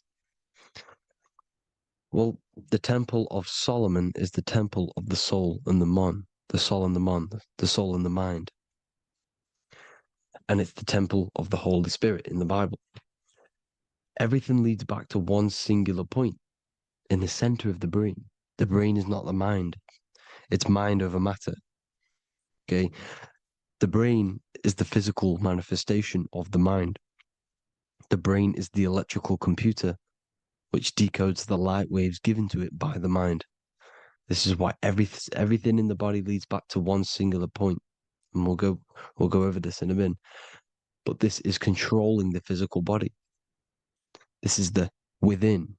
If you rearrange within, it spells high twin because within you is your twin, your true self. And it's just an entity in the center of the mind. And if you shut your eyes, you can feel it. Your awareness is in the center of the brain. So there's just an empty chamber in the center of the two cherubs, the two brains. They are two separate brains. They're two hemispheres. And the empty chamber, when scientists chop it up and see it's just an empty chamber, well, because you can't see in that plane of reality, you cannot see the mind. You cannot see thoughts. It is invisible to the human eyes, to the visible light spectrum, to the two eyes. The reason why we call it the third eye in the center of the brain, it's not the third eye, it's your true self. It's the mind and soul. It's an eye because it does see. It's the all-seeing eye that you always see here. There's some Masonic artwork showing the two pillars, the two cherubs, the two hemispheres of the brain, and the inner eye. This is the eye that sees all things. What do I mean by seeing all things? Not physically. It sees the mind. It's what, because your soul is watching the mind. You can observe the mind. You are not the mind. And if you meditate deeply enough, you can go beyond the mind. It's the all-seeing eye. It sees the mind. It sees what emotions you're feeling. It sees what you're thinking. It sees what you're seeing with the two eyes. It's the all-seeing eye. It sees all things. It's omnipresent. It's everywhere. because the mind can be anywhere. The mind can switch itself into any place it wants. There is no limitations with the mind. So there is two hemispheres in the brain. And in the Bible, there is a quote saying the most holy place between the two cherubs. The two cherubs is the two hemispheres of the brain, and the most holy place is between them, which is what the Masonic artwork is showing. This is the all-seeing eye, the soul and the mind in the center of the brain. And you will not see this with the two eyes. So when scientists come to seeing the empty chamber in the center of the brain, they wonder because they do not understand the occult side of the world. They do not understand the layers of reality. How the two eyes, everything physical comes from the unseen. Everything seen comes from the unseen. Now, the two hemispheres of the brain play a major role in our lives. The right hemisphere is the artist. The left hemisphere is the scientist. The right hemisphere controls the left side of the body. The left hemisphere controls the right side. So there's a crossover. Now, the right hemisphere is to do with your feminine energy, creativity, unification, metaphors, visualization, intuition. The left hemisphere is to do with sequencing, facts, materialistic details, language, and logic. So they keep us normally trapped within the male aspect of our mind, which is the left hemisphere. You know, if you listen to Spotify, Apple Music, and radio, they're all tuned to 440 hertz, which shuts down the right side of the brain, makes you left brain dominant. And we learn, well, 90% of people learn to write with their right hand. They're taught to learn with their right hand, which is to do with the left brain. You see, so we are being trapped within this left side of the brain, which is all to do with logic, thinking logical, not creative. You know, very analytic. But the right side of the brain is to do with your creativity. So the right side of the brain is perceiving reality as a holistic perception. Now, what do I mean? If you're riding through a woods, for example, if you're riding through a woods, your right hemisphere is seeing the whole woods as one unified woods. The left hemisphere's job is to break down the perception given to it by the right hemisphere and break it down into individual trees. So what am I saying? The right hemisphere is seeing humans and everything in creation as one unified consciousness. The left hemisphere is seeing individual egos. This is why the left hemisphere is the place of the ego, the right hemisphere is to do with the higher self.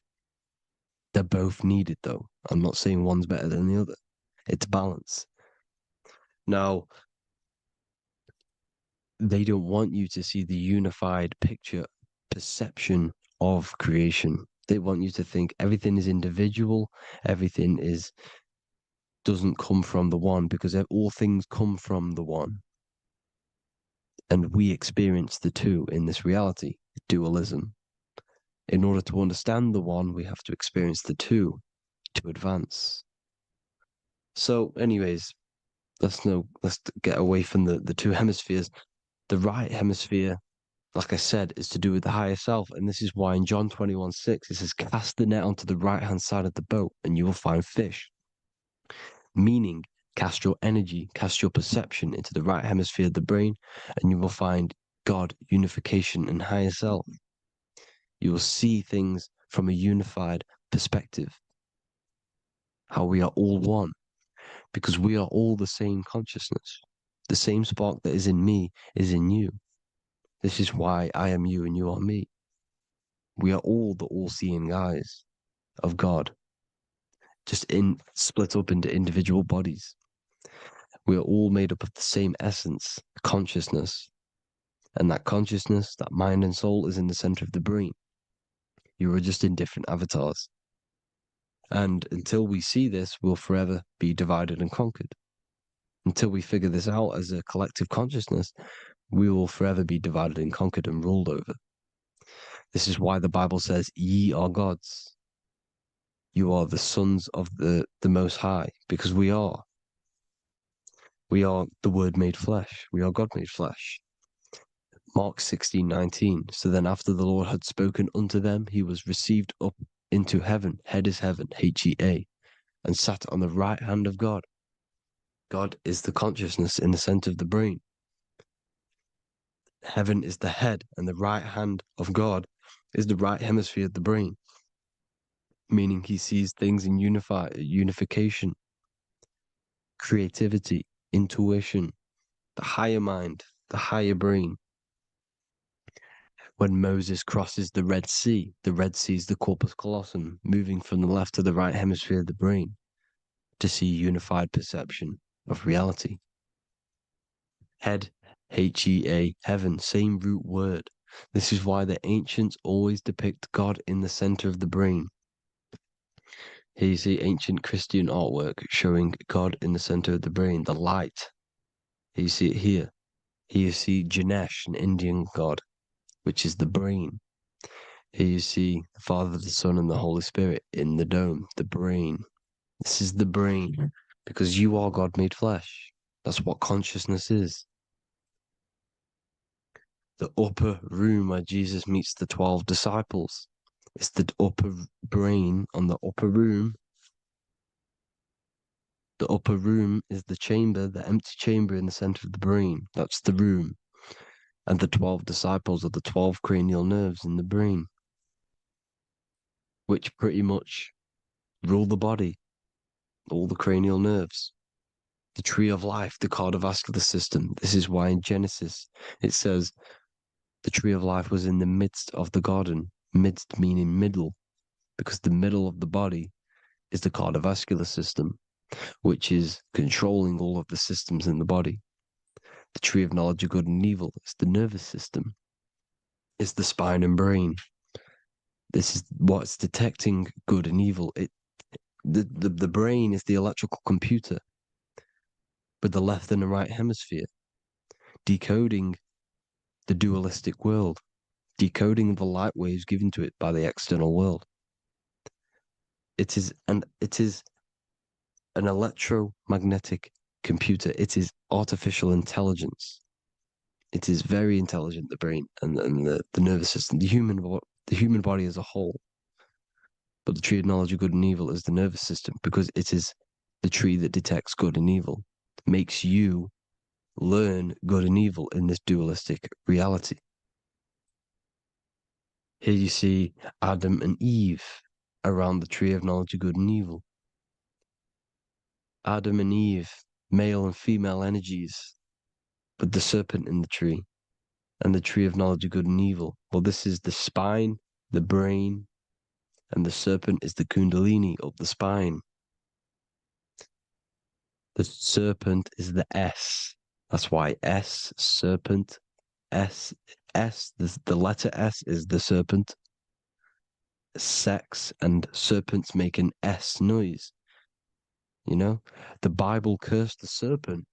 So we don't figure out the true religion.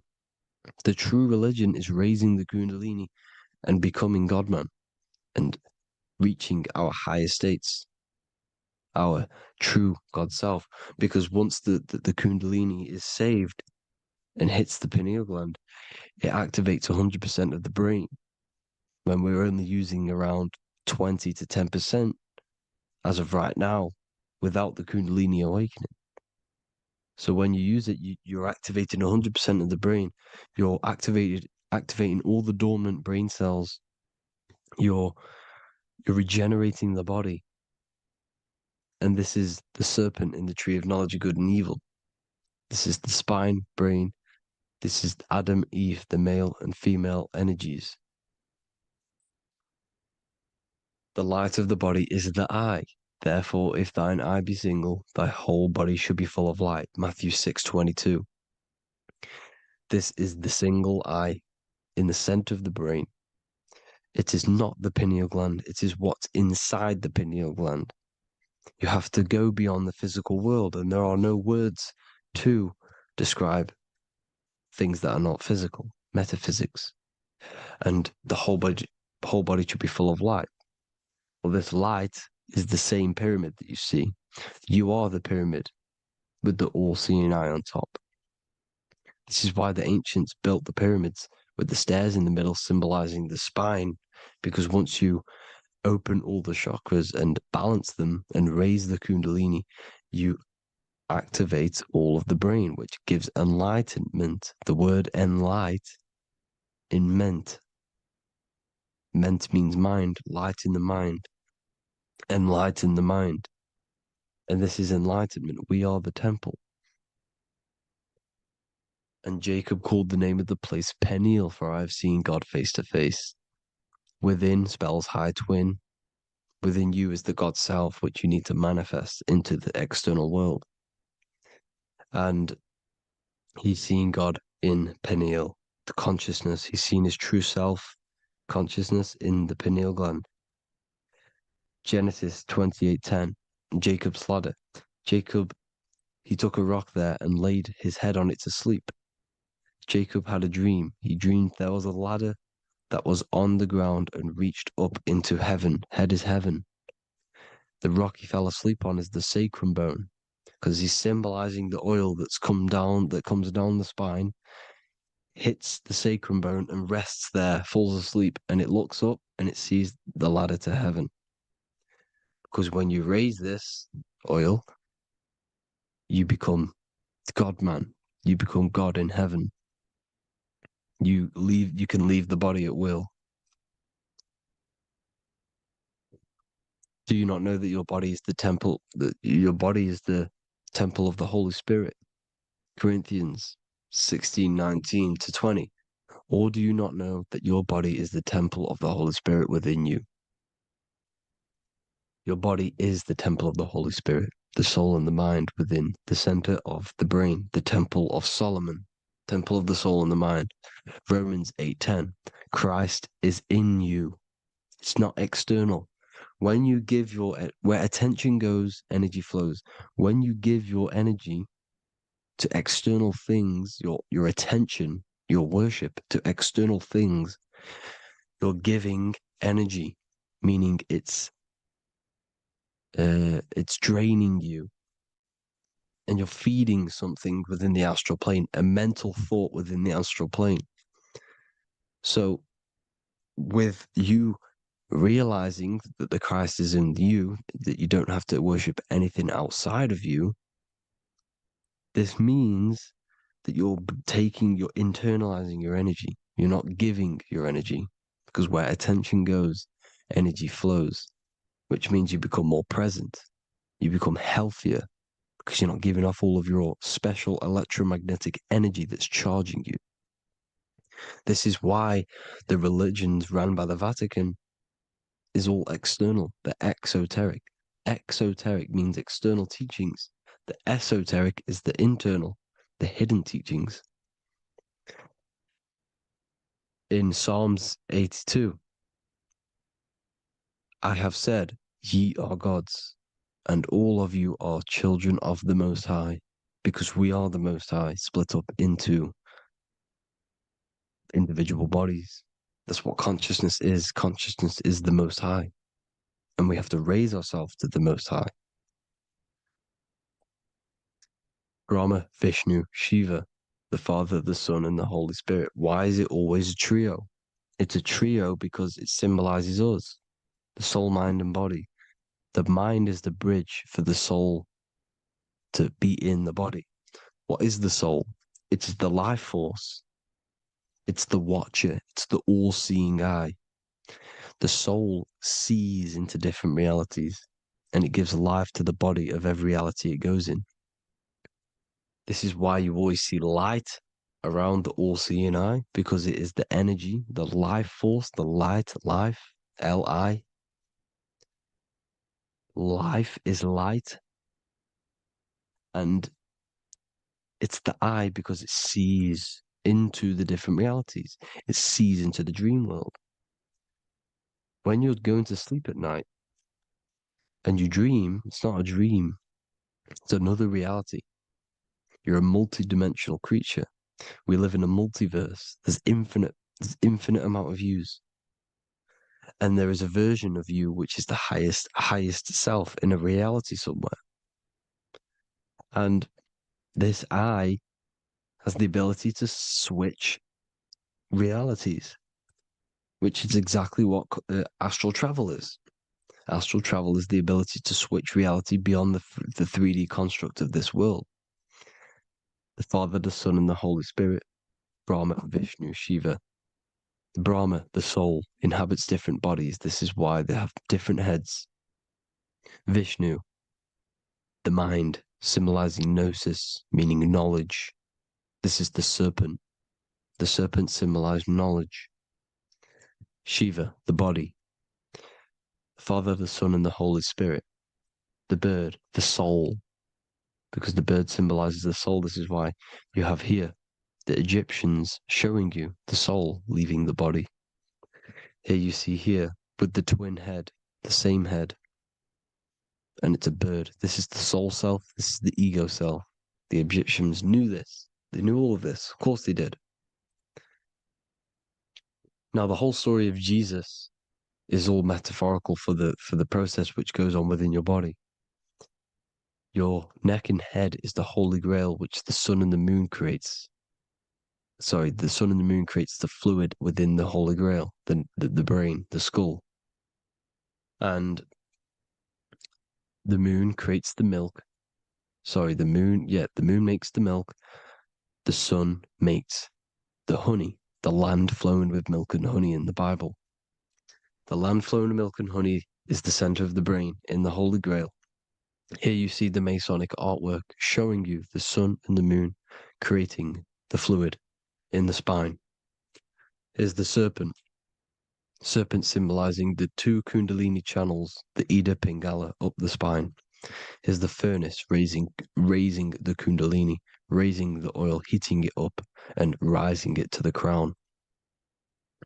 You see?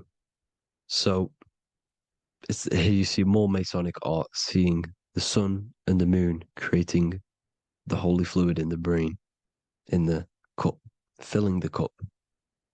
This is why it's a cup, because it's the Holy Grail.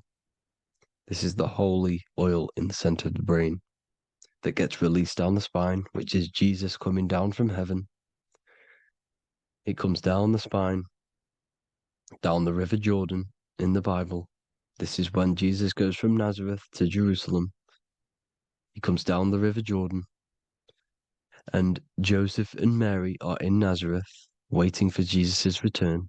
Joseph and Mary symbolize the pineal and pituitary gland, which produce the two oils created by the sun and the moon.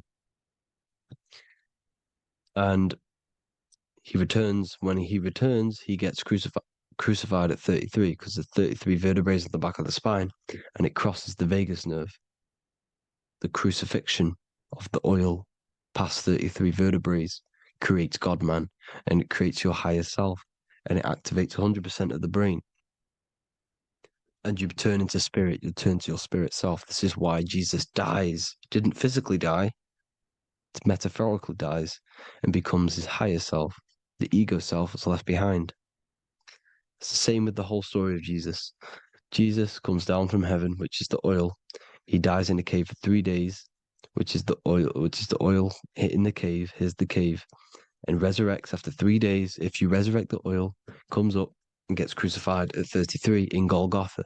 Golgotha translates to a place in the skull. The three wise men from the east. Well, if you look at the Masonic artwork, they'll always show you a ladder up to the east. Okay? Here you see north, south, west. This would be east. Here you see east here. East here. The ladder up to the east. The east is the top, up. Three wise men from the east. The thalamus, pituitary, and pineal gland in the center of the brain. The most important glands in the body. Here you see the Egyptians with the spine, the sun, and the two hemispheres of the brain. What did I say at the beginning? The sun is the soul. The sun is its own source of energy. It's the life force, which gives life to anything it inhabits. The soul is the same thing. That's why sun and soul mean the same thing. So, what I'm saying is consciousness is God. And this is why when it refers to as God in the Bible, it means your higher self, pretty much. And returning back to this higher self, because God is something that you need to manifest. Consciousness is God, and your body is a reflection of the creation by God. This is why everything in the body corresponds with the stars. The stars rule the body. We are an image of the stars. This body is an image of the whole of creation. Aries rules the head. This is the cerebrum. The ram in the brain is the ram, Aries. And we have something called the cerebrum, Aries, the ram. This is the Lamb of God moving to the higher mind. Taurus, which is the lower brain and neck, the cerebellum, the bull Taurus, the lower mind, and the cerebrum and the cerebellum, the ram and the bull, is what makes you ramble on. Ramble meaning walking. The higher mind and the lower mind working together makes the body ramble. Ramble is what makes you walk along. Thank you to Santos Bonacci. Gemini, the two twins, rules the two arms, the hands, and the lungs. These are the two twins of the body. Sagittarius, the horse, which rules the hips. Hips means hippo. Hippo means horse. Hippopotamus means water horse.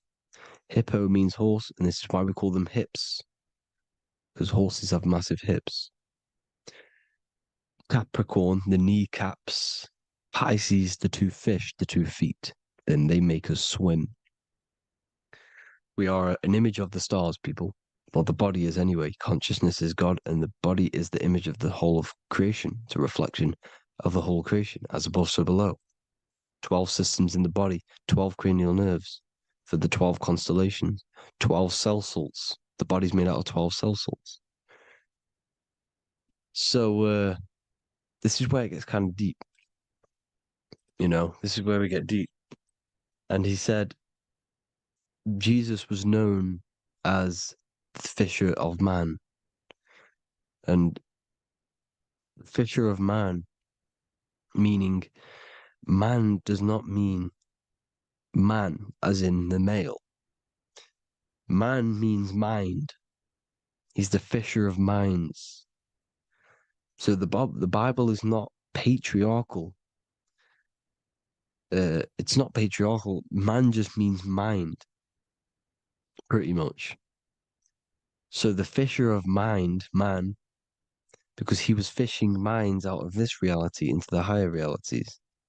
He was teaching people how to leave the body when he walks on water.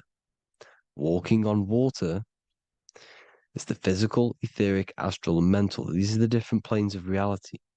The ether is the either, because the ether is the substance that's on either side, astral and physical.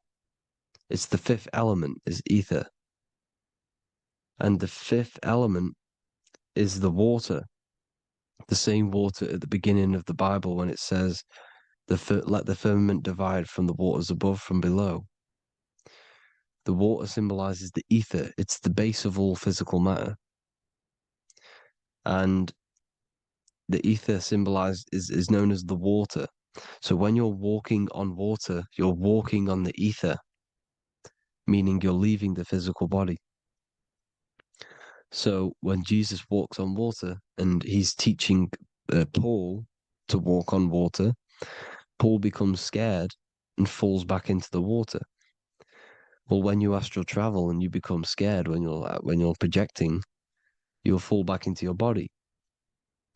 So he's pretty much saying walking on water is leaving the body, and walking on the ether, because the ether is the veil between the astral, and that's what devil means. Devil has the word veil in it, because the devil is trapping you between one veil, which is this world. They're trapping you in this world, this thin layer of reality. Your dreams are different veils. The ether, the astral, the mental are different veils. Devil is the veil. The veil.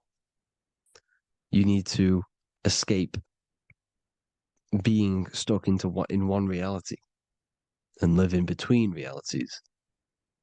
And this is when you truly become a multi-dimensional being, because your soul is just the eye. That's what you are. You're just an eye, and you see into different worlds. And it also, when Jesus means the fisher of man, the fisher of minds, I truly believe, because of my research, that there is other worlds. It's not just this one. There's higher worlds.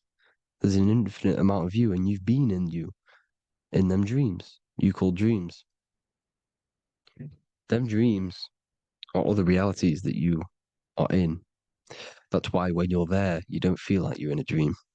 You feel like it's 100% real, because it is real.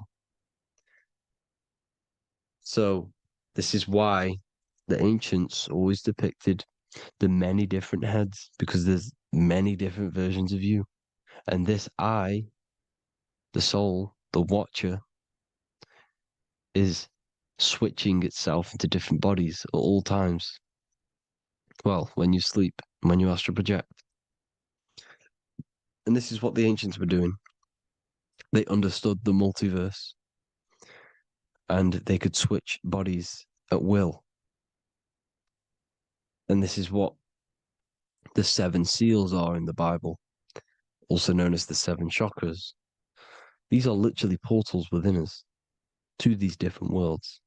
We're in the heart at the moment. Earth, rearranged, spells heart, meaning middle.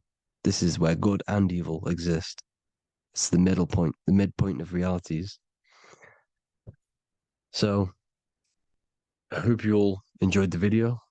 All of this knowledge that I've give you in this video is inside of my book, the Book of Wisdom. The Book of Wisdom gets updated every single month with new pages.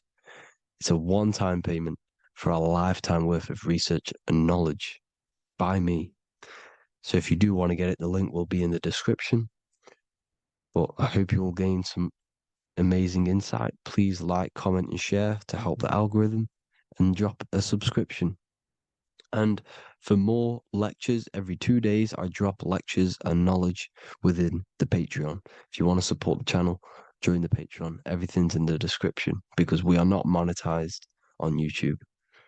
Thank you all.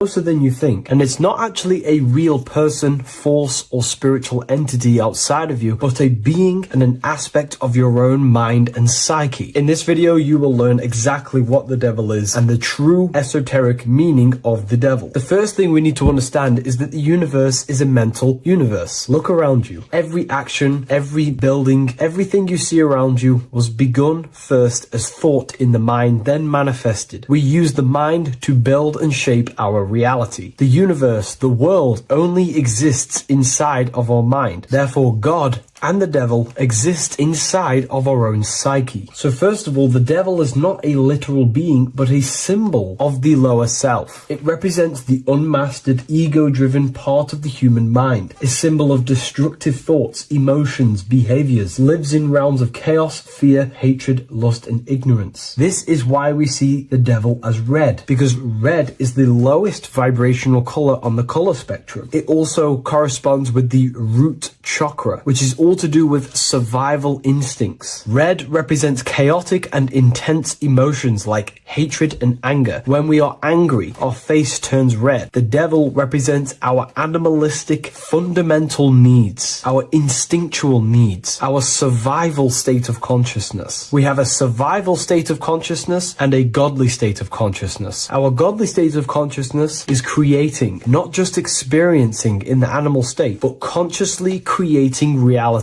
This is why we see the devil with a goat head, an animalistic head, and the head is where the brain is. The animal head represents living off instinct, the part of our mind that lives on urges, impulses, and instincts, eating, sex, power, ego-driven actions, and ego-driven thoughts. Animals are only aware of themselves. Animals live on instinct. They have no ability to consciously create like humans. This is our lower desires for the material world. That's not to say the material world is evil. However, when our consciousness is only seeking material things, this leads us down a path of self-destruction, because nothing material can ever satisfy our soul. Everything material is temporary. Therefore, the devil represents the part of us that seeks only material desires, only material fulfillment, the ways of thinking where we only think about ourselves and ego-driven thoughts. It also represents the unchecked, unconscious self, where we have no mastery over our thoughts, over our emotional impulses, and no mastery over our actions. We are living in instinct and impulsive states, which causes chaos, selfishness, destruction, and keeps us bound to our lower material 3D state of consciousness. It's important to recognize that the word devil was never present in the earliest Gospels. Instead, what was mentioned was a spirit of evil. This distinction is crucial because it underscores that the idea of the devil, as popularly conceived, does not actually exist as an independent entity. Rather, it is a personification of the lower aspects of the human mind, a facet of our own consciousness. The term spirit of evil was not meant to denote a specific deity or being, but rather any force of negativity, whether it manifests as a destructive thought, emotion, or action. A spirit is a force, an energy, and we have three forces that create our reality: thoughts, emotions, and actions. We have full control over these three aspects which transform and mold reality. A destructive thought, a destructive emotion, a destructive action is a spirit of evil, and it originates from the darker aspects of the human psyche. So now, because we're on the topic of the devil, we have to look at the pentagram, which is obviously connected to the devil heavily. The upright pentagram represents spirit, air, water, earth, fire. Upright, which represents spirit, the most important element on top of the earthly elements, showing spiritual principles over material principles. As spiritual beings as we are, we have to put our spirit first, our higher self first, and material things second. Why? Because material things never satisfy us long term. Seeking material fulfillment will leave us feeling unfulfilled in the long run and very unhappy, and we can lose ourselves in illusions. We have to put our spiritual principles first. Seeking wisdom, knowledge, connection to the divine, and connection to our higher self is what gives us true fulfillment in our hearts and souls. But when we see this pentagram inverted, we now have spirit on the very bottom, which now represents earthly principles on top of the spiritual principles. We're putting our earthly elements on top of our spiritual element, which this inverted pentagram represents no longer caring about spirit, no longer caring about our invisible internal world, and only caring about this external body, food, sex, material things, cars, money, and all the things outside of us, the world outside of our mind. This is what true Satanism is. Satanism is not worshipping an external deity, but it is worshipping the self, only fulfilling the ego's desires. This is what true Satanism is, and we have all been conditioned to live in this state. Satanists want us to believe that there is an external deity called Satan or the devil, and the reason they do this is because they trick us, making us believe that we are not Satanists, while they are actually conditioning us to be self-seeking, ego-driven people, where we only care about sex, food, material things, and money, which is actually conditioning us to be Satanists. 80% of the population today are unknowingly involving themselves in Satanism, which is ego-driven thoughts, actions, and emotions, dwelling and living in this state where we only care about ourselves. When we are spiritual, we realize we are all one. We are all one consciousness family, and we need to do things that help and contribute towards our collective experience, helping others instead of seeking to serve only the self. The angel is depicted with wings, which represents elevation, higher self. The devil is represented with an animal horns, which is on the ground. A goat is on the ground, which represents the lower self. This is the elevated mind and the lower material mind. Horus, the bird, higher self. Set, The ground animal, lower self. Jesus and Satan. These are two forces, two characters that exist within the human psyche, not real entities. They are forces of our minds, and there is a battle between our higher self and lower self all the time within our own minds. There's always a part of us that's telling to do one thing and another thing, to do something bad and to do something good. There is this battle inside of our own consciousness. Here we have the human spinal column. The human spinal column is showing you the higher and the lower self. The higher self represents the head. The head is where the mind is. This is the creative essence of the universe. This is where all material things begin as a thought in the mind. We create with the skull, with the brain. This is our higher self, the heavens, connected to the heavens, the sky. And the lower end of the spinal column is where our reproductive organs are, where our gut is. Our reproductive organs and our gut is all to do with survival. The lower end of the spinal column, lower instinctual 3D based consciousness. The lower end of the spinal column is where our lower self dwells. Eating, consumption, power, and sex, lust. These are all emotional forces and instinctual based organs that are not inherently evil, but when we dwell and live off this lower end of the spinal cord, it keeps us in low states of consciousness. Our goal to raise to our higher mind is to balance this, not to overeat, not to abuse power, not to abuse sex and lust, but to master these organs and gain the ability to say no to these organs so that we can raise to our creative side of consciousness. Instead of dwelling in our instinctual nature, we can turn to our creative nature and consciously become a builder and constructor of reality. This is the true way of raising consciousness. This is the stairway to heaven, out of the animal consciousness to the higher consciousness. To wrap all of this up, it's all about gaining control over our instinctual lower nature and allowing our spirit to rule over our body and not our body ruling over our spirit or mind. The moment you let a thought become instantly an action is the moment you are an impulsive person. We are all trained to be this way. It is okay if you are in this state. The moment you let a thought turn straight into an action without questioning, that is the mind controlling you and you not controlling the mind. We need to gain control over the mind, and we do this through many different ways, through meditations,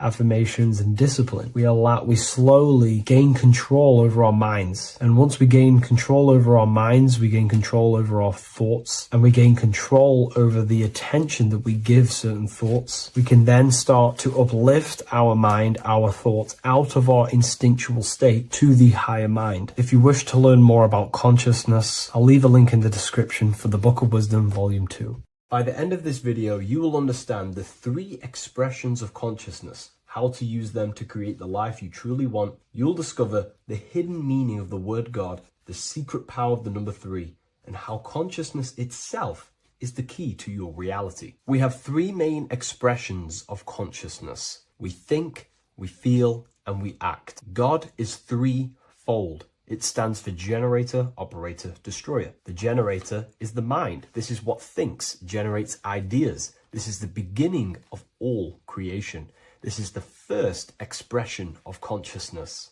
It is the first form of consciousness, not a physical form, but a spiritual form. Then we have the operator, which is emotion. When we think something, if we have care or any emotion towards it, then we take physical action, the body, the destroyer. We think, we care, we act. Thoughts and emotions are the 2 spiritual forces which merge together and give birth to actions. Think about it. Why are you watching this video? Because you had a care to watch the video. Therefore, the reality in front of you is because you had a thought, you had a care, you took action to express that reality. Everything goes through this 3-fold process. This is why we say, follow your heart, because the body does follow the heart. We think something in the mind, we feel something in the heart, and the body takes action towards it. Everything operates on the care energy of the heart. The body follows the heart. If you do not care about something, then you do not act towards it. It is the care energy that guides our actions in this world. Going back to the generator, the mind is a part of the mental plane, the infinite dimension of infinite information. There is no limitations in the mind. Everything already exists as a piece of information or a thought. This is the beginning of all creation, the spark of creation itself, thought, the mental plane. And our mind exists like a radio, our conscious mind. This is why we call it a mindset. What we set our mind onto through attention, mental attention, whatever we set it on, we receive thoughts that are very similar to what we set it on. The mind is like a radio, and whatever we tune that radio to, we receive that frequency and play that song. So if we purify our minds through ritual work, meditation, and affirmations, the mind can become a temple to receive higher thoughts, higher ideas, and better genius ideas. Going back to operator, this is the Holy Spirit. This is what we care about, our emotion. This is the feminine side of consciousness. Thoughts is masculine, the Father. Emotion is the Holy Spirit, which is feminine. And these two create a child, which is Jesus, the Son, which is actions. When thoughts and emotions merge together, you have a physical action, which is a masculine force, which is why it's a son. The Holy Spirit represents a purified heart, love consciousness, holding love in the heart. And when we purify our minds, we have an effect and purify our hearts. And the reason why I say that is because whatever we think in the mind directly corresponds to what we feel in the heart. As above, so below. Thoughts create emotions. If we think something and our heart tells us that is bad, we have a feeling that that is wrong, then we should not take physical action towards it. And if we do take physical action against the feeling of knowing it's bad, then you are going against the spirit. That's what the word Satan means, or Satan. The Hebrew word for Satan is Satan. It means adversary or opposer. You're opposing the Holy Spirit. You're opposing what you know is good. You're taking a sin against the Spirit, against the guidance from your soul, the knowingness of good. So when we do purify our mind, we purify our hearts. And when we cultivate love for the self and one another's in our hearts, we gain the Holy Spirit, which is love consciousness. And when we think in our mind with the love of the heart and we merge our thoughts with love, it gives birth to perfect actions. This is what the true Christ consciousness is.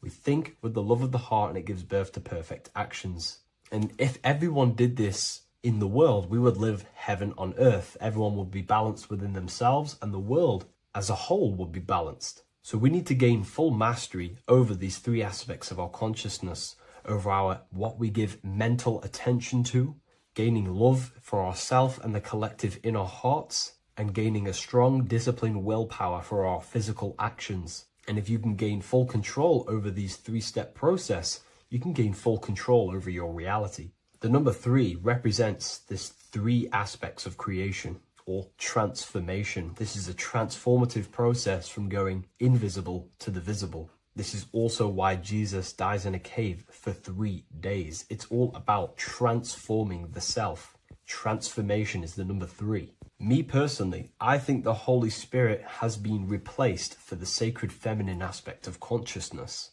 They do not want us connecting to our feminine side of consciousness, because then we will cultivate love in our hearts for the self and one another. And love is the most potent force there is in the whole universe. It is what unifies everything. It nurtures everything. It allows things to grow.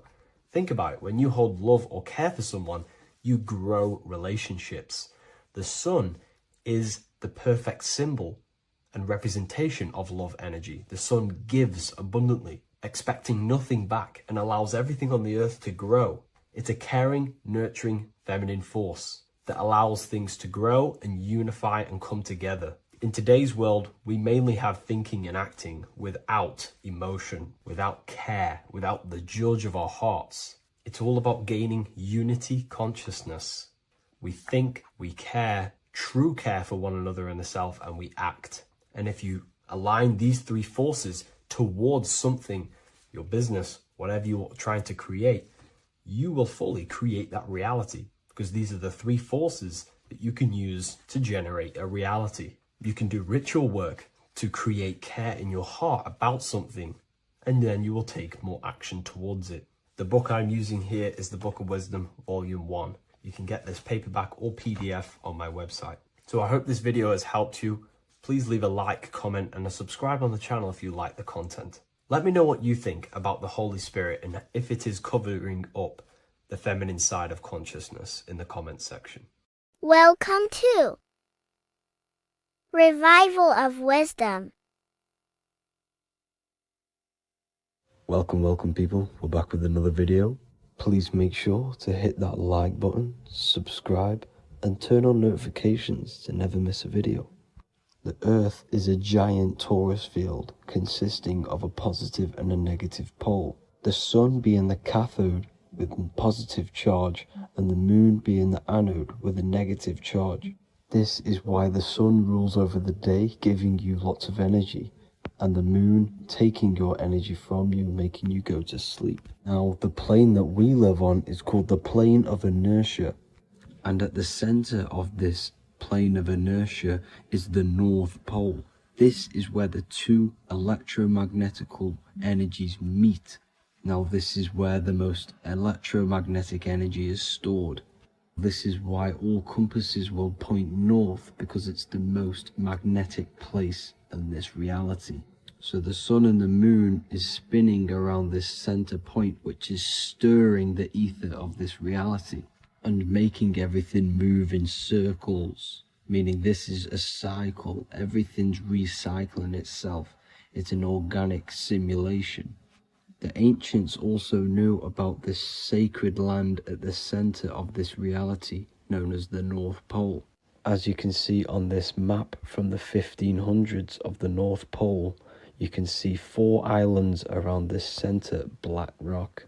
Ancient civilizations like the Mayans, the Buddhists, and ancient Chinese also depict these 4 islands. The endless symbology of these sacred lands at the center has been going on for thousands of years. These sort of secrets are now kept by the elites, but as always they have to show the truth in plain sight, and this is what they are doing with the Windows symbol and also the Wizard of Oz. Now in the Wizard of Oz, as you can see, there's something called Munchkin Land. Munchkins are these unusually short people.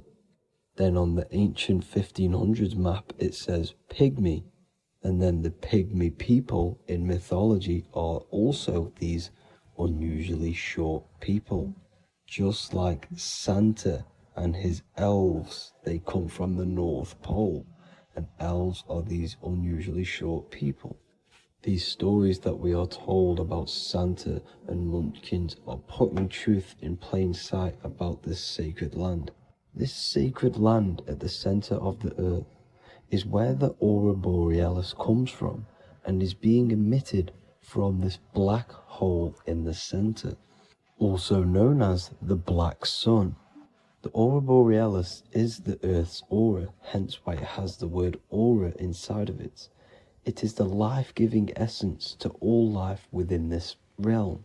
As this dualistic reality we live in consists of both physical and spiritual, the black sun is like our sun for the spirit. It's our spiritual umbilical cord, connecting us to the spirit realm.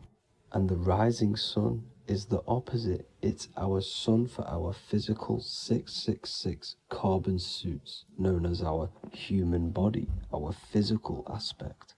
As it states in the 40,000-year-old emerald tablets, deep in Earth's heart lies the flower, the source of the spirit.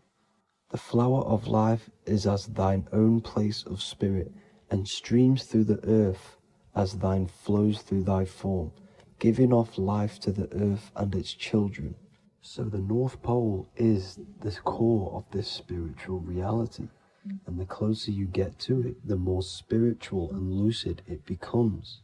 So the elites have covered this up in order for us to forget the true nature of this reality. And they did this cover up by introducing the globe model.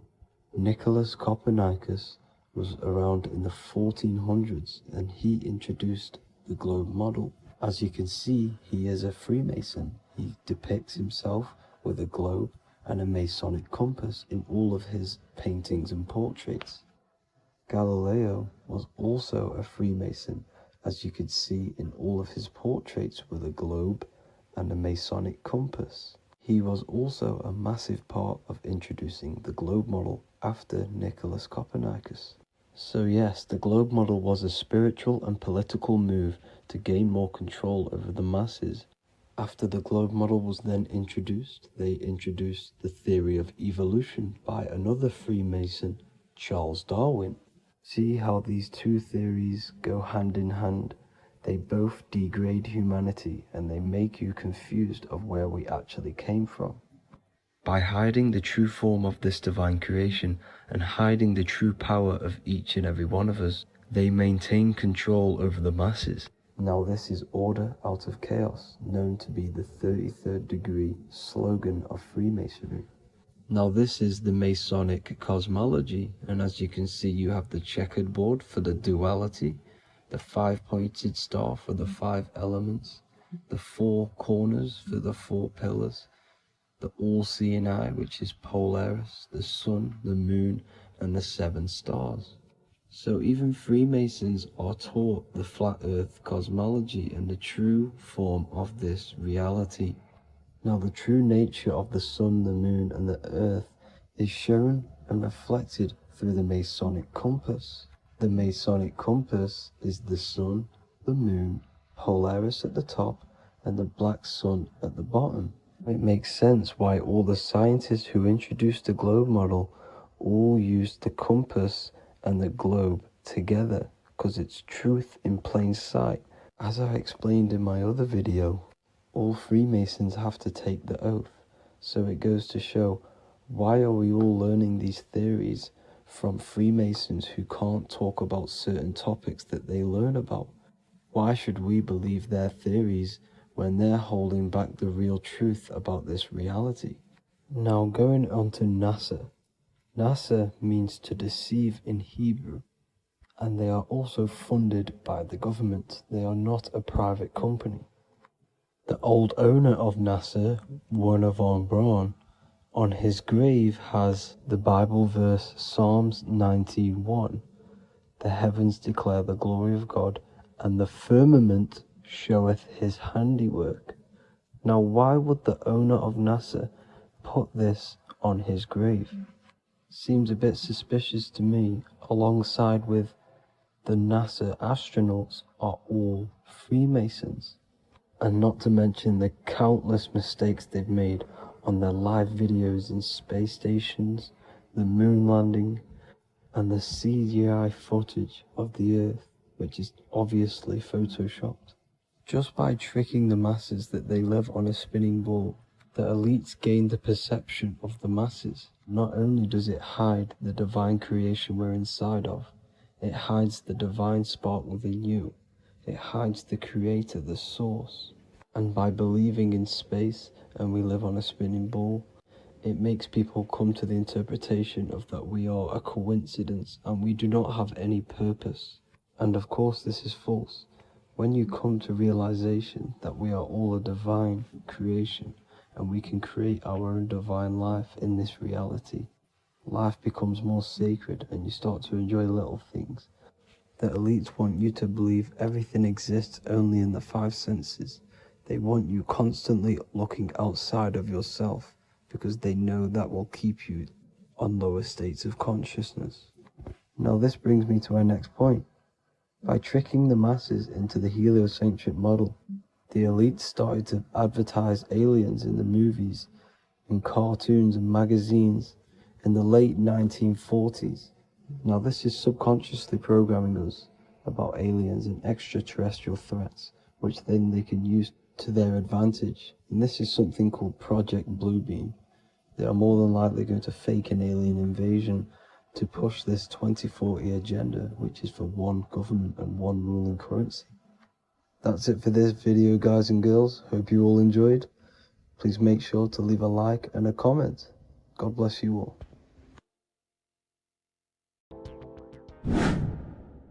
Hello and welcome to another video, people.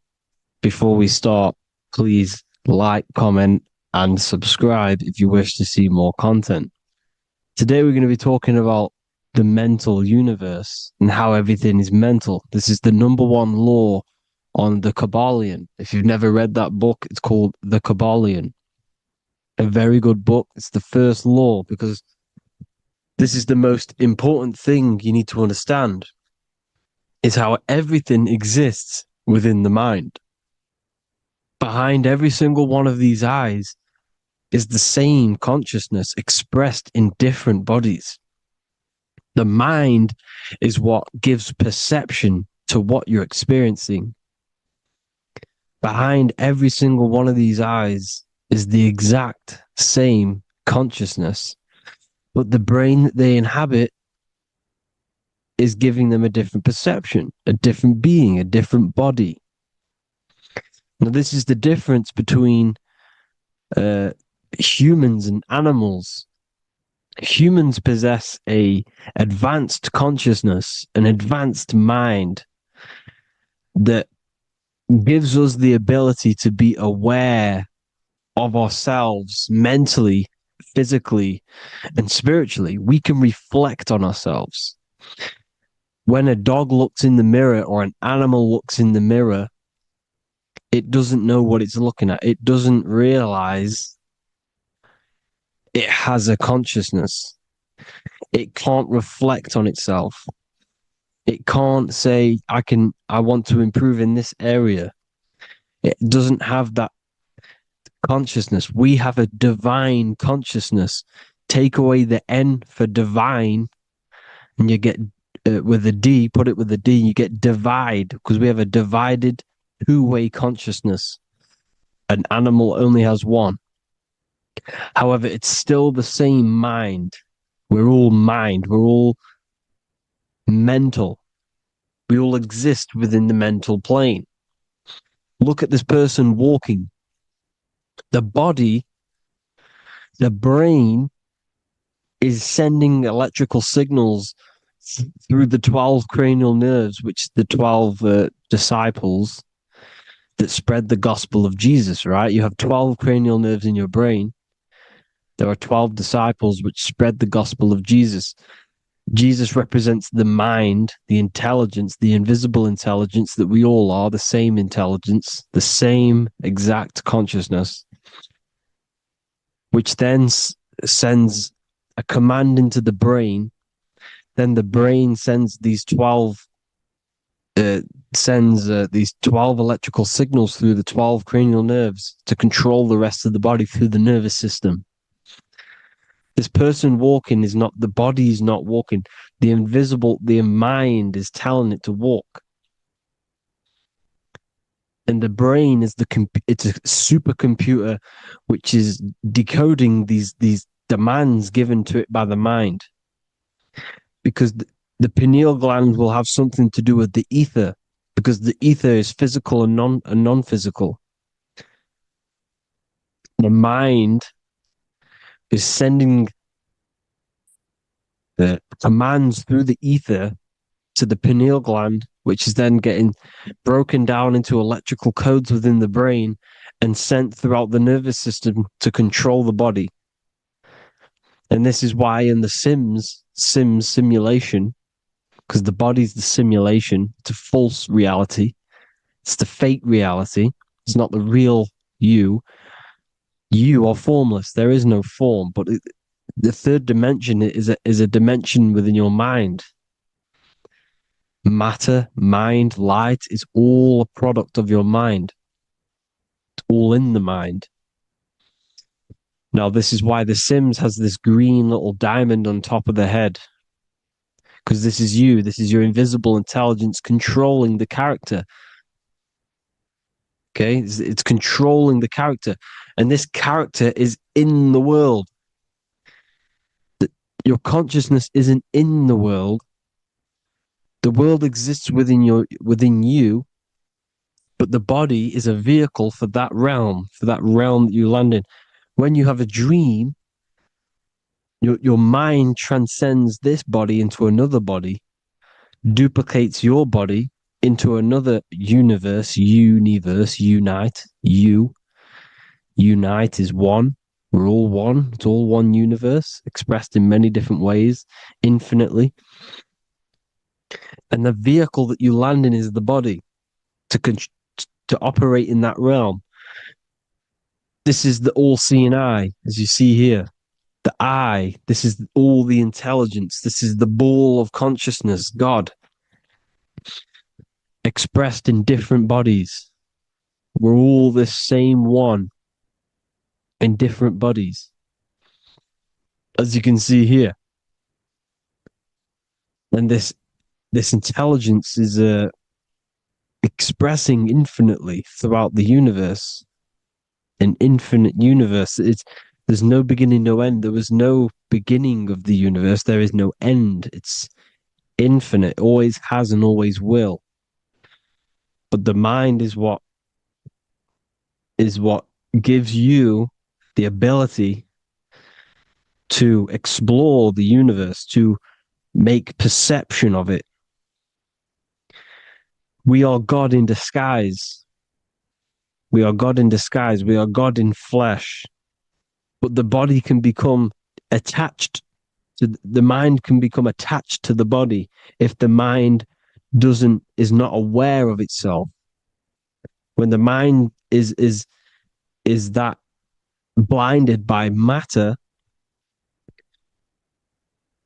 and we lack knowledge and understanding of what we truly are, a formless, infinite being, a traveler. This is why Freemasons are called Freemasons.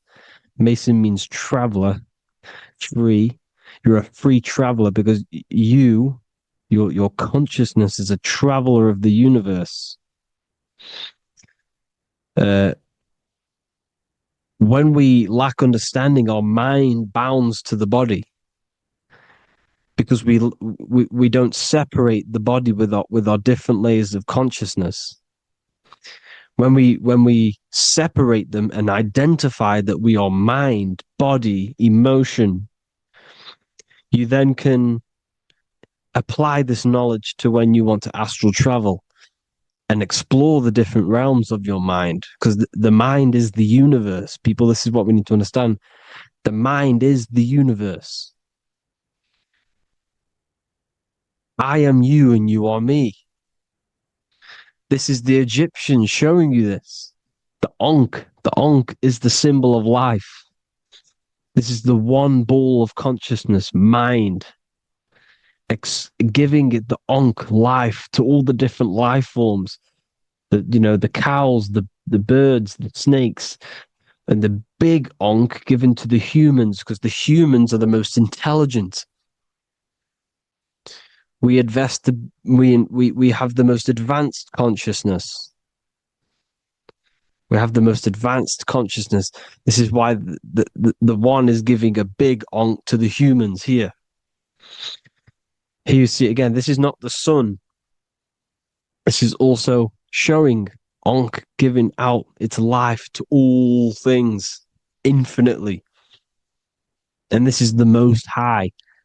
We are the Most High in disguise. When we strip off the body, we strip off the desires for the physical world, we strip off all of these fake identities that the mind gets attached to. That is God. The universe. You are the universe experiencing itself. I and I. The letter I and the number one is just one line. The letter I is the number one. Because your I am, when you refer to yourself as I, every single one of you who's watching this video refers to yourself as I, which is the one. We are all the one. We are all intelligence.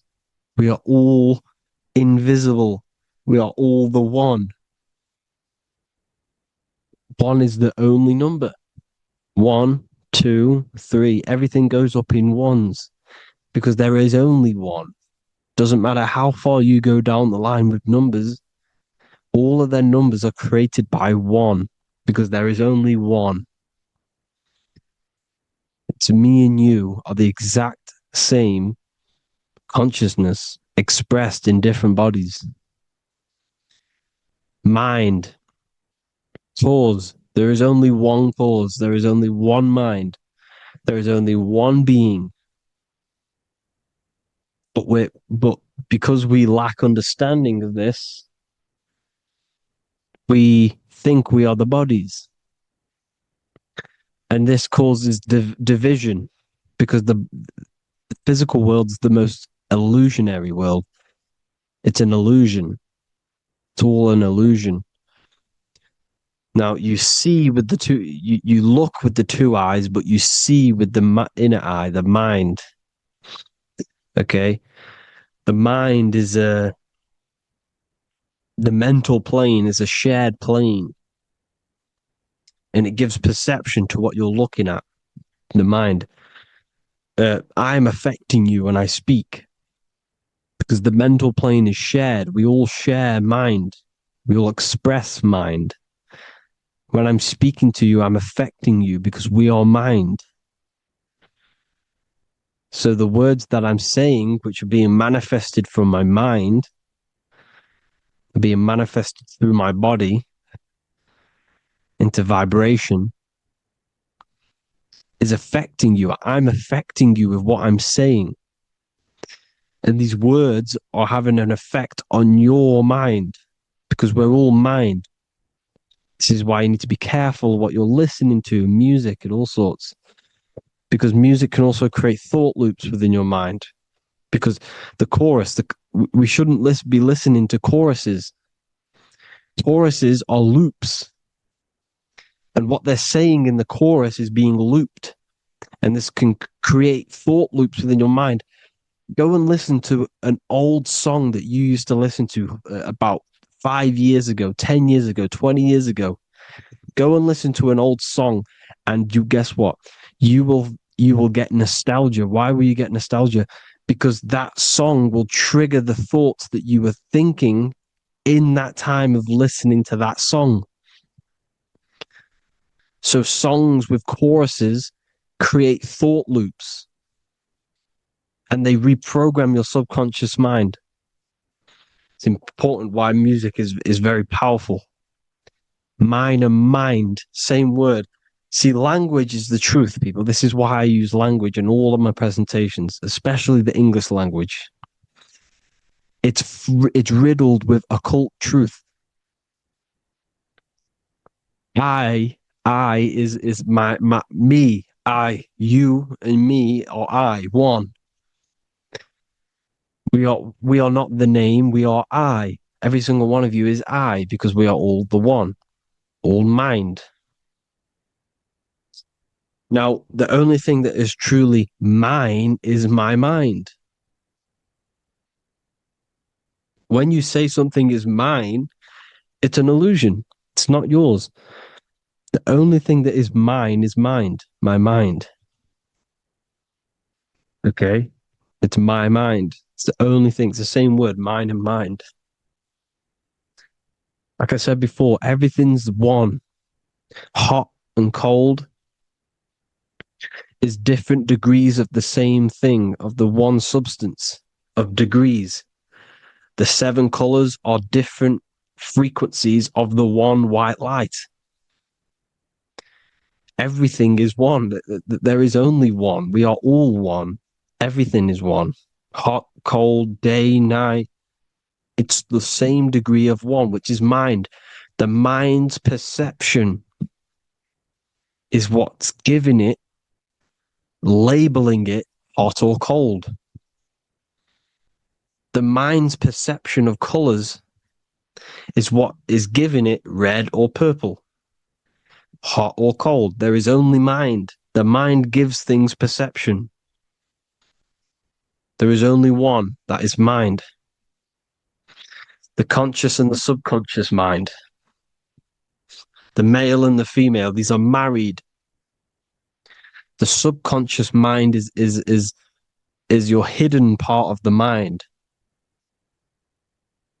Okay, it's hidden. You can't really, you can access it through different meditations and Reiki teachings, and dreams are manifestations of your subconscious.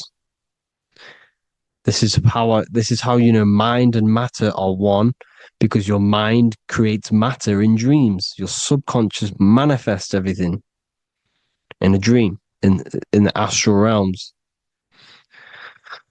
The conscious is what you're conscious of, what you're consciously thinking of. So me, I am conscious that I am speaking into this mic and creating this video. My subconscious mind is the hidden part of the mind, which is speaking to my heart, telling it to beat. It's telling my food to digest. It's regulating all my blood. It's doing everything in my body without me being conscious of it. Without me being conscious. The subconscious is the feminine. The conscious is the male.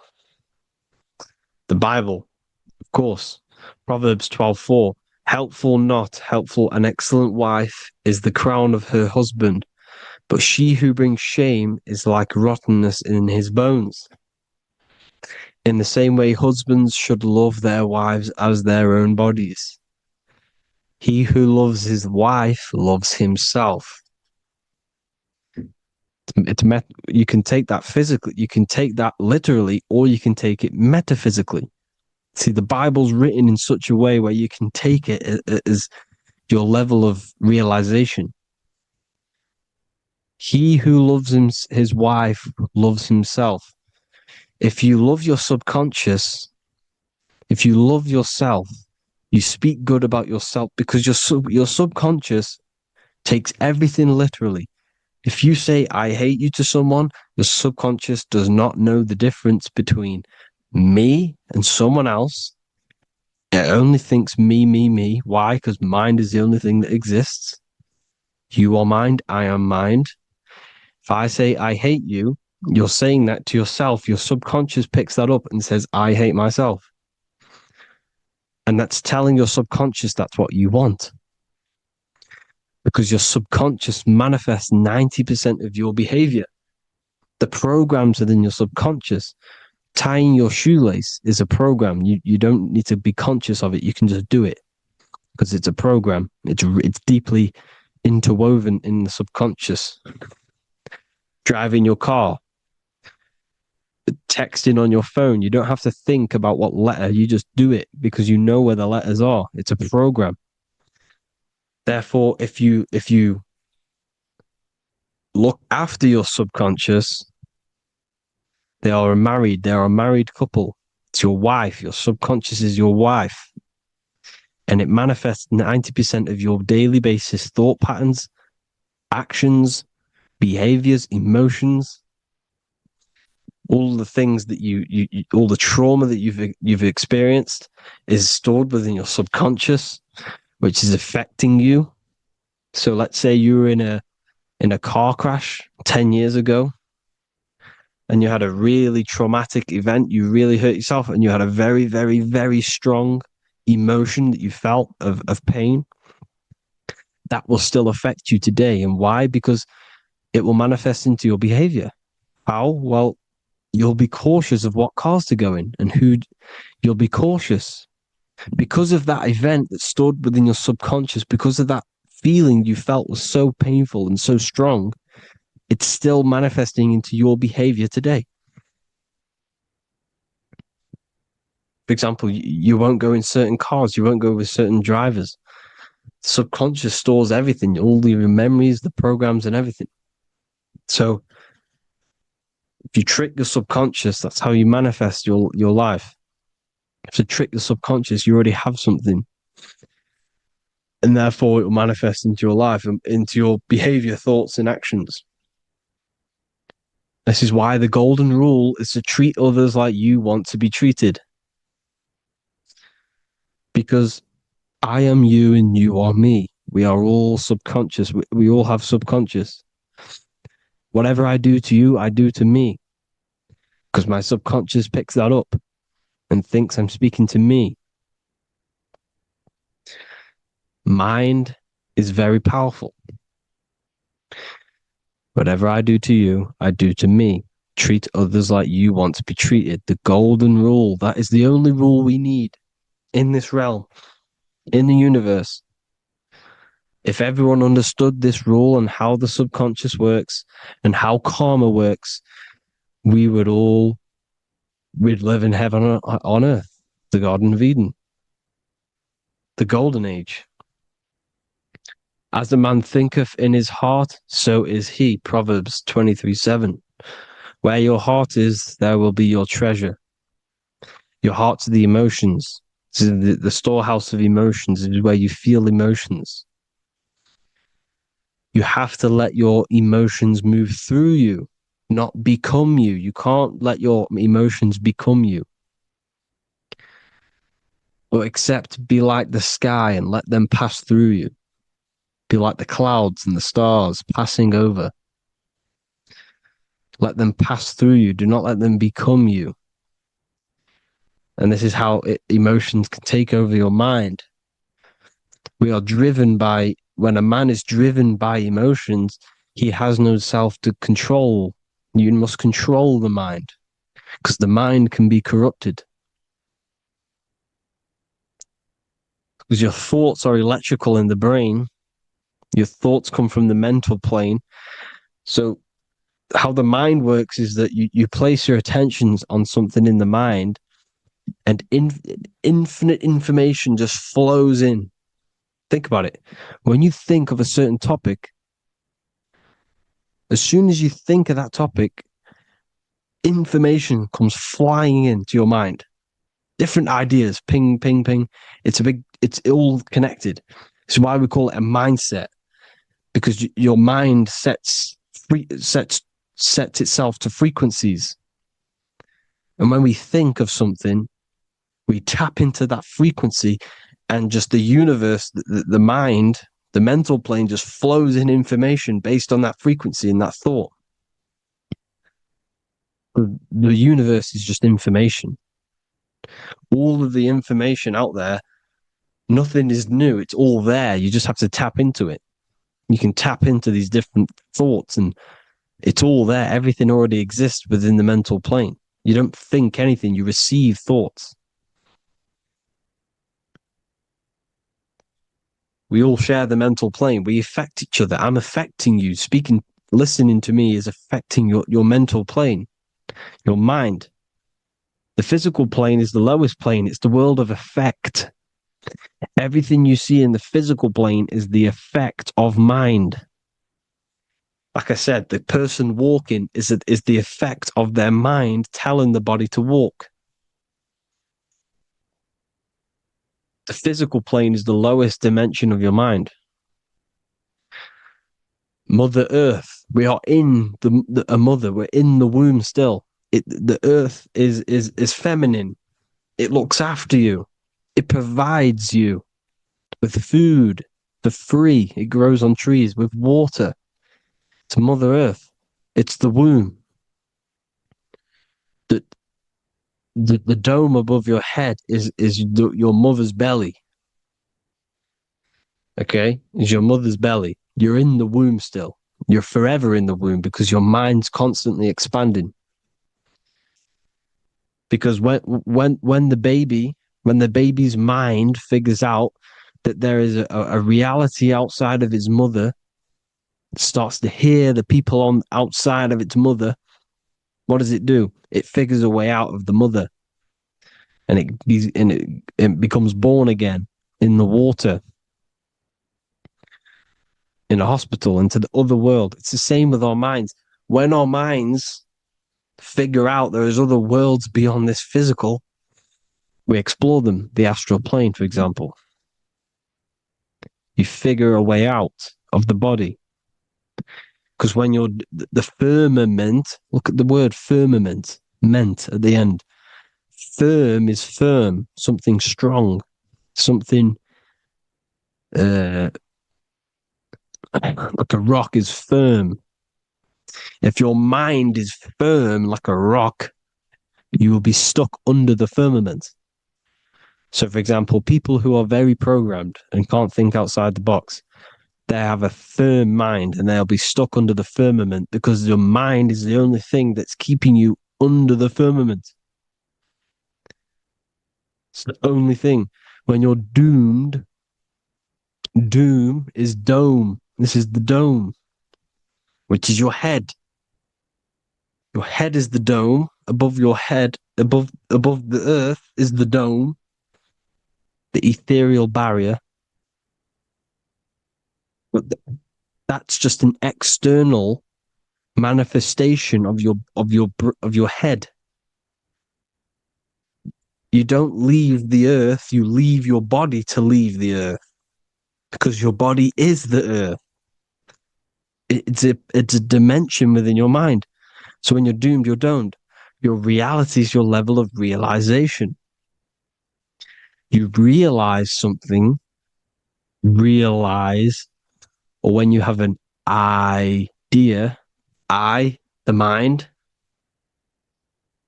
and the EYE or I, same thing, mind, it's all mind. Reality is your level of realization. You realize there's other worlds, that's your reality. Your perception's your reality. Mind in Latin is mens. Jesus was known as the fisher of men, which is the fisher of minds.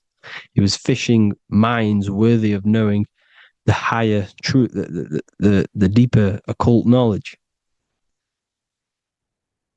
Jesus figured out that we are all God. And he got killed for it because in that age they were trying to suppress this information. Jesus figured out he was God because we are all God, every single one of you, and they killed him because we're all mind. We are not the body. We're the invisible intelligence, which is God. But you are not God if your mind is attached to this physical world, to the worldly pleasures.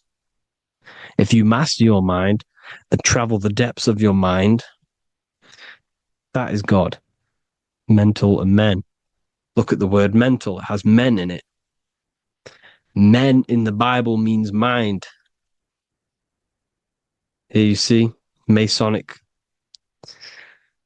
the Masonic symbol with the eye, the mind. Looking over everything is the one. Everything comes from the one. All the lines coming off it, giving its life to all of the life forms. Down here on the bottom, you have duality, black and white. Up here, you have singularity. One and the two. Unification and division. The lower self is divided into the left and the right.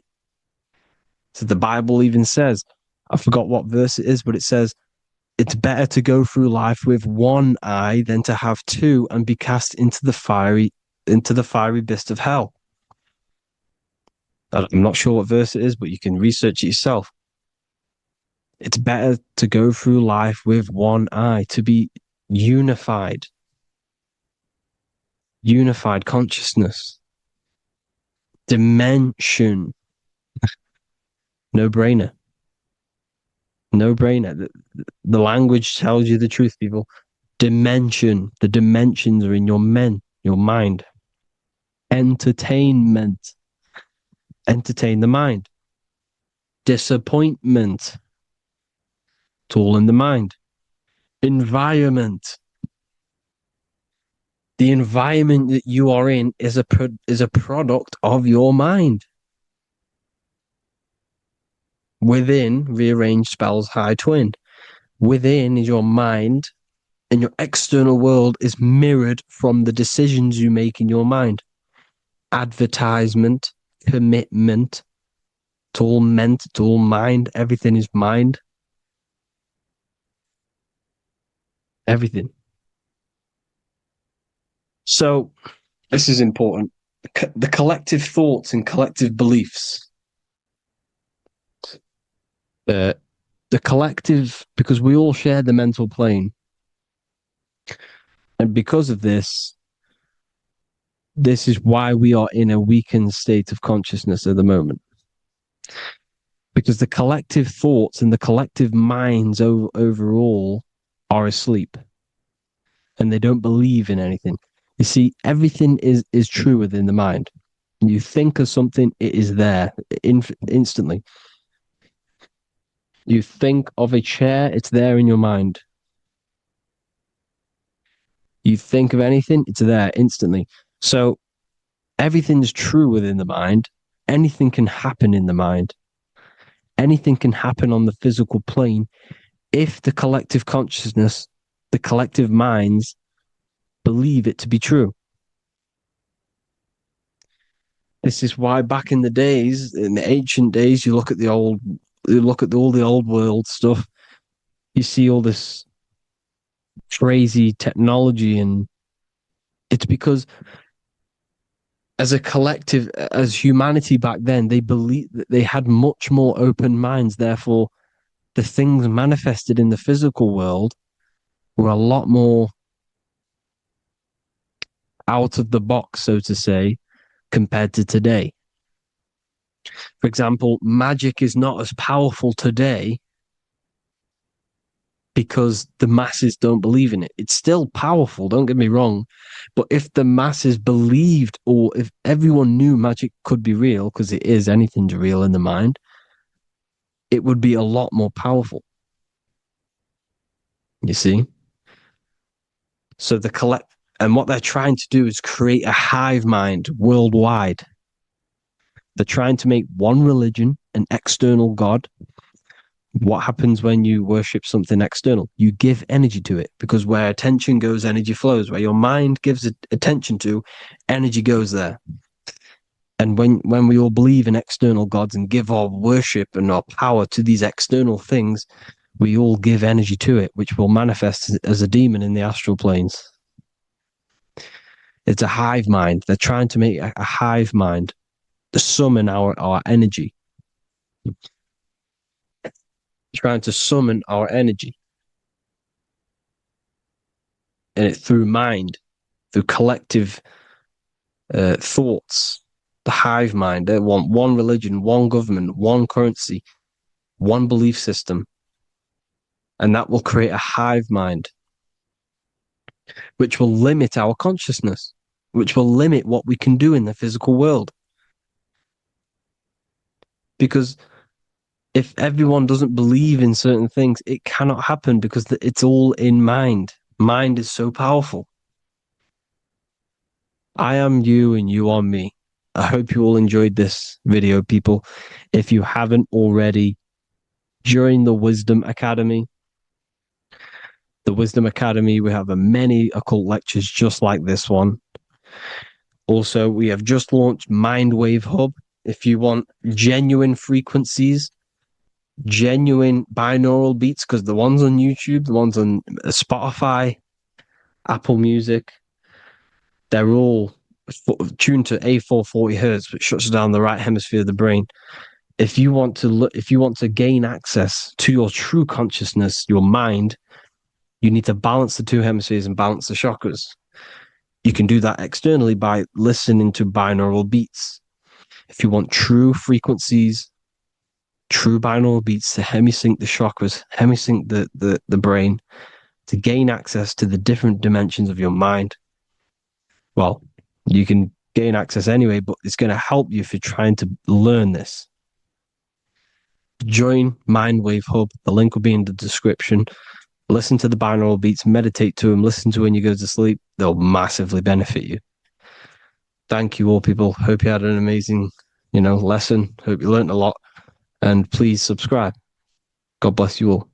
Saturn. In this video, we're going to be discussing the occult and esoteric meaning of the 7 planets and the abuse of the Saturnic energy within today's world. This will help you gain a deeper understanding of reality, yourself, how you create reality, and what these 7 planetary energies actually truly are. In order to understand anything within the universe, we have to understand the law of correspondence, the law of as above, so below. There is one consciousness expressed in infinite infinite forms. Me, you, the squirrel, everyone who possesses consciousness within this universe is an expression of the one divine consciousness, what we like to call Source, God, or the grand architect of the universe. We have to understand there is a large scale, but the large scale is mirrored in the small scale. If we look at lightning, this is a large scale. This is the macrocosm. Then we go a bit smaller to the trees. We see the same pattern. Then we look a little bit smaller into the human body. We see the same pattern of the nervous system. Then if we zoomed into the microcosm, brain cells, we still see the same pattern. This reveals the universe is a fractal universe. The large is reflected in the small. And this is the symbol of the Fibonacci sequence, which represents this as above, so below principle. The big spiral represents the macrocosm, but then this spirals into the tiny spiral. This symbol goes for eternity, never touching, never finishing. The large is mirrored in the small. With understanding this, we can realize that we are a microcosm of God. We are our own universe. We are our own world. Your body is the earth. Your mind is the mind of God, just in a smaller version. You are a drop in the ocean of the vast collective consciousness. With that being said, everything you see outside of you is inside of you. As above, so below. The 7 planetary energies on a macrocosmic scale are the 7 energies that form the physical world. The physical dimension is crystallized thought. Everything you see around you was thought made manifest. Thought imagined, then created in the physical reality. Therefore, these 7 planetary energies are 7 astral forces that create and weave the material existence. For example, if we look at a tree has 7 categories of consciousness, 7 creational forces that create the tree. This is the reason why we have 7 days of creation in the Bible. This is the reason why we have 7 days of the week for the 7 planetary energies. Monday is for the moon, Mars is for Tuesday, Mercury for Wednesday, Jupiter for Thursday, which is Thor. Thor is Jupiter. Venus for Friday, Saturn day for Saturn, Sunday for the sun. This is also the reason why we have 7 major energy centers within the body. The 7 life forces that flow through the body to give physical existence to the physical form. Man is a microcosm of the universe. With that being said, if we look at a tree is nature, and nature is the macrocosm, the creation of God's mind. And if we look at the tree, we can see 7 creational categories that go into create the tree. For example, the stem of the tree, the trunk, represents the sun. The root system, the base of the tree, where the tree grows out of, is Saturn. If we look at the fruit of the tree, that represents Jupiter. The smell, the look, the colors of the tree, that's Venus. How the tree communicates with other trees through the root system is Mercury, the intellect, the intelligence, the communication. The leaves of the tree is the moon. The defense mechanism of the tree, how it defends itself from infections and other territories, is Mars. So we can see all physical matter, all physical creation demands these 7 categories of consciousness, these 7 planetary forces. But again, that is the macrocosmic scale. The macrocosm is reflected in the microcosm, which means you have access to these forces, these 7 planetary energies, and you use them to create anything in reality. You've been using them maybe unconsciously your whole life. For example, this book that I've created, the Book of Wisdom Volume 2, you can find it in the bio if you're interested in reading it. It has the 7 planetary forces that go into this tree, into this book. I used the sun, which is my passion and my drive to take actions. I used Mercury, which is my intellect, my thinking, my communication. I used Venus, the layout, the look of the book. I use Mars, my defense of my work, my trademark, my copyright. I use Saturn. Saturn is my time, my discipline, my attention. I use Jupiter, which is the why, the reason why I created it. I used the moon, which is my care. My care is the generative force. Whatever you create in your reality is because you care. You care about keeping a house above your head. Therefore, you go to work and earn money. Care is the driving force to create anything in reality. What you see right right now watching this video is because you care about watching this video. If you lose care about watching the video, you will turn it off and continue to do something else. All creation demands these 7 forces, hence why we have here a midsection. Sometimes we see the symbol of the earth, which is a circle and a cross in the middle, because these 7 forces create earth. But again, this video is specifically aimed to Saturn. We're going to be discussing Saturn's Saturnic energy because there is a lot of misunderstanding in today's world, and I'm going to give my perspective and my research on the energy of Saturn and how we use it and how it's being abused in today's world. Saturn externally, because remember, we have an external world, an internal world, a macro and a micro. Saturn externally in the material plane governs the foundational and enduring aspects of existence, such as the roots of plants, the bones of our body, even the insects that dwell beneath the ground. It represents the dull, hard, unyielding forces of life, symbolizing structure, limitation, and conditioning. Under Saturn's influence, things become rigid, bound by the god of time, bound by restriction and boundaries. In Roman mythology, Saturn is revered as the god of time, ruling over the cycles, beginnings, and endings. This connection with this emphasizes Saturn's role in marking the passages of life, aging,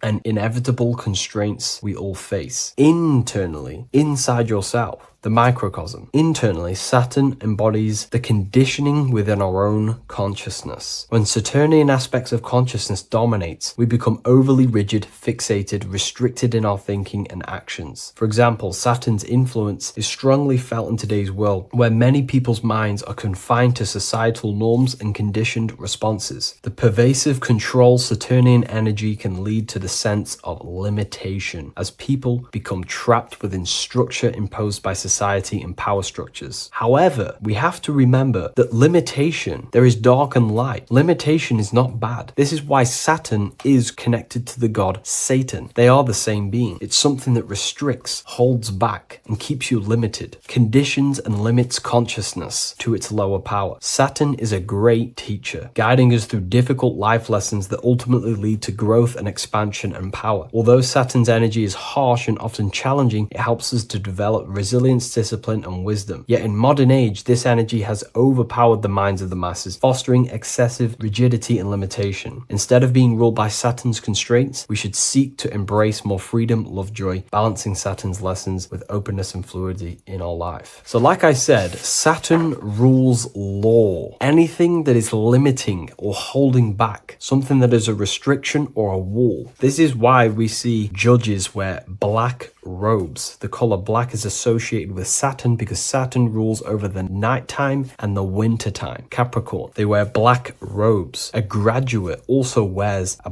black robe with a black square cap on its head because black is associated with Saturn, restriction, limitation. University graduates wear this. Personally, not to offend anyone, these educational systems that we have in today's world are not here to give you power, to find you the power of consciousness or yourself. They are simply to restrict you, to keep the mind limited in a certain belief system. That's not to say the things in university are completely useless, but what I'm saying is it is a conditioning by the educational system. And if we actually look at the top of the hat, it's a square over a circle. And in Freemasonry, we see the compass on top of the square. In Freemasonry, we see the square underneath the compass on top of the square. The square creates squares and the compass creates circles. So this is symbolizing the square, which is matter, the circle, which is spirit, matter over spirit when it needs to be spirit over matter. This is a symbol of conditioning, limiting the mind into being locked in the 5 senses and base consciousness. Saturn's energy is keeping people restricted. This is why there is so much Saturn symbolism in today's world, because Saturn is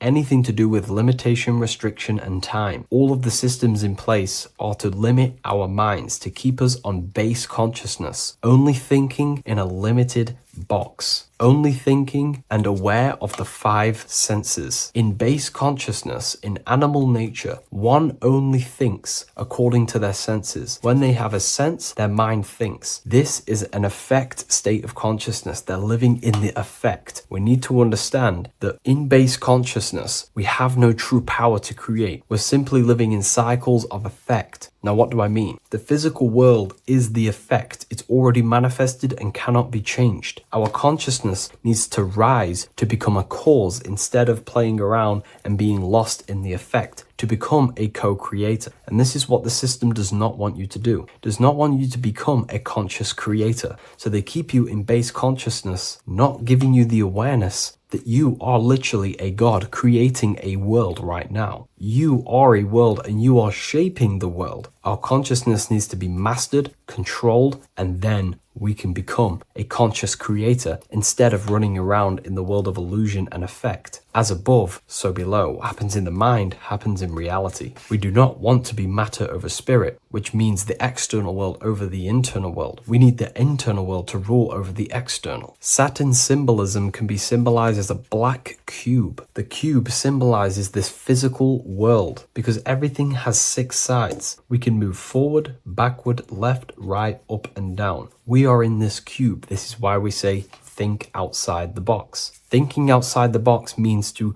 become a cause and not an effect. The mind needs to be a cause, an instruction center, and not just thoughts that are reinforcing the effect and lost in the effects of the material world. Instead of reacting, we need to become a commander. This is a symbol of conditioning and the physical plane. Black is dull, lifeless. The physical world is lifeless. It has no power to create. It has no power to do anything. It is simply a projection and an effect. You, the mind, consciousness, are the cause. You can create the effect. In today's system, Saturn's energy is heavily relied on, which is just simply man-made laws, restrictions, time wasting, and keeping people in base consciousness, only aware of the physical 5 senses. Let's get something straight about the elites. They do not worship Saturn. There is nothing to worship. They simply use the energy of Saturn to keep people limited. They're not using the planet Saturn, but they're limiting people in their belief systems and physically where they can go, restricting boundaries, countries, restricting people's minds through mass media, which is all symbolism of limitation and restriction of Saturn. They're not worshipping it, they're using it and abusing it. Saturn could be anything in your mind that keeps you limited. If you have a limited thought that does not allow you to take action on something, that is a Saturnic energy within your own mind. Anything that is indoctrination, anything that is boundaries on you, that is a Saturnic energy. Some people say that the Saturn and the moon are working together to trap our soul. This is highly symbolic. Saturn and the moon are not forming a matrix to trap your soul and keep you reincarnated. Again, this is symbolic, and in the esoteric version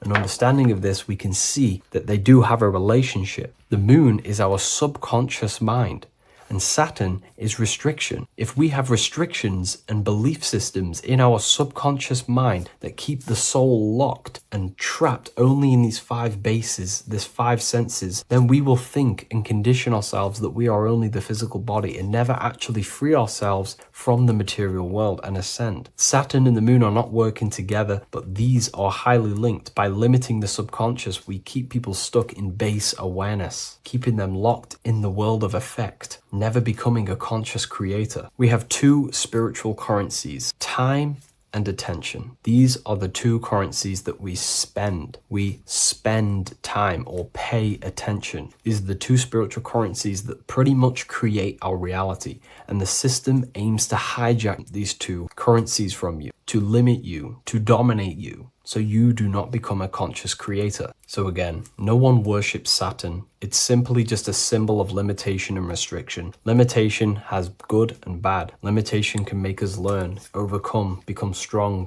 disciplined. But when it's abused, it can keep people locked in base consciousness and stuck in their lower nature, never figuring out how powerful they are. You hold the power to shape a world. That's how powerful you are, to turn thoughts into physical existence. I'll see you in the next video. Please leave a like, comment, and a subscribe. There is a massive mystery around the Freemasonic G, and in this video we're going to be discussing it. Some people call it geometry, God, gnosis, Genesis, generation, but in fact it's all of these things, and all of these things relate back to one concept that links them all. And in this video, you will be discovering this secret force, which pretty much creates everything in your reality in your life and has done unconsciously, whether you are aware of it or not. The Freemasonic G is the 7th letter in the English alphabet. This is important because the number 7 has many mysteries inside the esoteric and occult traditions. Some people say the number 7 represents the 7 colors of light, the 7 major planets, or the 7 musical tones, 7 days of creation. The number 7 is a massive mystery. But what we have to understand is that in the context of Masonry, Freemasonry is all about building the self. Every day we wake up, we are either building our prison of our mind or freedom of our mind. Everything inside of esoteric Freemasonry is about building the self and reconstructing our consciousness, our inner dialogue, the inner voice. We're transforming the mind from low awareness to high awareness. This is why Freemasonry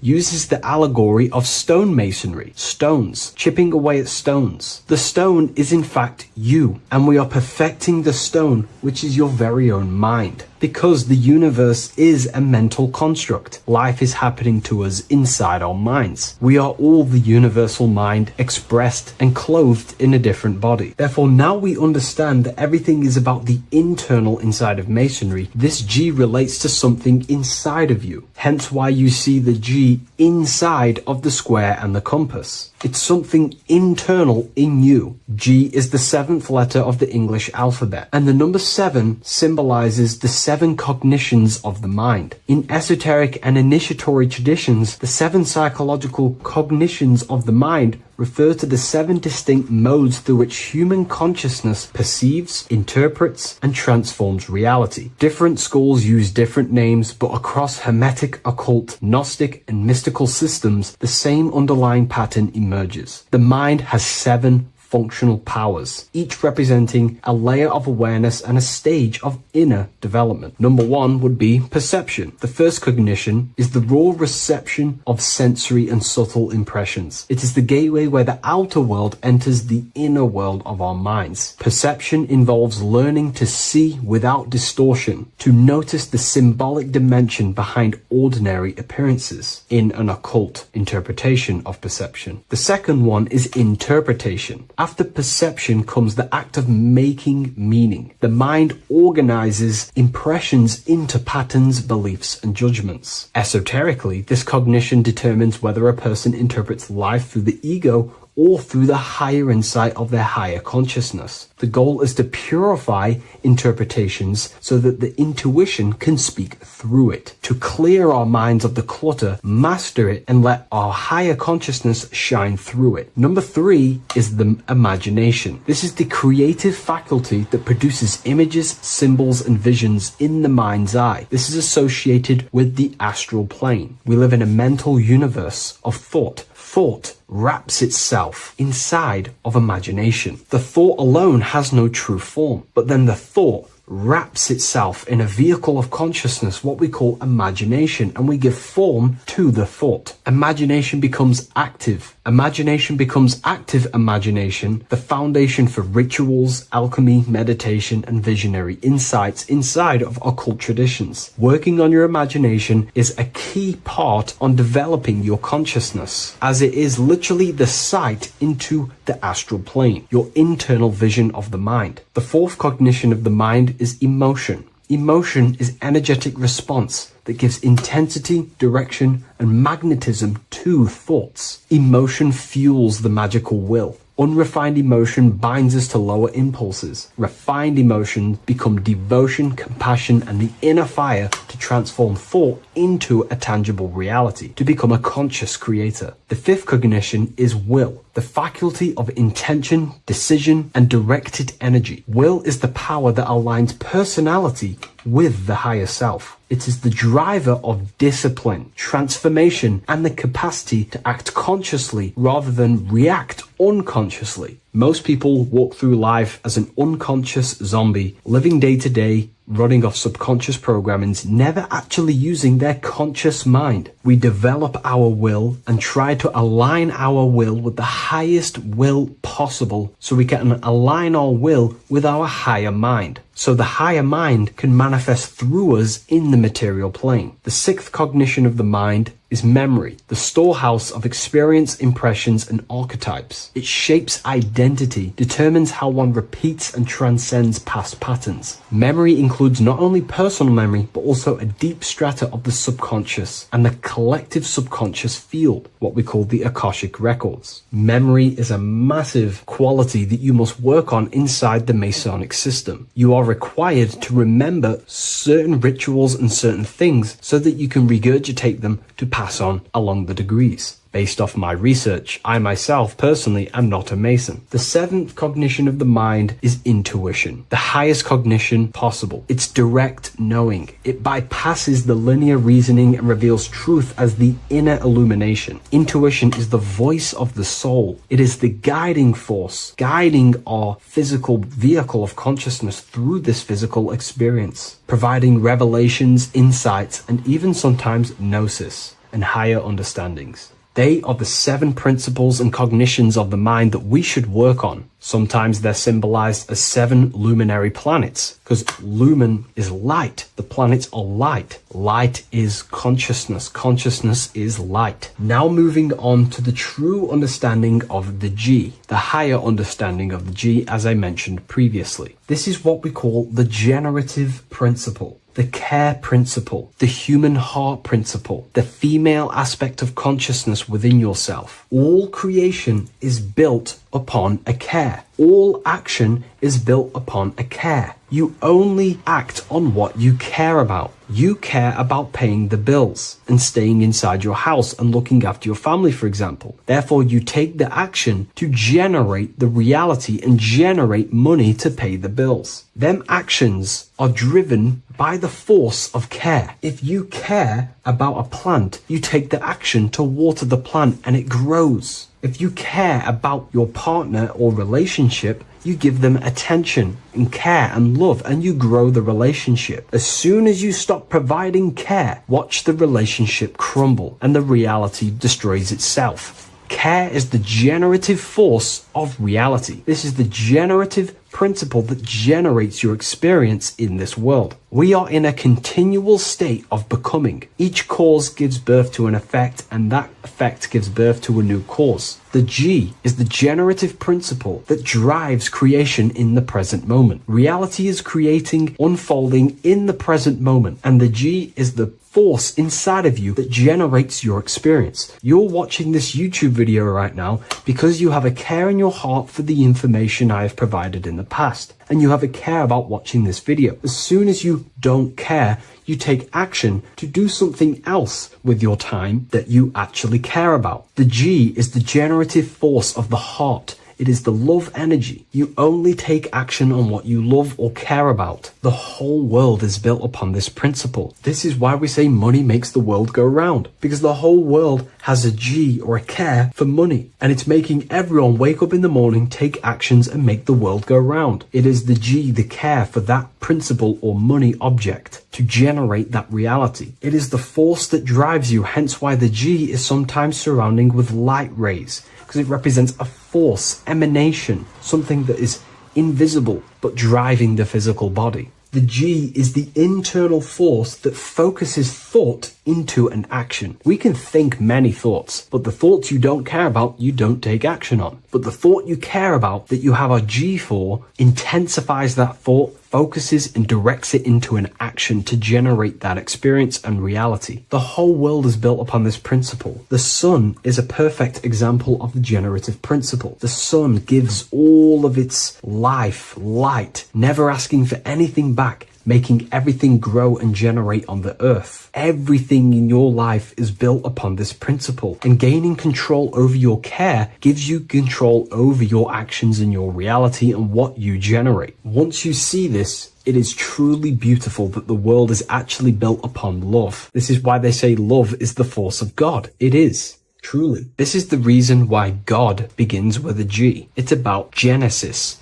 Genesis means creation. G, generation. Anything that generates and creates is all to do with a care. or a love energy. But don't get me wrong, people can love sick and twisted things, and they act upon them sick and twisted things. This is why purification of ourself is important by understanding this principle, as it is a very powerful principle to understand. This is the reason why the word gift begins with a G. You're giving something. I care. I'm going to give you something, a gift. Or guidance. This is what guides you into becoming something, what you love. This is why also gnosis begins with a G. Gnosis is not actually knowledge. Gnosis is knowledge obtained, attained by direct experience or through direct experience. For example, you're not believing you're watching this video right now. You know you're watching this. Know, gnosis, same phonetic sound. It's about knowing. Gnosis is about gaining knowledge of the self. Self-knowledge through direct experience.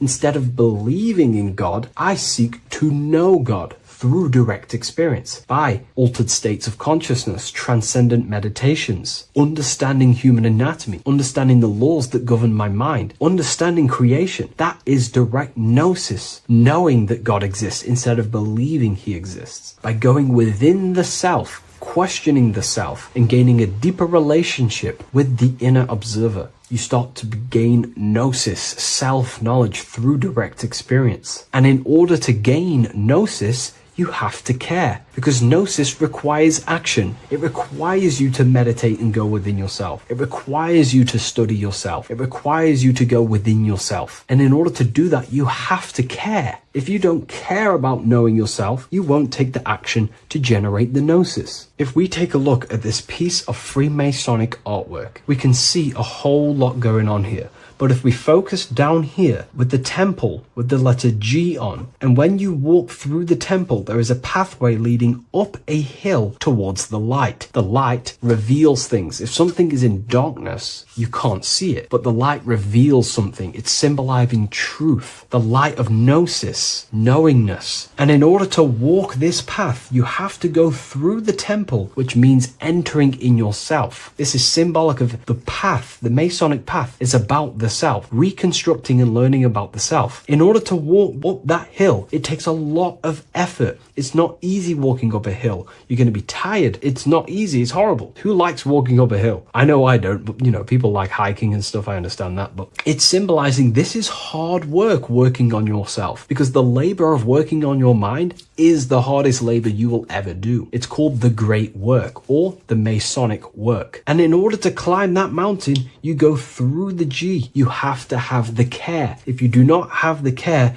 you will not walk up that mountain. You will not generate the gnosis. You will not get close to the light. You have to have the G to walk that path of self-mastery and working on your mind. This is very, very important. If you want to gain the light, you have to have the G inside of you. You have to have the care to generate a higher consciousness. If you want to earn more money, you have to have the care, or else you will not take the action necessary to generate that reality. This is why we have to master ourselves and write down everything you love. It could be even the bad things. It could be lust. It could be anything you're wasting your care energy on. Try and remove them one by one. Master them and become disciplined. And then you'll have more G energy, care energy to direct towards something else in your life to generate and grow that experience or reality. Again, the word grow, G. It is a growing force. What you place your love and care into grows and expands. What you have a G for is what you spend your time and attention on, your two spiritual currencies. So this is the Masonic G, and I hope you gain a deeper understanding of this. So that is pretty much everything about the Masonic G that you need to know, and hopefully this has helped you. If you wish to learn more and gain guidance through your life and understand yourself on a deeper level, the book I've used today is called The Book of Symbolism. I'll leave a link in the description. The scariest thing about having your first out-of-body experience and leaving your body is the realization that you have after. You realize everything you've been told about yourself, reality, the earth, what you're doing here on earth is a complete, utter lie. Your self-belief of what reality is and what you are is completely shattered. You now fully understand that you are more than your physical body that you inhabit. My first out-of-body experience happened a few years ago, but before before all of that, I remember being a child, going to bed and closing my eyes. And I remember as a child feeling like I was floating above my body and moving. And maybe subconsciously, this has led me into knowing intuitively that there is more to reality, and I've gone down this path of esotericism, occultism, consciousness. Maybe that has led me to this, I don't know, but I've always had this subconscious intuition in my mind that there's more to reality than what we've been told. And maybe it came from having these experiences as a child. And I'm pretty sure some people in the comments will also have that experience, feeling like you're floating when you close your eyes in bed as a child. I remember this very vividly. But a few years ago, I had my first out-of-body experience, and it completely shattered everything. And it confirmed to me that I am eternal, and there is so much more to the self, to consciousness. I then realized after my first out-of-body experience that our self is not just here in the physical dimension, it's existing in every dimension there is in the universe. However, our mind is focused primarily on this physical time space. When your mind is totally giving its attention and time to this particular time space, it locks in the mind or consciousness into that particular body of consciousness, such as the physical body, right? But for example, let's say you have a daydream and your full focus isn't in the present moment and your environment that you're in physically. Your mind kind of wanders off into a daydream, what we like to call it. That again is shifting time space. Your consciousness is 40% here in the physical plane, because your body's there, but then the other 60% is in this daydream, this imagination. So you're shifting time space, and what an out-of-body experience does is allow your mind to reduce that attention to the physical body and access attention to this altered body or dimension of consciousness. So I'm going to give you the story of my first out-of-body experience, because I know when I was researching this, I was always looking for personal stories about someone's out-of-body experience, and there's not many out there, to be honest with you. Well, based off my research, I couldn't find many. You find a few, but I'm going to give you my experience of my first out-of-body experience that happened a few years ago. It was early in the morning. I kept on waking up and falling asleep to my alarms. I went back to sleep after waking up for like the third time in the morning. When I fell back to sleep, that is when I had my out-of-body experience. It's also good to mention that I have been listening before that about podcasts, books about our out-of-body experiences, astral projection, and things along them lines. So this was stored in my subconscious, this topic. And I had a desire in my heart to actually experience this for myself. Long story short, I went back to sleep early in the morning because I kept on waking up, and it began with this tingling sensation, a high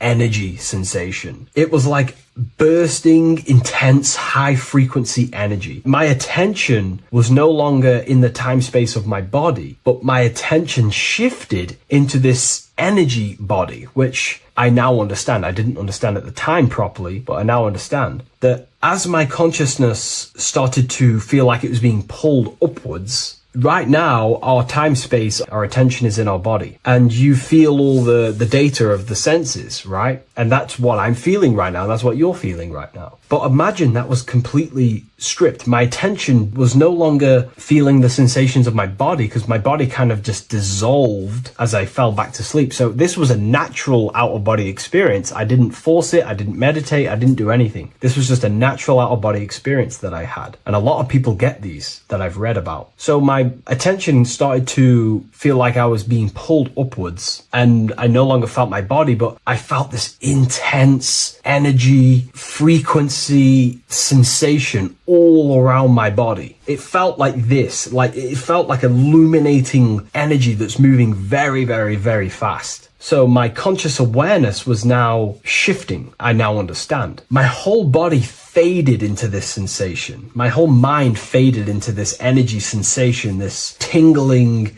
and it was very, very intense. I was not feeling my normal senses anymore, only this energy. This energy was also pulling me up. The more I was lifted up, the more intense the the frequency became. So think of it like just a frequency resonator, how it just goes up and down, up and down. But then imagine the frequency resonator just going higher and higher and higher frequencies, and it would just get more and more and more intense. The energy was moving faster. This tingling was faster and faster and faster as I was being pulled up. Part of my mind began to fear this. My arms and legs grew very tense. I started to tense up because at this moment in time of the experience, I was very vaguely conscious. I was half there, half not. And as I was being pulled up, my physical body started to tense. And this is again when I started to feel my body again. But then I remembered what I heard out of body experiences is that you have to submit to the process. If you try and force an out-of-body experience, it will never happen, because an out-of-body experience is not truly out of body. What we're trying to do is trying to find a needle in a haystack. If you're trying to find a needle in a haystack, you don't go rummaging through the haystack to find the needle. What you do is you burn the haystack and then the needle reveals itself. It's the same with an out-of-body experience. We dissolve the senses of the body, so the body falls asleep, but the mind stays awake. As soon as I let go of this fear and I let go of the tensations in my body,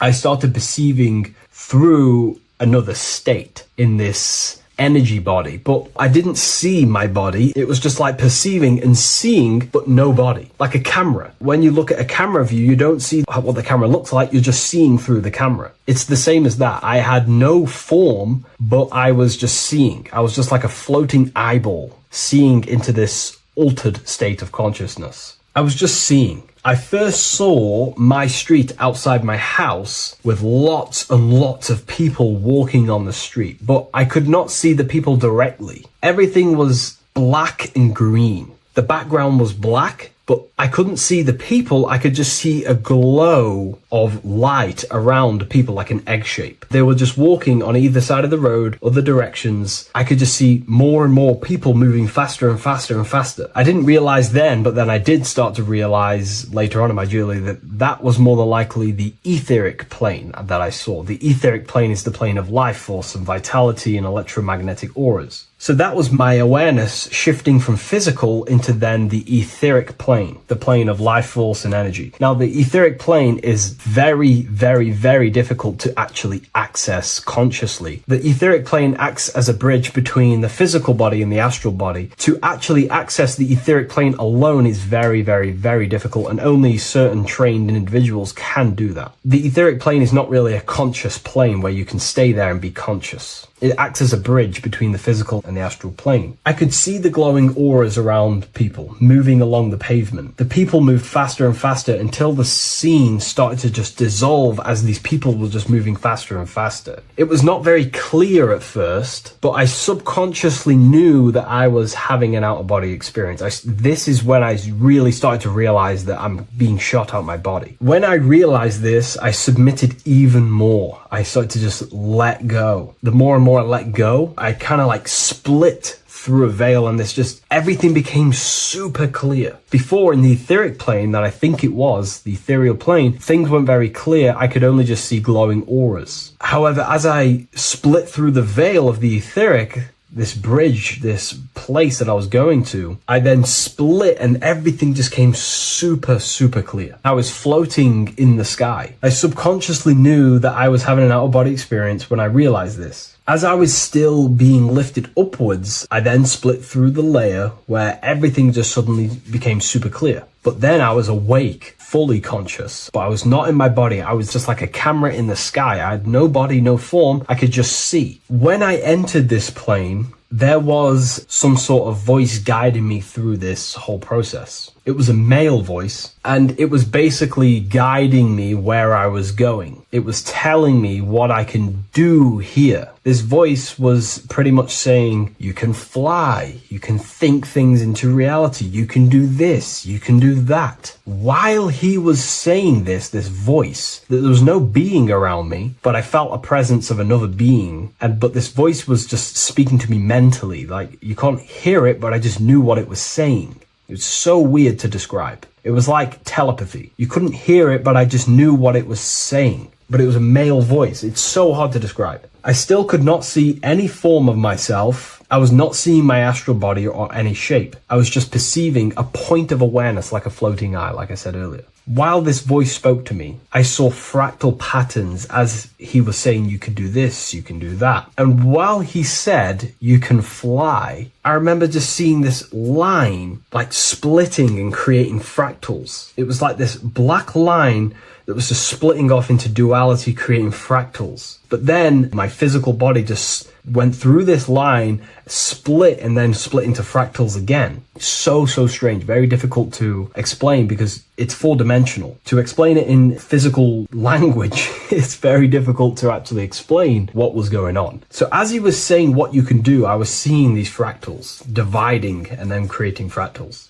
When he says you can think things into reality or something along them lines, my awareness just did a full 360 as if I did a backwards flip. I had no conscious control over this. That's something that you later develop as you keep having these out-of-body experiences. Your first out-of-body experience, you probably won't be able to control what's going on, but you will have an out-of-body experience if you seek them. I could see all around as I rotated. I looked all the way down and then back to my original angle and point of awareness. During that rotation, when I started to turn upwards to do the backflip, I looked up and it kind of looked like the sun in the sky. It was very dark and gloomy. Now I know that was more than likely the lower astral plane because very dark and gloomy. And it was very kind of dense there. I looked up and I could see this. It was like the sun, but it was white, pure white light. And it was shining down over the astral plane. And that was the only light in that place. That's why it was so dark and gloomy there. And I then realized in that particular state, at that time, I thought that was God. I don't know what it was. Maybe it was, maybe it wasn't. Maybe it's the light of the higher mental plane shining through into the astral. But I looked up at it and I realized that was God. That was the source. That was the higher dimension beyond the astral plane, which is the mental plane, the higher astral planes and then the mental planes, the planes of thought. Then once I saw that, I was in complete shock. As I rotated backwards even more, I then get the view of seeing down, completely down, like a bird's eye view. And I could see like an old medieval gloomy town. It was dark, almost night, with very little light. The only light present was the light from above. The town was old-fashioned, gloomy, misty. I looked over it from above. Then the experience began to fade. I don't remember anything after that process. But I'll be honest with you, the process of leaving my body for the first time was extremely intense. The frequency, the energy were overwhelming but powerful. Letting go and choosing to have no fear was the key to that experience. Just to give you a little bit more wisdom on what I actually experienced now, what I realized what was happening, I now understand that the voice that I was hearing was not an external being guiding me. It was actually a higher aspect of myself, a part of my own consciousness that is not focused in the time space of the physical world. My physical mind is focused here in this timeline, but once I exited this timeline and focused elsewhere, the higher part of myself guided me towards that experience. This higher version of ourselves that we call the higher self is a higher dimensional being, but we're just unconscious of it. This being exists beyond our ordinary thinking mind. Our self exists everywhere in the universe, and we can unlock higher versions of ourselves as we progress on our journey of awakening and self-realization. Because let's say right now, only 10% of your awareness is actually in the physical plane. Science tells you that 90% of you is actually in your subconscious mind. 10% of your awareness is your conscious mind. So there's 90% of you that your conscious mind is not aware of.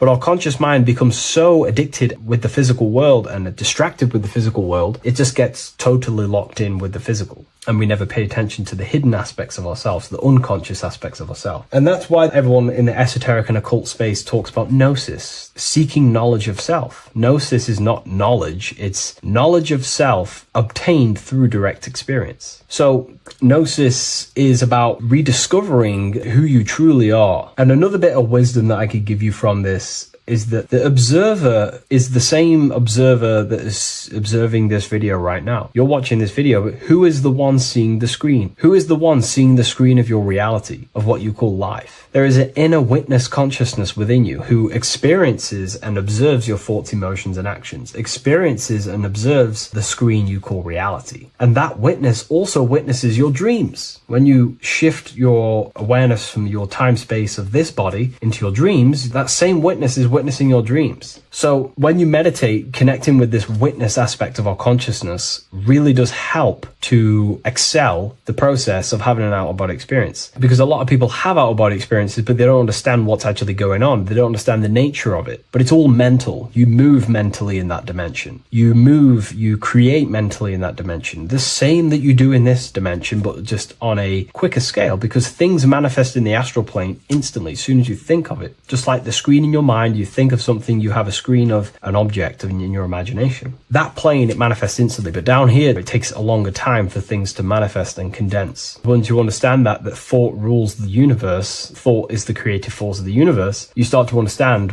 these different dimensions and these experiences that you have. But really connecting with that witness consciousness, that part of yourself that observes everything, really does help with excelling the process of having an out-of-body experience, or mystical experiences, or lucid dreams. Because connecting with that witness consciousness just makes you more conscious. Even in your physical life, staying conscious. Most people aren't conscious. They think, feel, and act unconsciously throughout their day, and they unknowingly create their reality. Connecting with that witness consciousness allows you to actually stay conscious over your thoughts, emotions, and actions, because they are giving birth to realities. That's pretty much my experience, my first out-of-body experience. What that did for me was make me so much more confident and powerful. Most of my fears just disappeared overnight. The fears of death, the fears of unknown, the fears of that I had of things shattered, disintegrated, because I understood that I am eternal. No one can use death against me to control me, because I know I am eternal. I now take riskier actions because I know I am eternal. I know that I will never truly disappear or die. So it really, really does help you, and it gives you a lot of internal power, because no one can make you scared of anything. You should not fear someone who can hurt you physically. You should fear someone who can corrupt your soul. That is the worst thing. Who can corrupt your internal world, because that is what truly matters. So I hope this helps you understand out-of-body experiences. Hopefully this can help you move along in your journey. It's good to hear other stories, because this is exactly what I was seeking when I was researching this stuff. Maybe in the future I can share some more stories about my out-of-body experiences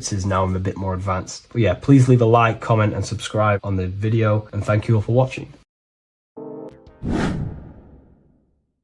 What is good, YouTube? Today we're going to be talking about the astral plane and how the cosmology fits into the astral plane. Okay, so first let's go over the astral plane and go over the different layers of reality so that you can understand reality more. You are a multi-dimensional being.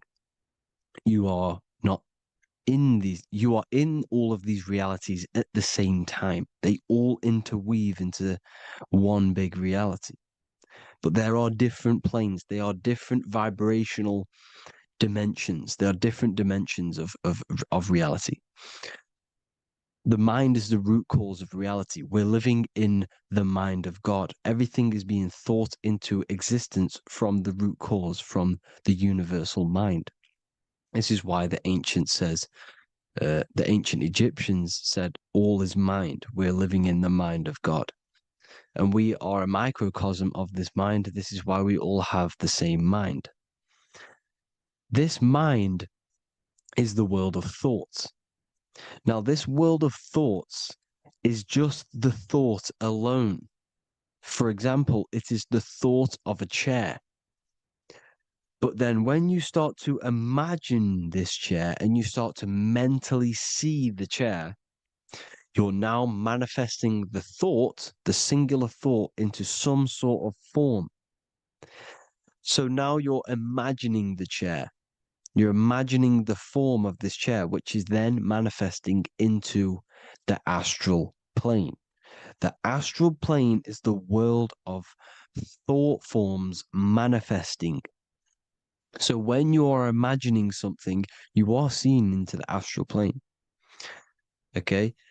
Your third eye It is an eye because it sees the astral plane. It is seeing the other side through imagination, through dreaming. Well, we'll go over dreaming later. So the thought of a chair is a singular thought. The imagination of the chair is the manifestation of the chair. And in the astral plane, it's basically the world of all the chairs that could ever exist. So your thinking of the chair is a singular thought, which is the mental plane. The astral plane is the imagination of that chair, is the thought, the manifestation of it. Depending on the vibrational state of the thought will depend what level of the astral plane it will go to. For example, if you're thinking about a chair to torture someone on it, it's going to go on the lower astral plane. Or if you're thinking and imagining happy things, it's going to go to the higher astral plane. So wherever your mindset is, that we call it a mindset because your mind is setting frequencies to certain things. Thoughts are frequencies. And a mindset is setting your frequency, setting your mind to a certain frequency. So when you set your mind to a certain frequency and you imagine something in that frequency, you're going to match everything in the astral plane that are on that similar frequency, just like you would in the physical world. Because we're all in these worlds right now as we speak, but we can't see them with the two physical eyes. We can feel it though. When you're around someone and you've just met a new person, for example, you can feel their vibration. And if you're not on a similar vibrational match, you will not get along with that person, or you just won't not get along, but you won't connect with that person because you're on two opposing frequencies, not matching. And this is something you can't see, you can only feel because it's the astral plane. It exists within the astral plane. Everything in the astral plane is made out of vibrations. So if you do astral project, and if you already know how to astral project, you will see beings and people and things that are on the same frequency as you. This is why before you astral project, you need to sort your vibration out before you astral project, because you are projecting your consciousness into this. It's the mind. The mind is the bridge. It can move between realities. You are a observer. You are a observing soul which observes different realities. And the mind is the bridge between all of these different realities. The mind can choose. If you want to project into the astral, you set your mind to it, you can. Okay? So let's not get off track. The lower astral plane is where demons are. The higher astral plane is where heavenly beings are. Heaven and hell are kind of a real thing. The etheric plane is a powerful substance, the ether, the fifth element that they don't tell us about. If you type in on Google the 5 elements, they will try to remove it with wood or metal because they don't want you knowing about the ether. Ether is the energy double behind all physical objects. So the ether is very important. It is the 5th element. It is part of the physical world, but it's also part of the astral world. It is on either side. You see how they're showing you the truth in the language? Ether and either are the same word. The ether has 1 foot in the astral and 1 foot in the physical world. It's a substance that connects the physical to the astral world. It is the either. It's on either side of reality. It's on the other side. Other, either, same word. Ether is connecting the physical to the astral plane. It's the world of frequency. Frequencies, EMFs, torus fields are in the etheric plane. It is the energy plane. It's where energy moves through the ether. Okay? So Then you have the physical world, the world of effect. Everything you see in the physical world is the effect of the higher planes. Each plane is a product of the plane above. So, and it melts into each plane. The physical plane is the lowest plane, it's the most densest, and the highest is the most fluid. This is the most fluid, this is the most dense. This is where we get the saying, as above, so below from. As above, so below comes from the different planes of reality. And magicians understand this. This is why magicians always say as above, so below. Because they understand if you manipulate the higher planes of reality, you manipulate the lower planes. Because the astral plane is a direct copy of the physical world, but in the astral plane. It is mirrored. The physical world is mirrored in the astral plane. They are both the same world, but there's different vibrational states of the world. Kind of. It's hard to put this in words, people. So just try and understand. The astral plane is the double. It is whatever happens in the astral plane happens in the physical plane. This is why magic works. This is why demons work. This is why spirit communication works. Because if you manipulate the higher planes, you manipulate the lower planes. As above in the astral, so below. Leonardo da Vinci showing you to look up, pointing up. You got to look up. He's telling you to change the mind, you change the physical world. You change your emotions, you're on the astral plane, you change the physical world. You change your reality by changing the higher planes. This is the Masonic 11, the two pillars. This is the 11 also symbolizing the two hemispheres of the brain here, but the 11 symbolizes the two mirrors. 11, 11, 9, 11. 9, 11 adds to 11. 9 plus 1 equals 11. The Twin Towers were an 11. Flight 11 was hijacked because it's a mass ritual within the astral plane. Now, we're going to go deep into that later, and I'll show you these rituals they do in order to manipulate the astral plane. So, this is what the 11 is. It's the mirroring of reality. If you contact spirits and conjure spirits, you can either summon or attract demons and spirits. Summoning is creating a spirit. You create demons. Okay. Like I said here, the mind is the root cause of reality. If you think of if you think of a traumatic event that happened in your life over and over and over and over again for years and years and years, where attention goes, energy flows. The mind is the director of energy. If you are directing energy into the specific emotion, the specific thing that is torturing you in your mind, that will manifest as some sort of being in the astral plane, which is called an elemental.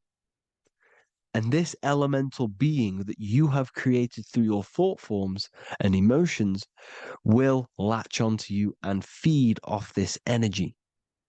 So it's important that you get your mind right, okay? It's important that you sort that you file the mind and you discipline the mind.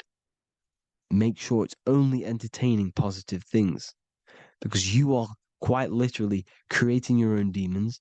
Creating the word demon has the word mon in it. And if you've watched my videos, to know mon means moon. The moon is your mind, the sun is your soul, the earth is your physical body. Demon is mon means mind, moon is mind. You create demons with your mind. Summoning. Now, this is where the rituals come in. 9/11 was a ritual because everyone was thinking about this big fearing, the death of 9/11. Everyone was thinking about it. And all of their minds thinking about this horrific thing will manifest and summon a negative energy spirit elemental within the astral plane. That's how all of this works. This is why it was a mass ritual. Okay. Chris Brown, new album name 1111. Release date on the 11/11. This will be my 11th album and contain 11 songs. All of these people know the occult. This is Hermes Trismegistus with the star of Saturn, the six-pointed star, as above, so below. The mirroring of reality, physical and astral. The two Masonic pillars. So as above, so below. What's above us? The stars. The stars are connected to the astral plane. This is why we call them stargates. When we dream, we are experiencing these different realities. And what are stars? They tell in the Bible, it says Genesis 1:14. And God said, "Let there be lights in the firmament of the heaven to divide the day from the night, and let them be for signs." Signs translates to things to come. Why things to come? The stars tell the future. Why? And why do we say as above, so below? As above us is the astral plane and the etheric plane. As above, so below. Whatever happens in the stars happens on Earth. The stars are connected to the astral plane. Above us is the astral plane. We are a star in a physical body. This is why we say Mr., sister, stir equals star. The E and the A are interchangeable. We are stars, and the stars are the start of our incarnation. We start in the stars, same root word, and we descend through the seven energies, which are our seven chakras.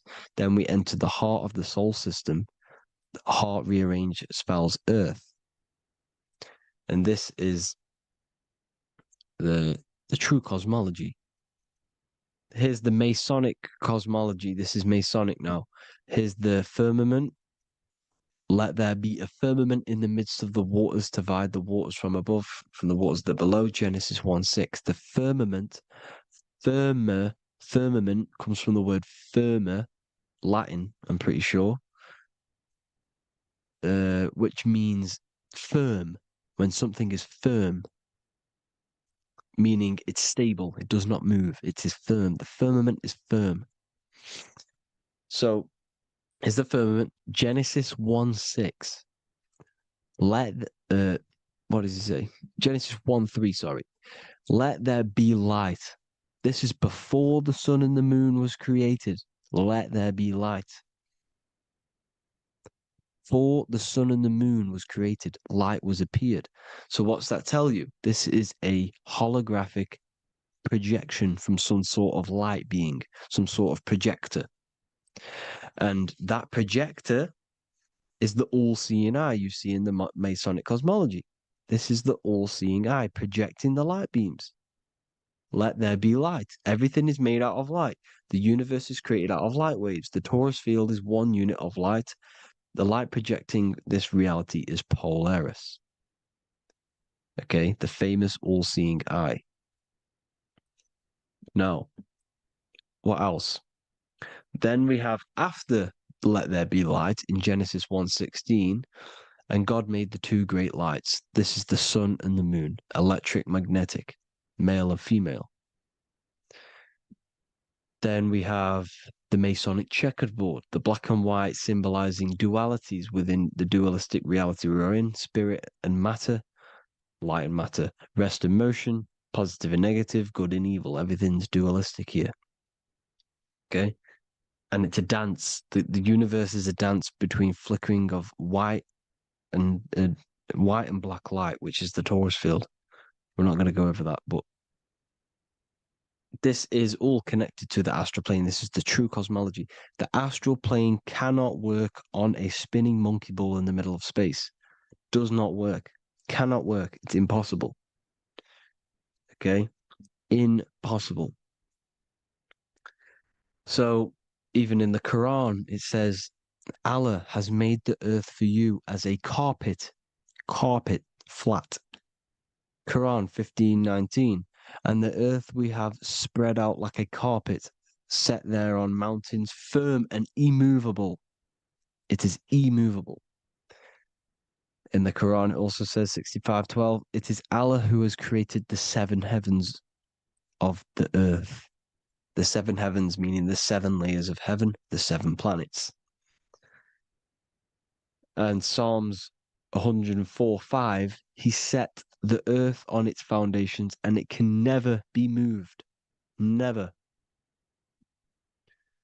So here you see in Isaiah 40:22, he sits enthroned above the circle of the earth, and its people are like grasshoppers. He stretches out the heavens like a canopy and spreads them out like a tent to live in. We live in a tent. This is the tent. The projection of light. Here you see an ancient picture here. Here you see the ethereal barrier, meaning the firmament, the etheric barrier, and here you see his head popping out. Why is his head popping out? Because your head is heaven, your heel is hell. Your head has access to the astral plane. This is why your head is heaven. The pineal gland, when stimulated, has access to project itself, project consciousness into the astral plane. Here you see another ancient picture here with the Masonic Royal Arch, with the zodiac here, the zodiac on the top, arching, because there's a firmament above us. Here's God in the brain. Consciousness is God. Here you see the Masonic Royal Arch, symbolizing the firmament. George Washington above the Masonic Royal Arch. These are the stars. This is Polaris projecting reality. Here's ancient churches with the dome, Polaris projecting reality with Jesus. Disney World is under the dome. The seven layers of heaven, ancient paintings, all depict if you go and look at the ancient paintings, they'll all depict the firmament, the arch above us.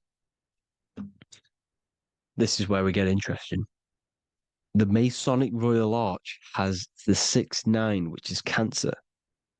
The constellation Cancer, which is 6-9 is associated with portals because CERN is the 6-9.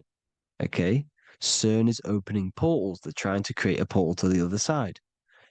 Cancer has the word CERN within it, so there is a link between Cancer and the opening, the firmament opening above us to ascension. Here you see the Masonic art with the Royal Arch and the light and the opening.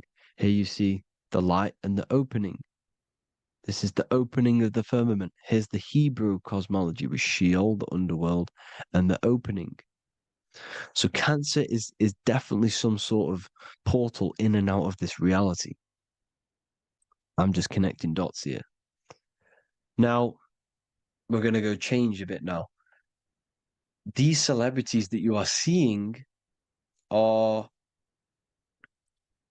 they have not sold their soul to Satan, okay? They have not sold their soul to Satan. Satan is a demonic, low vibrational energy that has been summoned over the thousands and thousands and thousands of years of evil occult arts. So since Babylon was summoning this demonic energy, and this demonic energy in the astral plane will grow and grow and grow. It has no form. It has no physical form. Okay, but you can see it in the rappers. If your third eye is open, you can see clearly that these people are demonic. You can sense the energy that they're manifesting. Selling your soul is not what you've been told. It is gaining, because your soul is pure love, okay? Your soul does not want to do anything bad. So when you sell your soul, you're gaining physical gain. You're gaining physical wealth, for example, like for these rappers, they will be given millions of pounds because the people in control of the music industry, which is the dark occultists trying to brainwash the masses, the people in charge, they're dark occultists. They understand Satan and the energy. They are satanic energy, which has been summoned in the astral plane. they see that they have influence over the masses. So they will go to them and say, I will give you this amount of money forever if you manifest this satanic, demonic energy through the music and through social media to blind the masses, to brainwash the masses into this demonic energy. Because when you listen to music, music is frequency. Whatever you listen to, you become that frequency. So if you're listening to these people, they're throwing energy, this demonic, satanic energy that they sold out to. Sold, soul, same word. When you sold something, you've got your soul involved. They have exchanged money, physical gain, so that they manifest this satanic energy within the astral plane and through the music, through the videos, through social media to keep us in this vibrational frequency, in this low state of consciousness. This is what it actually is. It's not, you're not selling your soul to some sort of devil. This satanic energy has no physical form it is formless in the astral plane. It's a summoned energy. Now, the root chakra is red. This is why the devil is red, because it symbolizes the animal nature of man. When you are operating off your root chakra, you will kill, you will fight, you will do anything to survive because it's all about survival mode in the root chakra. They want you keeping in that fighting mode, that surviving mode, so that you are manifesting this low vibrational frequency, this satanic energy, this demonic red energy. This is why the devil is red. And the devil has a tail with the red arrow pointing down because it symbolizes your light body. This is your Merkaba. Your Merkaba is your light body. Mer equals light, Ka equals spirit, Ba equals body. Merkaba, this is the devil's tail pointing down, the descension, your heel, up to your heel, hell. Ascension to heaven, head. You see? This is the all-seeing eye with the illumination coming off it, your head, when you're illuminated. The Merkaba is your celestial sphere to portray different planes of reality. It is the vehicle of ascension. It's your light body. It's in the word Kabbalah, Kabbalah, Ka, spirit, Ba, body, La, light. Same thing, Kabbalah, Merkaba. Same thing. It's all about the light body. This light body sees different realities. So when you see the goat in the music industry, it's this satanic summoned energy that's been summoning for thousands of years within the astral plane. When it becomes to the physical plane, it will manifest through different things. A goat, an owl, Satan, Moloch, Baal, same deity, same demonic energy that's been summoning in the astral plane. And this is why the Baphomet has a goat head. Drake's new album is the goat. The Polo G, the Masonic G, with the goat. And here's Rilo Rodriguez in the mirror with the goat in the mirror and him in his physical body. It symbolizes, the mirror symbolizes the astral plane, because he's manifesting the goat, the demonic energy. He's sold out to the demonic energy, and in the physical plane, he's his physical body. The mirroring, the Masonic 11, the mirroring of reality, the astral and the physical. And what do you call them when they're an amazing rapper, the best rapper? You call them the goat, because you're the goat because you're manifesting the goat energy, this satanic, demonic energy within the astral plane. So Baal, Moloch, all the same thing. Because in the astral plane, if you want to gain spirits to come to you and communicate you in the physical world, if you want to communicate with spirits, you have to gain their attention. You can either gain their attention or come together and agree to create some sort of being, which is Satan. Okay. You can, like I said earlier, you can create these beings, you can summon them or attract them. One way to attract them is sacrificing. In order for you to become God, man, to turn to God, you have to sacrifice your life. You have to sacrifice, not drinking, not doing things, not doing anything demonic, not doing anything bad, not eating meat. You have to sacrifice yourself to become the light. However, if you want quick, instant gains in the physical world, you can sacrifice something else to communicate with these spirits, because these demonic energies feed off demonic energy, your demonic energy. So these dark occultists will give away babies, they will sacrifice, torture babies so that they gain, so that they can communicate with these spirits for physical exchange. Yes, you can do this. These powerful spirits, these powerful demons can give you powers. They can give you certain things. And this is what they are doing. They're summoning and attracting these demonic energy. This is why, trafficking is one of the most, Balenciaga. Baal is the demonic energy in the astral plane, which requires child sacrifice for his presence. Balenciaga, and they were trafficking children. They were trafficking, killing them, and offering them to the spirits. This is what they are doing. Balenciaga. It's in the name. Here you can see here a stick man with two horns. The goat, obviously, it's all the same deity. Baal, the goat, Moloch. Here's Moloch, the owl, the Egyptian owl, because it comes from the owl of Moloch, which is Baal, which is Satan, all the same demonic energy. And it's on the dollar bill, a tiny dollar bill, tiny, on the $1 bill. All the same thing. Bohemian Grove, they worship the big owl, Moloch. It's all the same thing. It's all one big demonic energy which has been summoning in the astral plane. And it's trying to take over Earth, the physical plane. That's what it's doing. So I hope you all gained a deeper understanding of the astral plane and what's actually going on in the world. Please leave a comment if you can to help the algorithm. Drop a like if you like this content. And hope you all learned something today. And God bless you all. Thank you all. Hey, is manifestation real? Of course it's real. You've just manifested that sentence.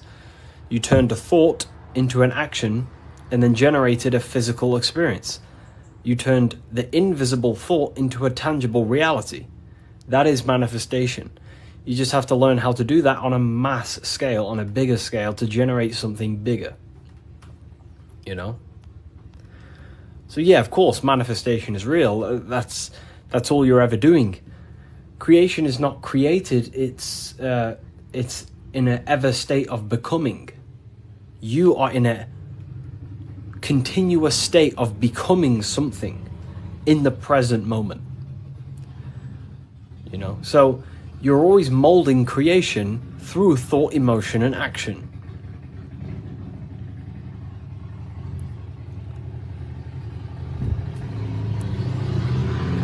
Let's let the Harley Davidson go past my house. It's a very loud bike. It's a cool bike. But yeah, you're in a continuous state of creation. And that's what this symbol ultimately represents, right? Hi, if I order your book today, will it be here before next Friday? You mean not this Friday, but next? Yeah, it should be there, for sure.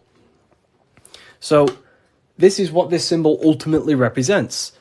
Because the snake can shed its skin, which means it renews its layers. It transforms from old layers into new layers. It removes old layers of skin, symbolizing transforming.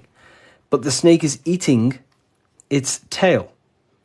The end gives birth to a new beginning. And this is what the present moment is. The present moment is the continuous state of becoming and unfolding of creation. We're all tapped into the live stream of consciousness, like you're tapped into this live right now.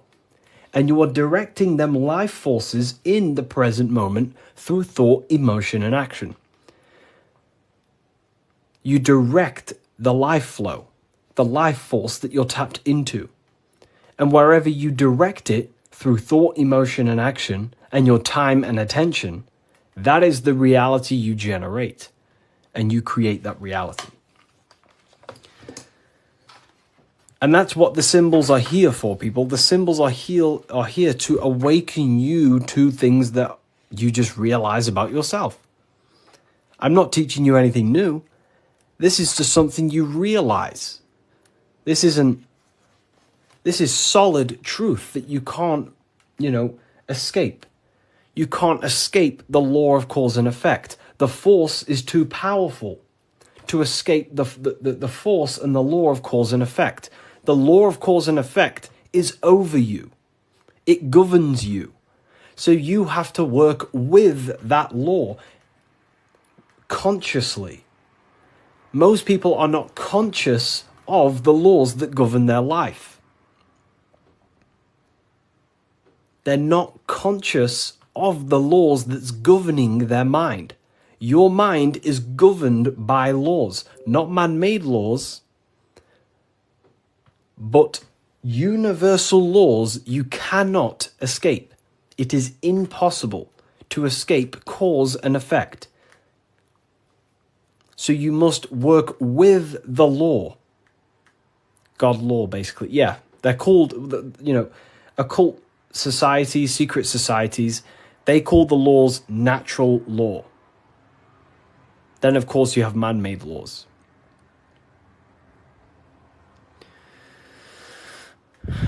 So you have to work with the law. If you do not work with the law is going to be working anyway. And it will probably work against your favor. But these laws that are in place are there to give you what you want, to create your will, to create your desire. These laws are here for you to create, to give you what you want. Okay? So we have to become conscious of the laws that is governing our mind. Because the mind functions with free will, however, exists in the boundaries of the laws. Without them laws, the mind would not solidify a true creation. Everything would be chaos. The laws make sure that it creates this specific reality that you're experiencing right now. Hello, Harry. I've reached a higher state of consciousness thanks to you and your book. Wow, amazing, Craig. Absolutely amazing. Absolutely amazing. This book, don't read it once, read it many, many times. I'm probably sure you already have, but it just helps you. You pick up new things every time you read it. What do you think about getting a pentagram tattoo or a different symbol? I mean, the pentagram's a great symbol. It's just how you use the symbol. I gifted your book to a friend. Wow, amazing. Which book? The new one or the older ones? So we can influence our reality, of course, through thought, emotion, and action. You have free will. You have full control over them three things. If you try and control anything other than your thought, your emotion, and your action, you are going against natural law. God has given you the permission to only control your thoughts, your emotions, your actions. If you try and force anything on anyone else, you are then breaking natural law. They are the forces that consciousness expresses itself through the mind, mentalism, through thought, imagination, through emotion, through feeling, intuition, and through action, willpower, taking physical actions. That is how the force of consciousness expresses itself in three distinct ways. And that's how you create your reality, through thought, emotion, and action. And that's how you gain your personal power, by controlling your reality.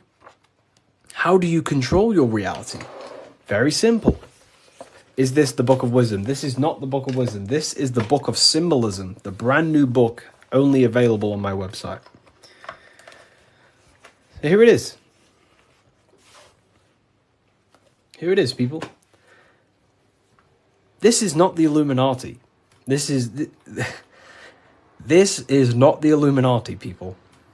Let me make something clear. Everyone has demonized this symbol, and I think they use this symbol on purpose. Because this symbol unlocks your personal power, and that's what the Illuminati is. The Illuminati are illuminated people.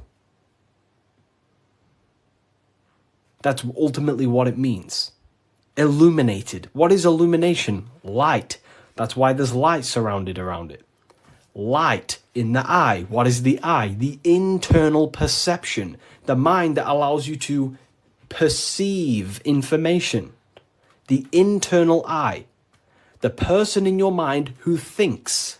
That's the real you. That is the real you. The person in your mind who thinks is truly formless. Okay? The Illuminati are illuminated people. They understand the secrets of the human mind and human consciousness. And other people who do not understand the secrets of the human mind and human consciousness are ignorant, and the people are using the knowledge they know against them. If you know psychology, right? If you know the deepest secrets of psychology, you can then use that against someone to manipulate them. That's how the system works. It runs on information, knowledge, and power. And the power comes through the information. The people who have the most information about how you function have more power. Why? Because they can use you, because they understand you more than you understand yourself. You see? That's what the Illuminati is. The Illuminati are people who understand the secrets of the human mind and how to manipulate the secrets of human consciousness to make them do something and create something in their agenda. You're all creators. This is what you need to understand. That's what consciousness is. Consciousness is a creative force. It creates through thinking, feeling, and acting. The triangle. But that thought, emotion, and action are just three expressions of the one force of consciousness. Thought, feeling, and acting are in fact one actual force. Because it's the force of the universe. We're all using the same force.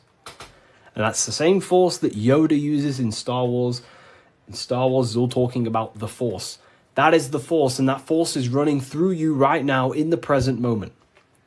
You have the ability and the free will to direct that force through thought, emotion, and action into a reality. So, the Illuminati is just simply people with a high understanding of consciousness and the human psyche, and how to actually create reality. You think something, you feel, and if you have a feeling towards that thought, you take the action. As soon as you lose feelings to watch this video, you will scroll and take action to find another video you have a feeling for. That is how reality creates. That's how reality unfolds. Okay? So the eye in the triangle is showing you the ultimate state of consciousness to create reality. 1 and 3. There is one eye and 3 points on the triangle. The 3 expressions of consciousness that creates reality: thought, emotion, and action. In one, unified. Most people do not have a unified consciousness. They think about creating a business, their emotions feel like watching TikTok, and their actions are eating food. That's divided consciousness. That's the checkered board. That's the Masonic checkered board. Their mind is divided in black and white, different personalities, different ideas, different desires. Their mind is not solidified on one creative project. The mind is divided within duality. Okay? That's what the checkered board is. The checkered board is simply a divided mind.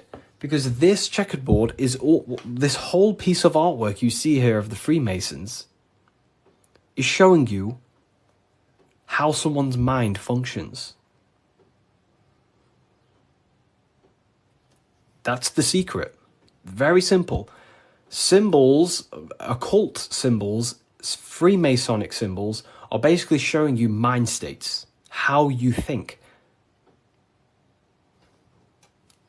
Divided pillars, left and right pillar, sun, moon. Sun is masculine, the masculine mind, and the feminine mind, the conscious and the subconscious.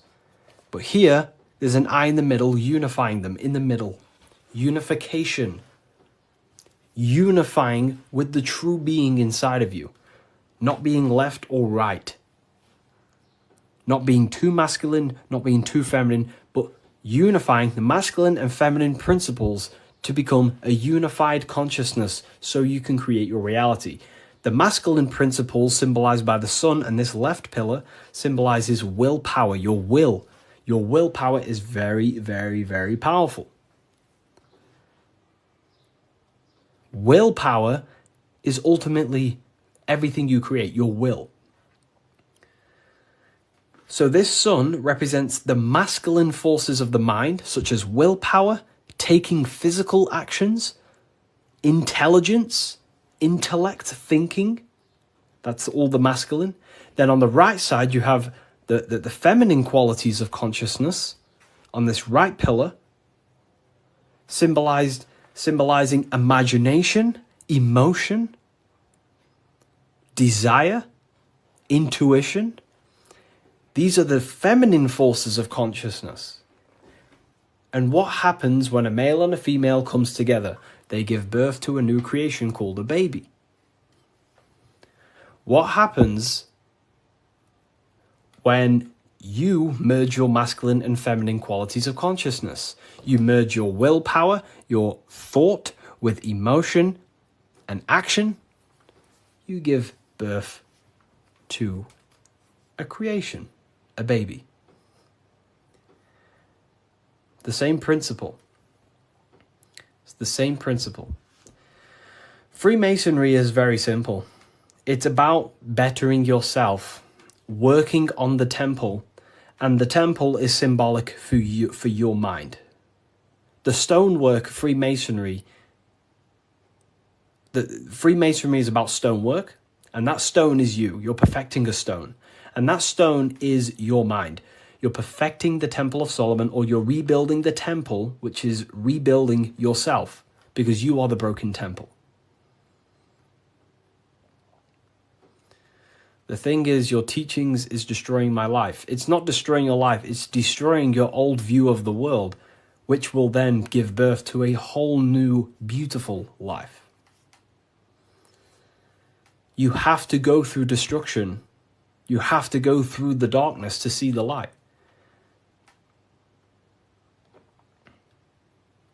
Destruction, creation demands destruction. And it's up to you how you interpret my information. Take it with a pinch of salt. Go and do your own research. I'm not saying everything I'm saying is, take what I say and apply it to your life and see if it helps. But everything I'm telling you here is helping me build myself and build my own reality.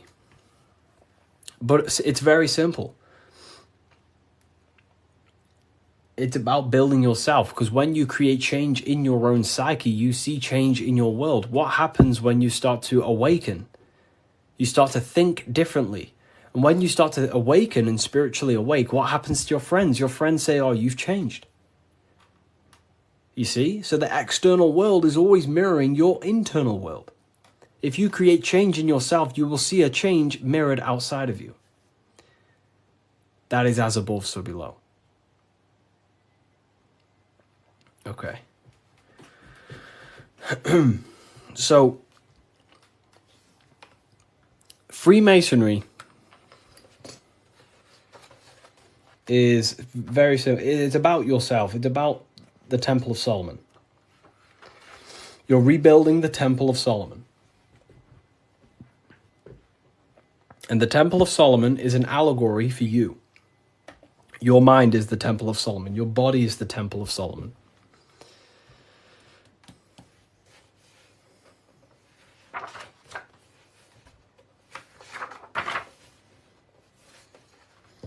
So why is it the Freemasons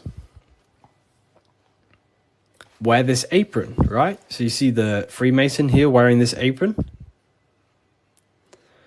Well, this apron originates from stone masonry. Stonemasons. What are stonemasons? Stonemasons chip away stone, and then they use the stone to put on a building or, wherever. But Freemasonry teaches in metaphors. So this stone, this apron, was worn by the stonemasons to protect themselves from flying chips of stone hitting their genital area. So this is symbolic of doing the Masonic work, perfecting the stone, perfecting your mind. Every day you are either building your mind or building your mind's prison. Every day. You wake up, you're either destroying your mind or either help freeing your mind. You have the option, right? And they also wear this apron on the lower half in the genital areas because you think with every chakra. The chakras are basically spinning energy vortexes. This is what you see here, right? These chakras.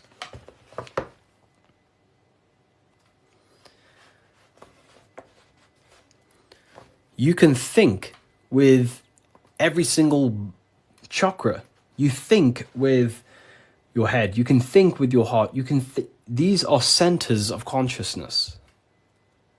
Okay? These are centers. Each center that you see along your spinal column has a high amount of nerve centers. It's like a nerve center. But that nerve center is then powered by the etheric body. Now, that's very advanced. Not many people understand that. But your body is not just you. You have many subtle vehicles of consciousness, bodies of consciousness, which you'll learn about in the Book of Wisdom, Volume 1.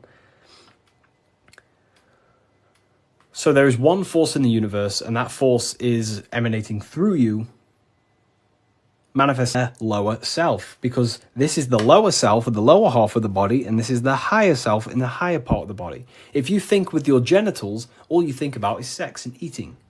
If you think with this lower half of the body, you will only, think about sex, eating, and power. So they wear this to remind themselves to conquer their lower nature, their animalistic state. Because the Mason is aware that they need to build themselves to a higher consciousness, to the higher mind. They need to align their will and mind with the higher mind. Because ultimately, the reason why all of these teachings stem from is because it's preparation for death. This is where all this comes from, okay? You never die. This is the truth. In the daytime, you're in your physical body, and in the nighttime, you're in your astral body, and it's just a massive cycle. So daytime is life, nighttime is death. Wintertime is life. Wintertime is death. Summertime is life. As above, so below. It's just bigger and smaller, right? So, with that being said, you never truly die. You are not the physical body. You are the internal being in your mind who thinks. You are not the thought. You are the one who hears the thought. The thinker. The knower. You are the being inside your mind, not the being outside your mind, which is this physical body. So Masonry is about working with that internal self. Mastering that internal voice, because that is the architect of your reality. The internal dialogue. That is the stone that they're working with. They're chipping away at, they're perfecting, they're smoothing. The inner dialogue. No one pays attention to this. the inner thinker, the being who is thinking in your mind. Who is that being? Who is the person in your head? It's not your body. Your body is acting out the commands of the internal being.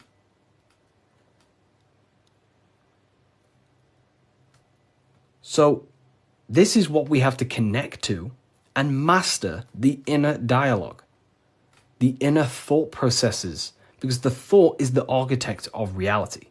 Thought creates everything. Thought creates everything in the whole universe. The whole universe originates from thought. So Freemasonry is basically about mastering the inner dialogue and working on the inner self, the person in your mind. And the deeper you get to know that inner voice, you start to realize that there are many different vehicles of consciousness. You don't just have a physical body. You have a physical, etheric, astral, and mental and spiritual body. The physical body is just the lowest dimension there is. The physical plane is the lowest dimension there is. Your mind operates above all of them. A thought is just a thought. It has no true form. That thought takes on the body. That thought wraps itself in imagination.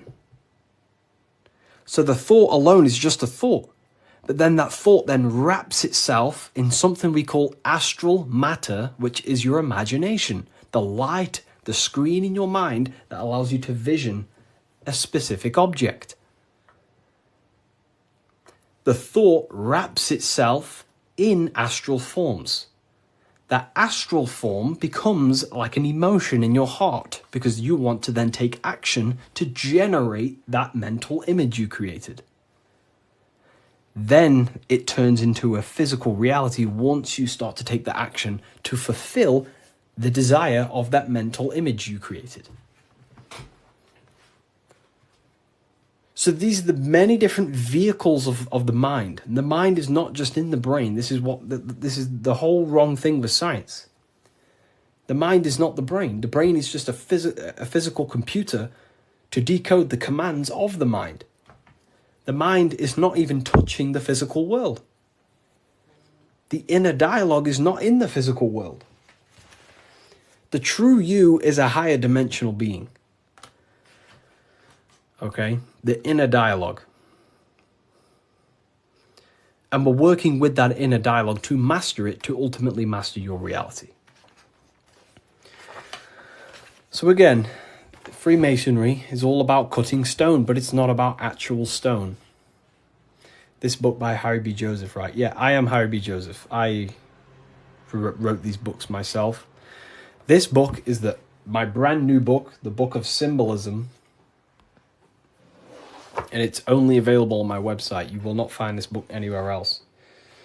The Book of Symbolism.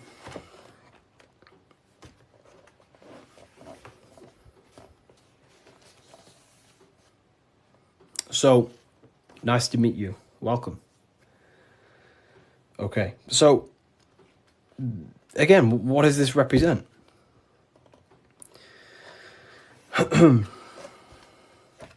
The rough stone is a symbol of the self, the unrefined self, the unenlightened aspects of our mind. So the rough stone represents the uncontrolled aspects of our mind. We have many different versions of ourselves in our minds, right? We have a version of ourselves who's perfect. We have a rough version of ourselves that we can become. There's many different things in our mind. But the aim of the Mason is about unifying all of them different personalities into our higher self. It's about learning the secrets of the mind. So this represents the perfected aspects of the mind, and there is also there is no such thing as perfection. We will never actually truly perfect ourselves. But the aim is to be perfect. So the Freemasons show you the checkered board. I'm ordering all your books this week. Oh, wow, thank you. You will look, your whole life will change. Your whole life will change.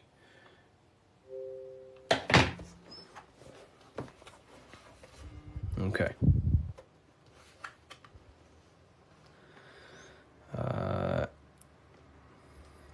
The checkerboard floor. This is symbolizing on a base level. So symbols have a many different interpretations. So on a very basic level, this checkerboard floor represents duality, how everything is dual, positive, negative, day and night, hot and cold. But the deeper you go into the layers of the symbol reveals the secrets about the human mind. So this is all showing you the mind. Different states of mind, because that's what the universe is. The universe is one singular consciousness expressed in many different forms, in many different clothes, what we like to call people. Me and you are cut of the same fabric, which is the universal mind experiencing itself. So the mind is the very architect of reality. Life is not happening outside you, it's happening inside your mind. You are a projection of the mind. However, you have the ability to identify with your ego. Your ego is very simply just a false version that your mind, it's a version of yourself that your mind has created through experience, thoughts, words, memories, and traumas, and belief systems. But beyond you, if you turn your mind off, if you stop thinking, then who are you then? That's what we call the universal soul. Everyone is that same substance. When we all turn off our mind, we are all the same substance, the universal soul. But we have the ability to generate an ego, which is our own personal identity. The ego is not inherently evil, but the ego can become bad if you don't tame it. It's the beast. But anyways, the duality represents very simple, black and white, positive, negative, day and night, the opposites in the physical world. But on a higher level of masonry, it represents a divided mind. The one divided in many. The illusion of the third dimension, of how everything is separate. But in fact, we are all the same substance. We are all the I am. We are all the I, the inner dialogue, the inner voice. Masonry is about working with the internal voice, the thinker in the mind, the true higher dimensional being that you are. Because that higher dimensional being manifests its life forces through you and creates in the physical three-dimensional world. So it's about directing the life forces through you. Now, a big misunderstanding about the world that religion has placed on people. A big misunderstanding, right? People think the world was created. People think the world was created thousands of years ago. It's the biggest lie ever. Step back, remove that belief out your mind just for a second, and realize the truth. The world was not created thousands of years ago. The world is creating now, in the present. It's unfolding now. Creation is unfolding in the present moment. God is thinking reality into existence right now, and you are thinking your reality into existence right now through thought, emotion, and action. You are crystallizing reality now in the present, and you can become a co-creator with the creative force of the universe. But we've been taught the complete opposite because the powers that be in the world do not want you to become a conscious creator. They want you as a slave and a worker.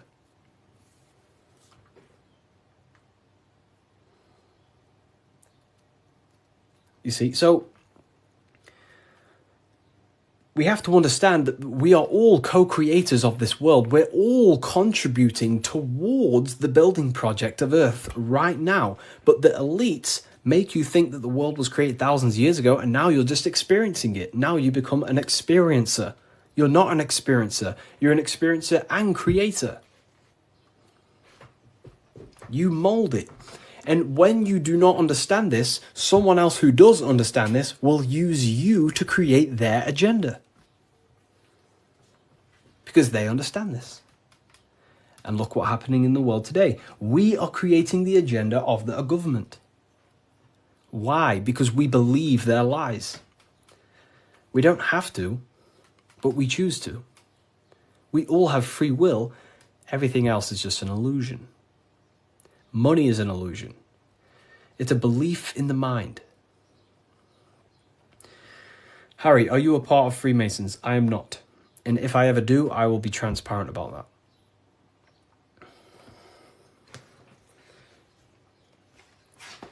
So this is representing your mind divided. Divided consciousness. Now take a look here. What are the Freemasons trying to show you here? Squares to circles. Square, circles. Geometry.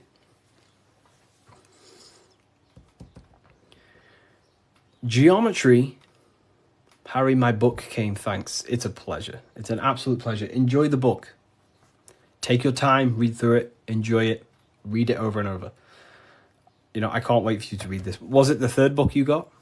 The 3 represent alignment, the black and white represents conscious and subconscious. It can represent that, yeah, that's one layer of symbolism.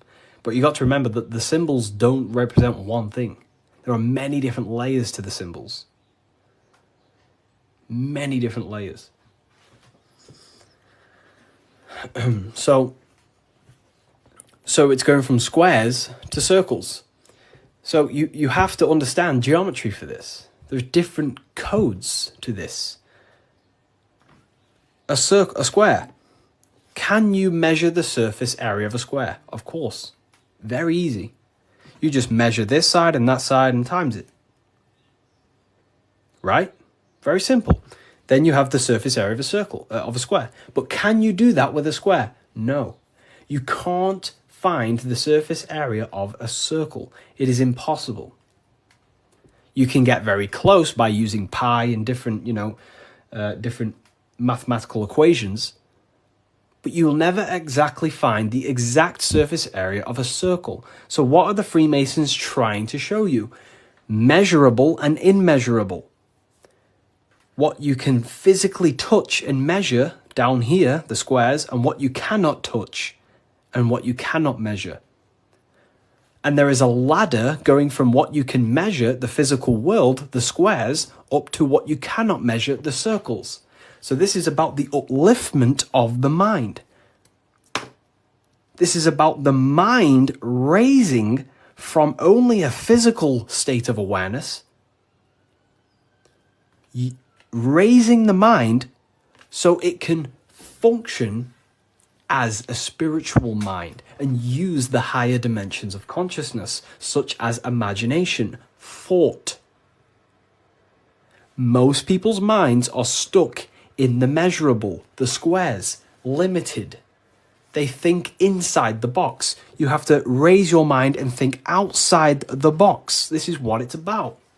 Raising your mind and using the higher dimensions, which is imagination. You cannot measure imagination. It does not exist in the physical plane. You cannot measure thought. It does not exist in the physical plane. So it's about raising consciousness to actually use the cognitions of the mind. Most people are not using the mind. Climbing in consciousness. We're going from squares to circles, measurable to the immeasurable. Okay? And that's the key. Look at the key. How do you go from the circle the squares to the circles. You got to go through the woman, the green woman. Who's the green woman? Who is the green woman? The feminine. The feminine aspect of consciousness. You cannot just go from low consciousness to high consciousness. It is impossible. It takes a lot of work. Doing work on your mind is way harder than any labor or work you could possibly imagine. The work on yourself is not easy. And I never say, I never have, never will say it's easy. It is very, very, very difficult to change your mind because it is literally programmed.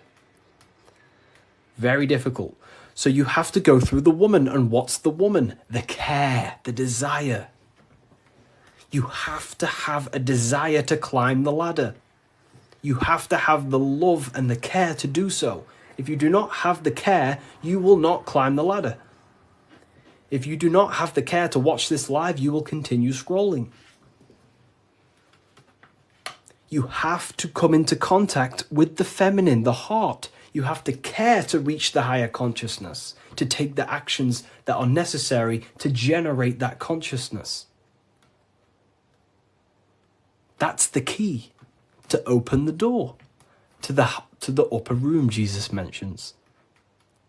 Jesus is always talking about the upper room, the kingdom of heaven. This is what it is. It is a higher state of understanding. A higher state of self-mastery. That is what it's all about. So in order to climb the ladder from the immaterial to the material to the spiritual, you have to care. If you do not care, you will not reach that higher level of consciousness. Because why? It takes a lot of self-work. A lot of work. A lot of reprogramming the self. A lot of meditations to gain control over the inner dialogue. A lot of reflection. A lot of sacrifice. Yes, very well said. Very well said, Timon. It takes a lot. It's not easy. Constructing, working on your mind. It's very difficult. And you don't see the benefits for a very long time. But when you do start to see the benefits, the benefits are massive. So this is what it's about. It's you. This is all you. And what are we chasing? We're chasing the I. What's the I? The I is the eye is open. It sees. That's the inner observation, the inner being who observes everything, observes the thoughts, observes everything. But we're chasing a higher I, a higher perception of ourselves by raising consciousness, a higher understanding of what you truly are beyond your human form, which is a higher dimensional being. We're chasing the I. The I is a higher perception of ourself. Yes, very well said. You see? So this is what this is why if you read symbols, you become very powerful. That's why I wrote a whole book on this, so you can learn this too. Everything I've said and more, you can learn. The Book of Symbolism, the only place it's available is on my bio. revivalofwisdom.com. I just released this November 17th. But it breaks down everything about Freemasonry, of how you can learn this knowledge and gain a higher consciousness.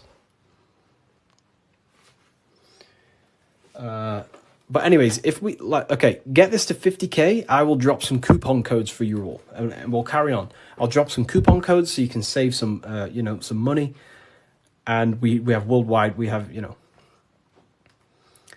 this is powerful knowledge. Powerful, powerful knowledge. What do you think about the Golden Dawn? I have a friend, well, not a friend, but I know him through, he's an Instagram creator, and he went through the Golden Dawn system, and he is a very famous author now. You've probably heard of his stuff. It's called The Serpent Rising. He went through the Order of the Golden Dawn, learned about Kundalini and stuff like that. Golden Dawn Society, yeah. How can I buy your book? There's no link in your bio. There should be. There's a link in my bio. Revivalofwisdom.com is the only place you get the Book of Symbolism in English, French, German, Italian, Spanish. Okay, so let's carry on, right? So we've broke this down. You now understand that we're going from squares to circles, which is going from the measurable to the immeasurable, changing the mind from a state of reaction, because this is, okay, the circle cannot be measured, but the square can be measured. So this is the material, this is the spiritual, this is the seen and the unseen. This is the cause, this is the effect.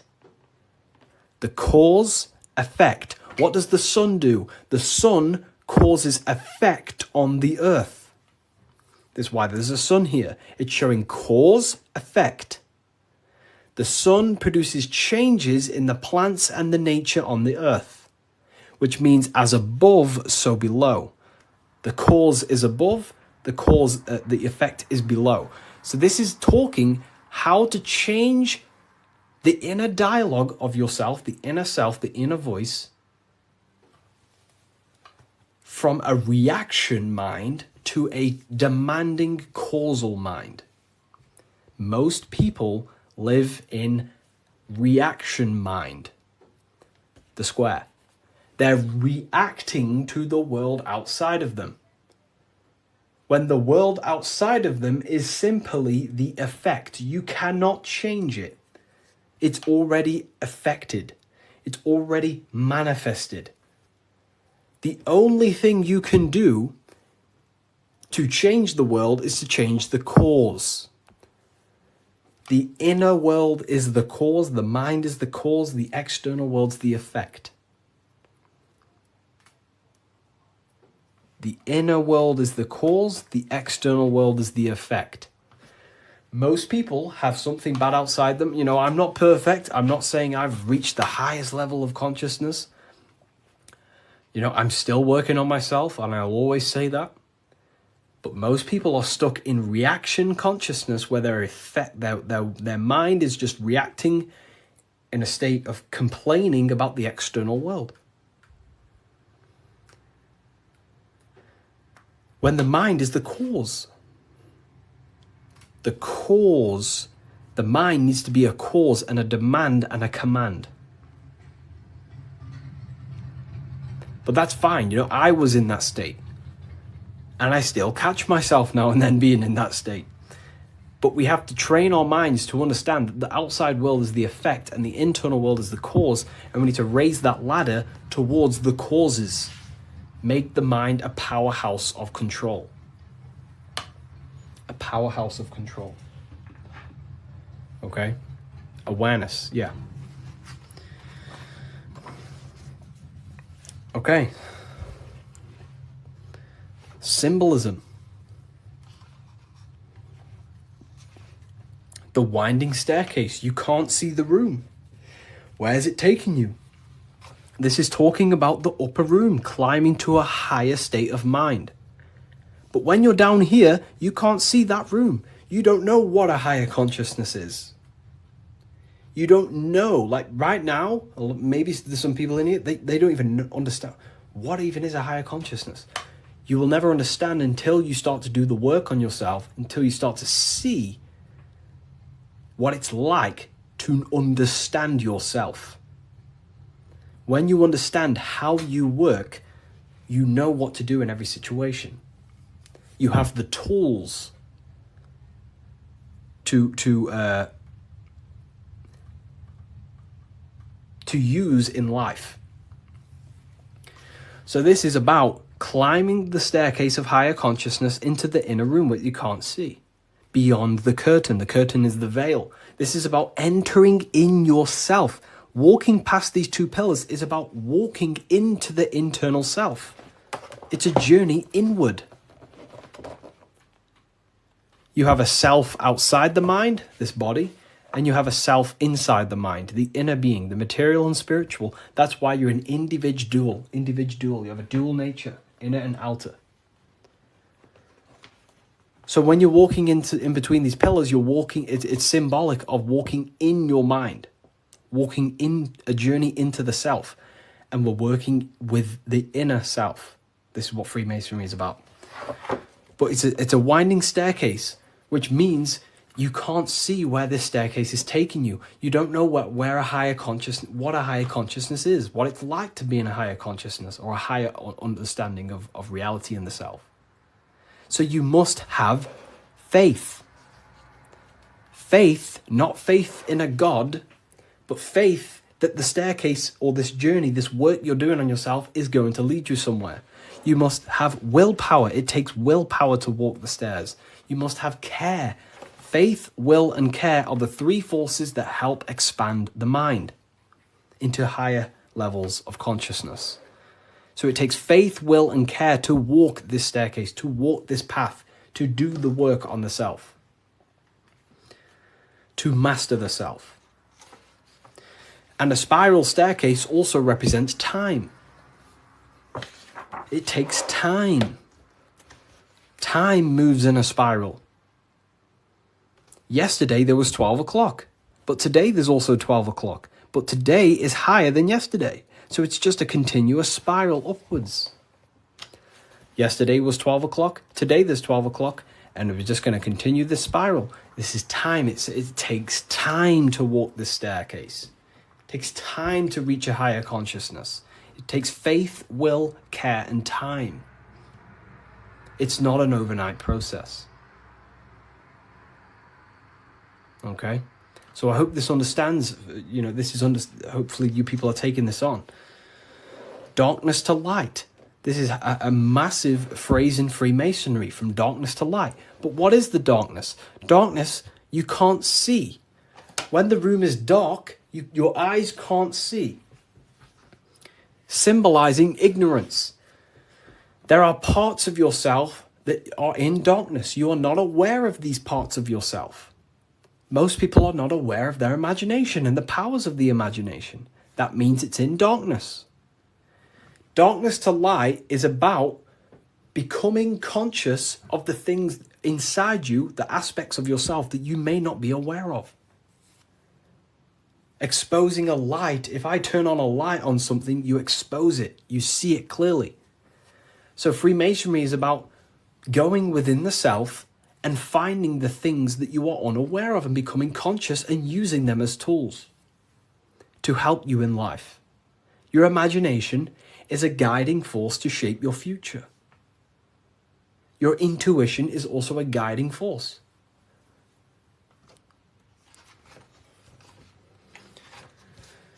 This is the hammer, the Freemasonic hammer. Why do Freemasons use hammers? The hammer, the force. What is your hammer? What is the force that drives you? What is the force? What is the desire in you that makes you go through life? We all have a hammer. My hammer is to help as many people understand themselves as possible. That makes me take my actions. That's the force inside of me that takes action. The reason why I'm on this live is to take action to help people. That's my force. That's my hammer. You have to have a hammer in life. This is a tool.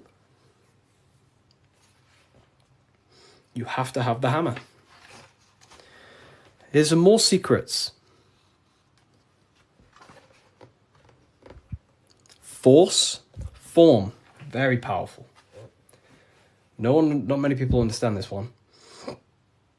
But I could sit here all day and talk about all the different symbols in this, but there's many different symbols that you can go over. Force and form. Okay, so we have hit 50k, by the way. I did promise people earlier we have hit 50k that I would give out a coupon code. I did promise people. So I'm going to have to give that coupon code and then we'll carry on with this, breaking this down for you. Okay?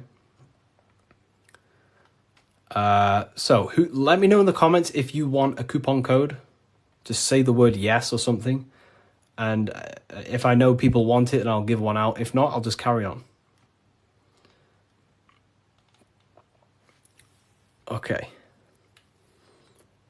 I'm going to give you a 20% code. In fact, no, I'm not going to give you 20%. I'm going to give you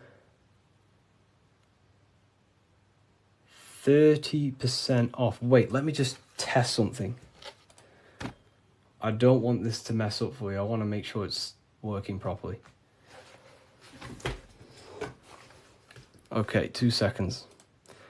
Let me just test the website to make sure the code works. I don't want to give it out and then people, you know, don't end up working and then people start, you know. So let me just test it.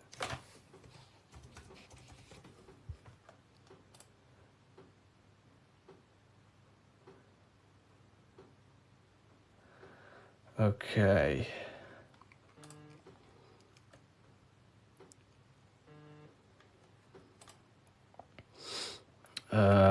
2 seconds, people.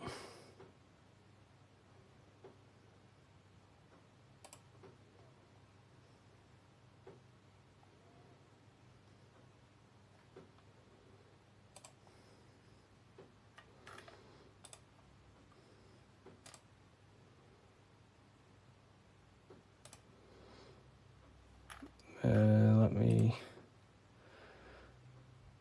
You said 50%. I didn't say 50%. I said if we hit 50k likes, I will give a coupon code. And that's what we've hit, 50k likes. I can't give 50%, then that would be pointless. I wish I could, but it's literally, I'd probably lose money. I'm just testing the code out for you.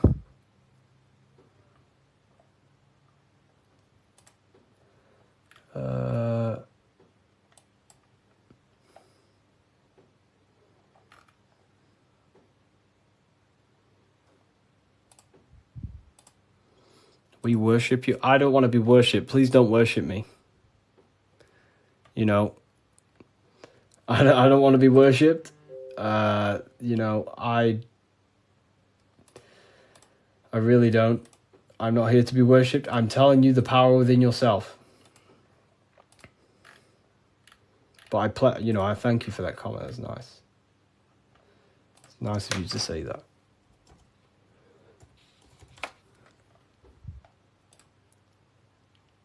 Okay, so it is working. Okay, nice. So the code is working, and the code is, I'm not giving you 20%, I'm going to give you 30%. Do I have a pen? I can write it down for you. The code is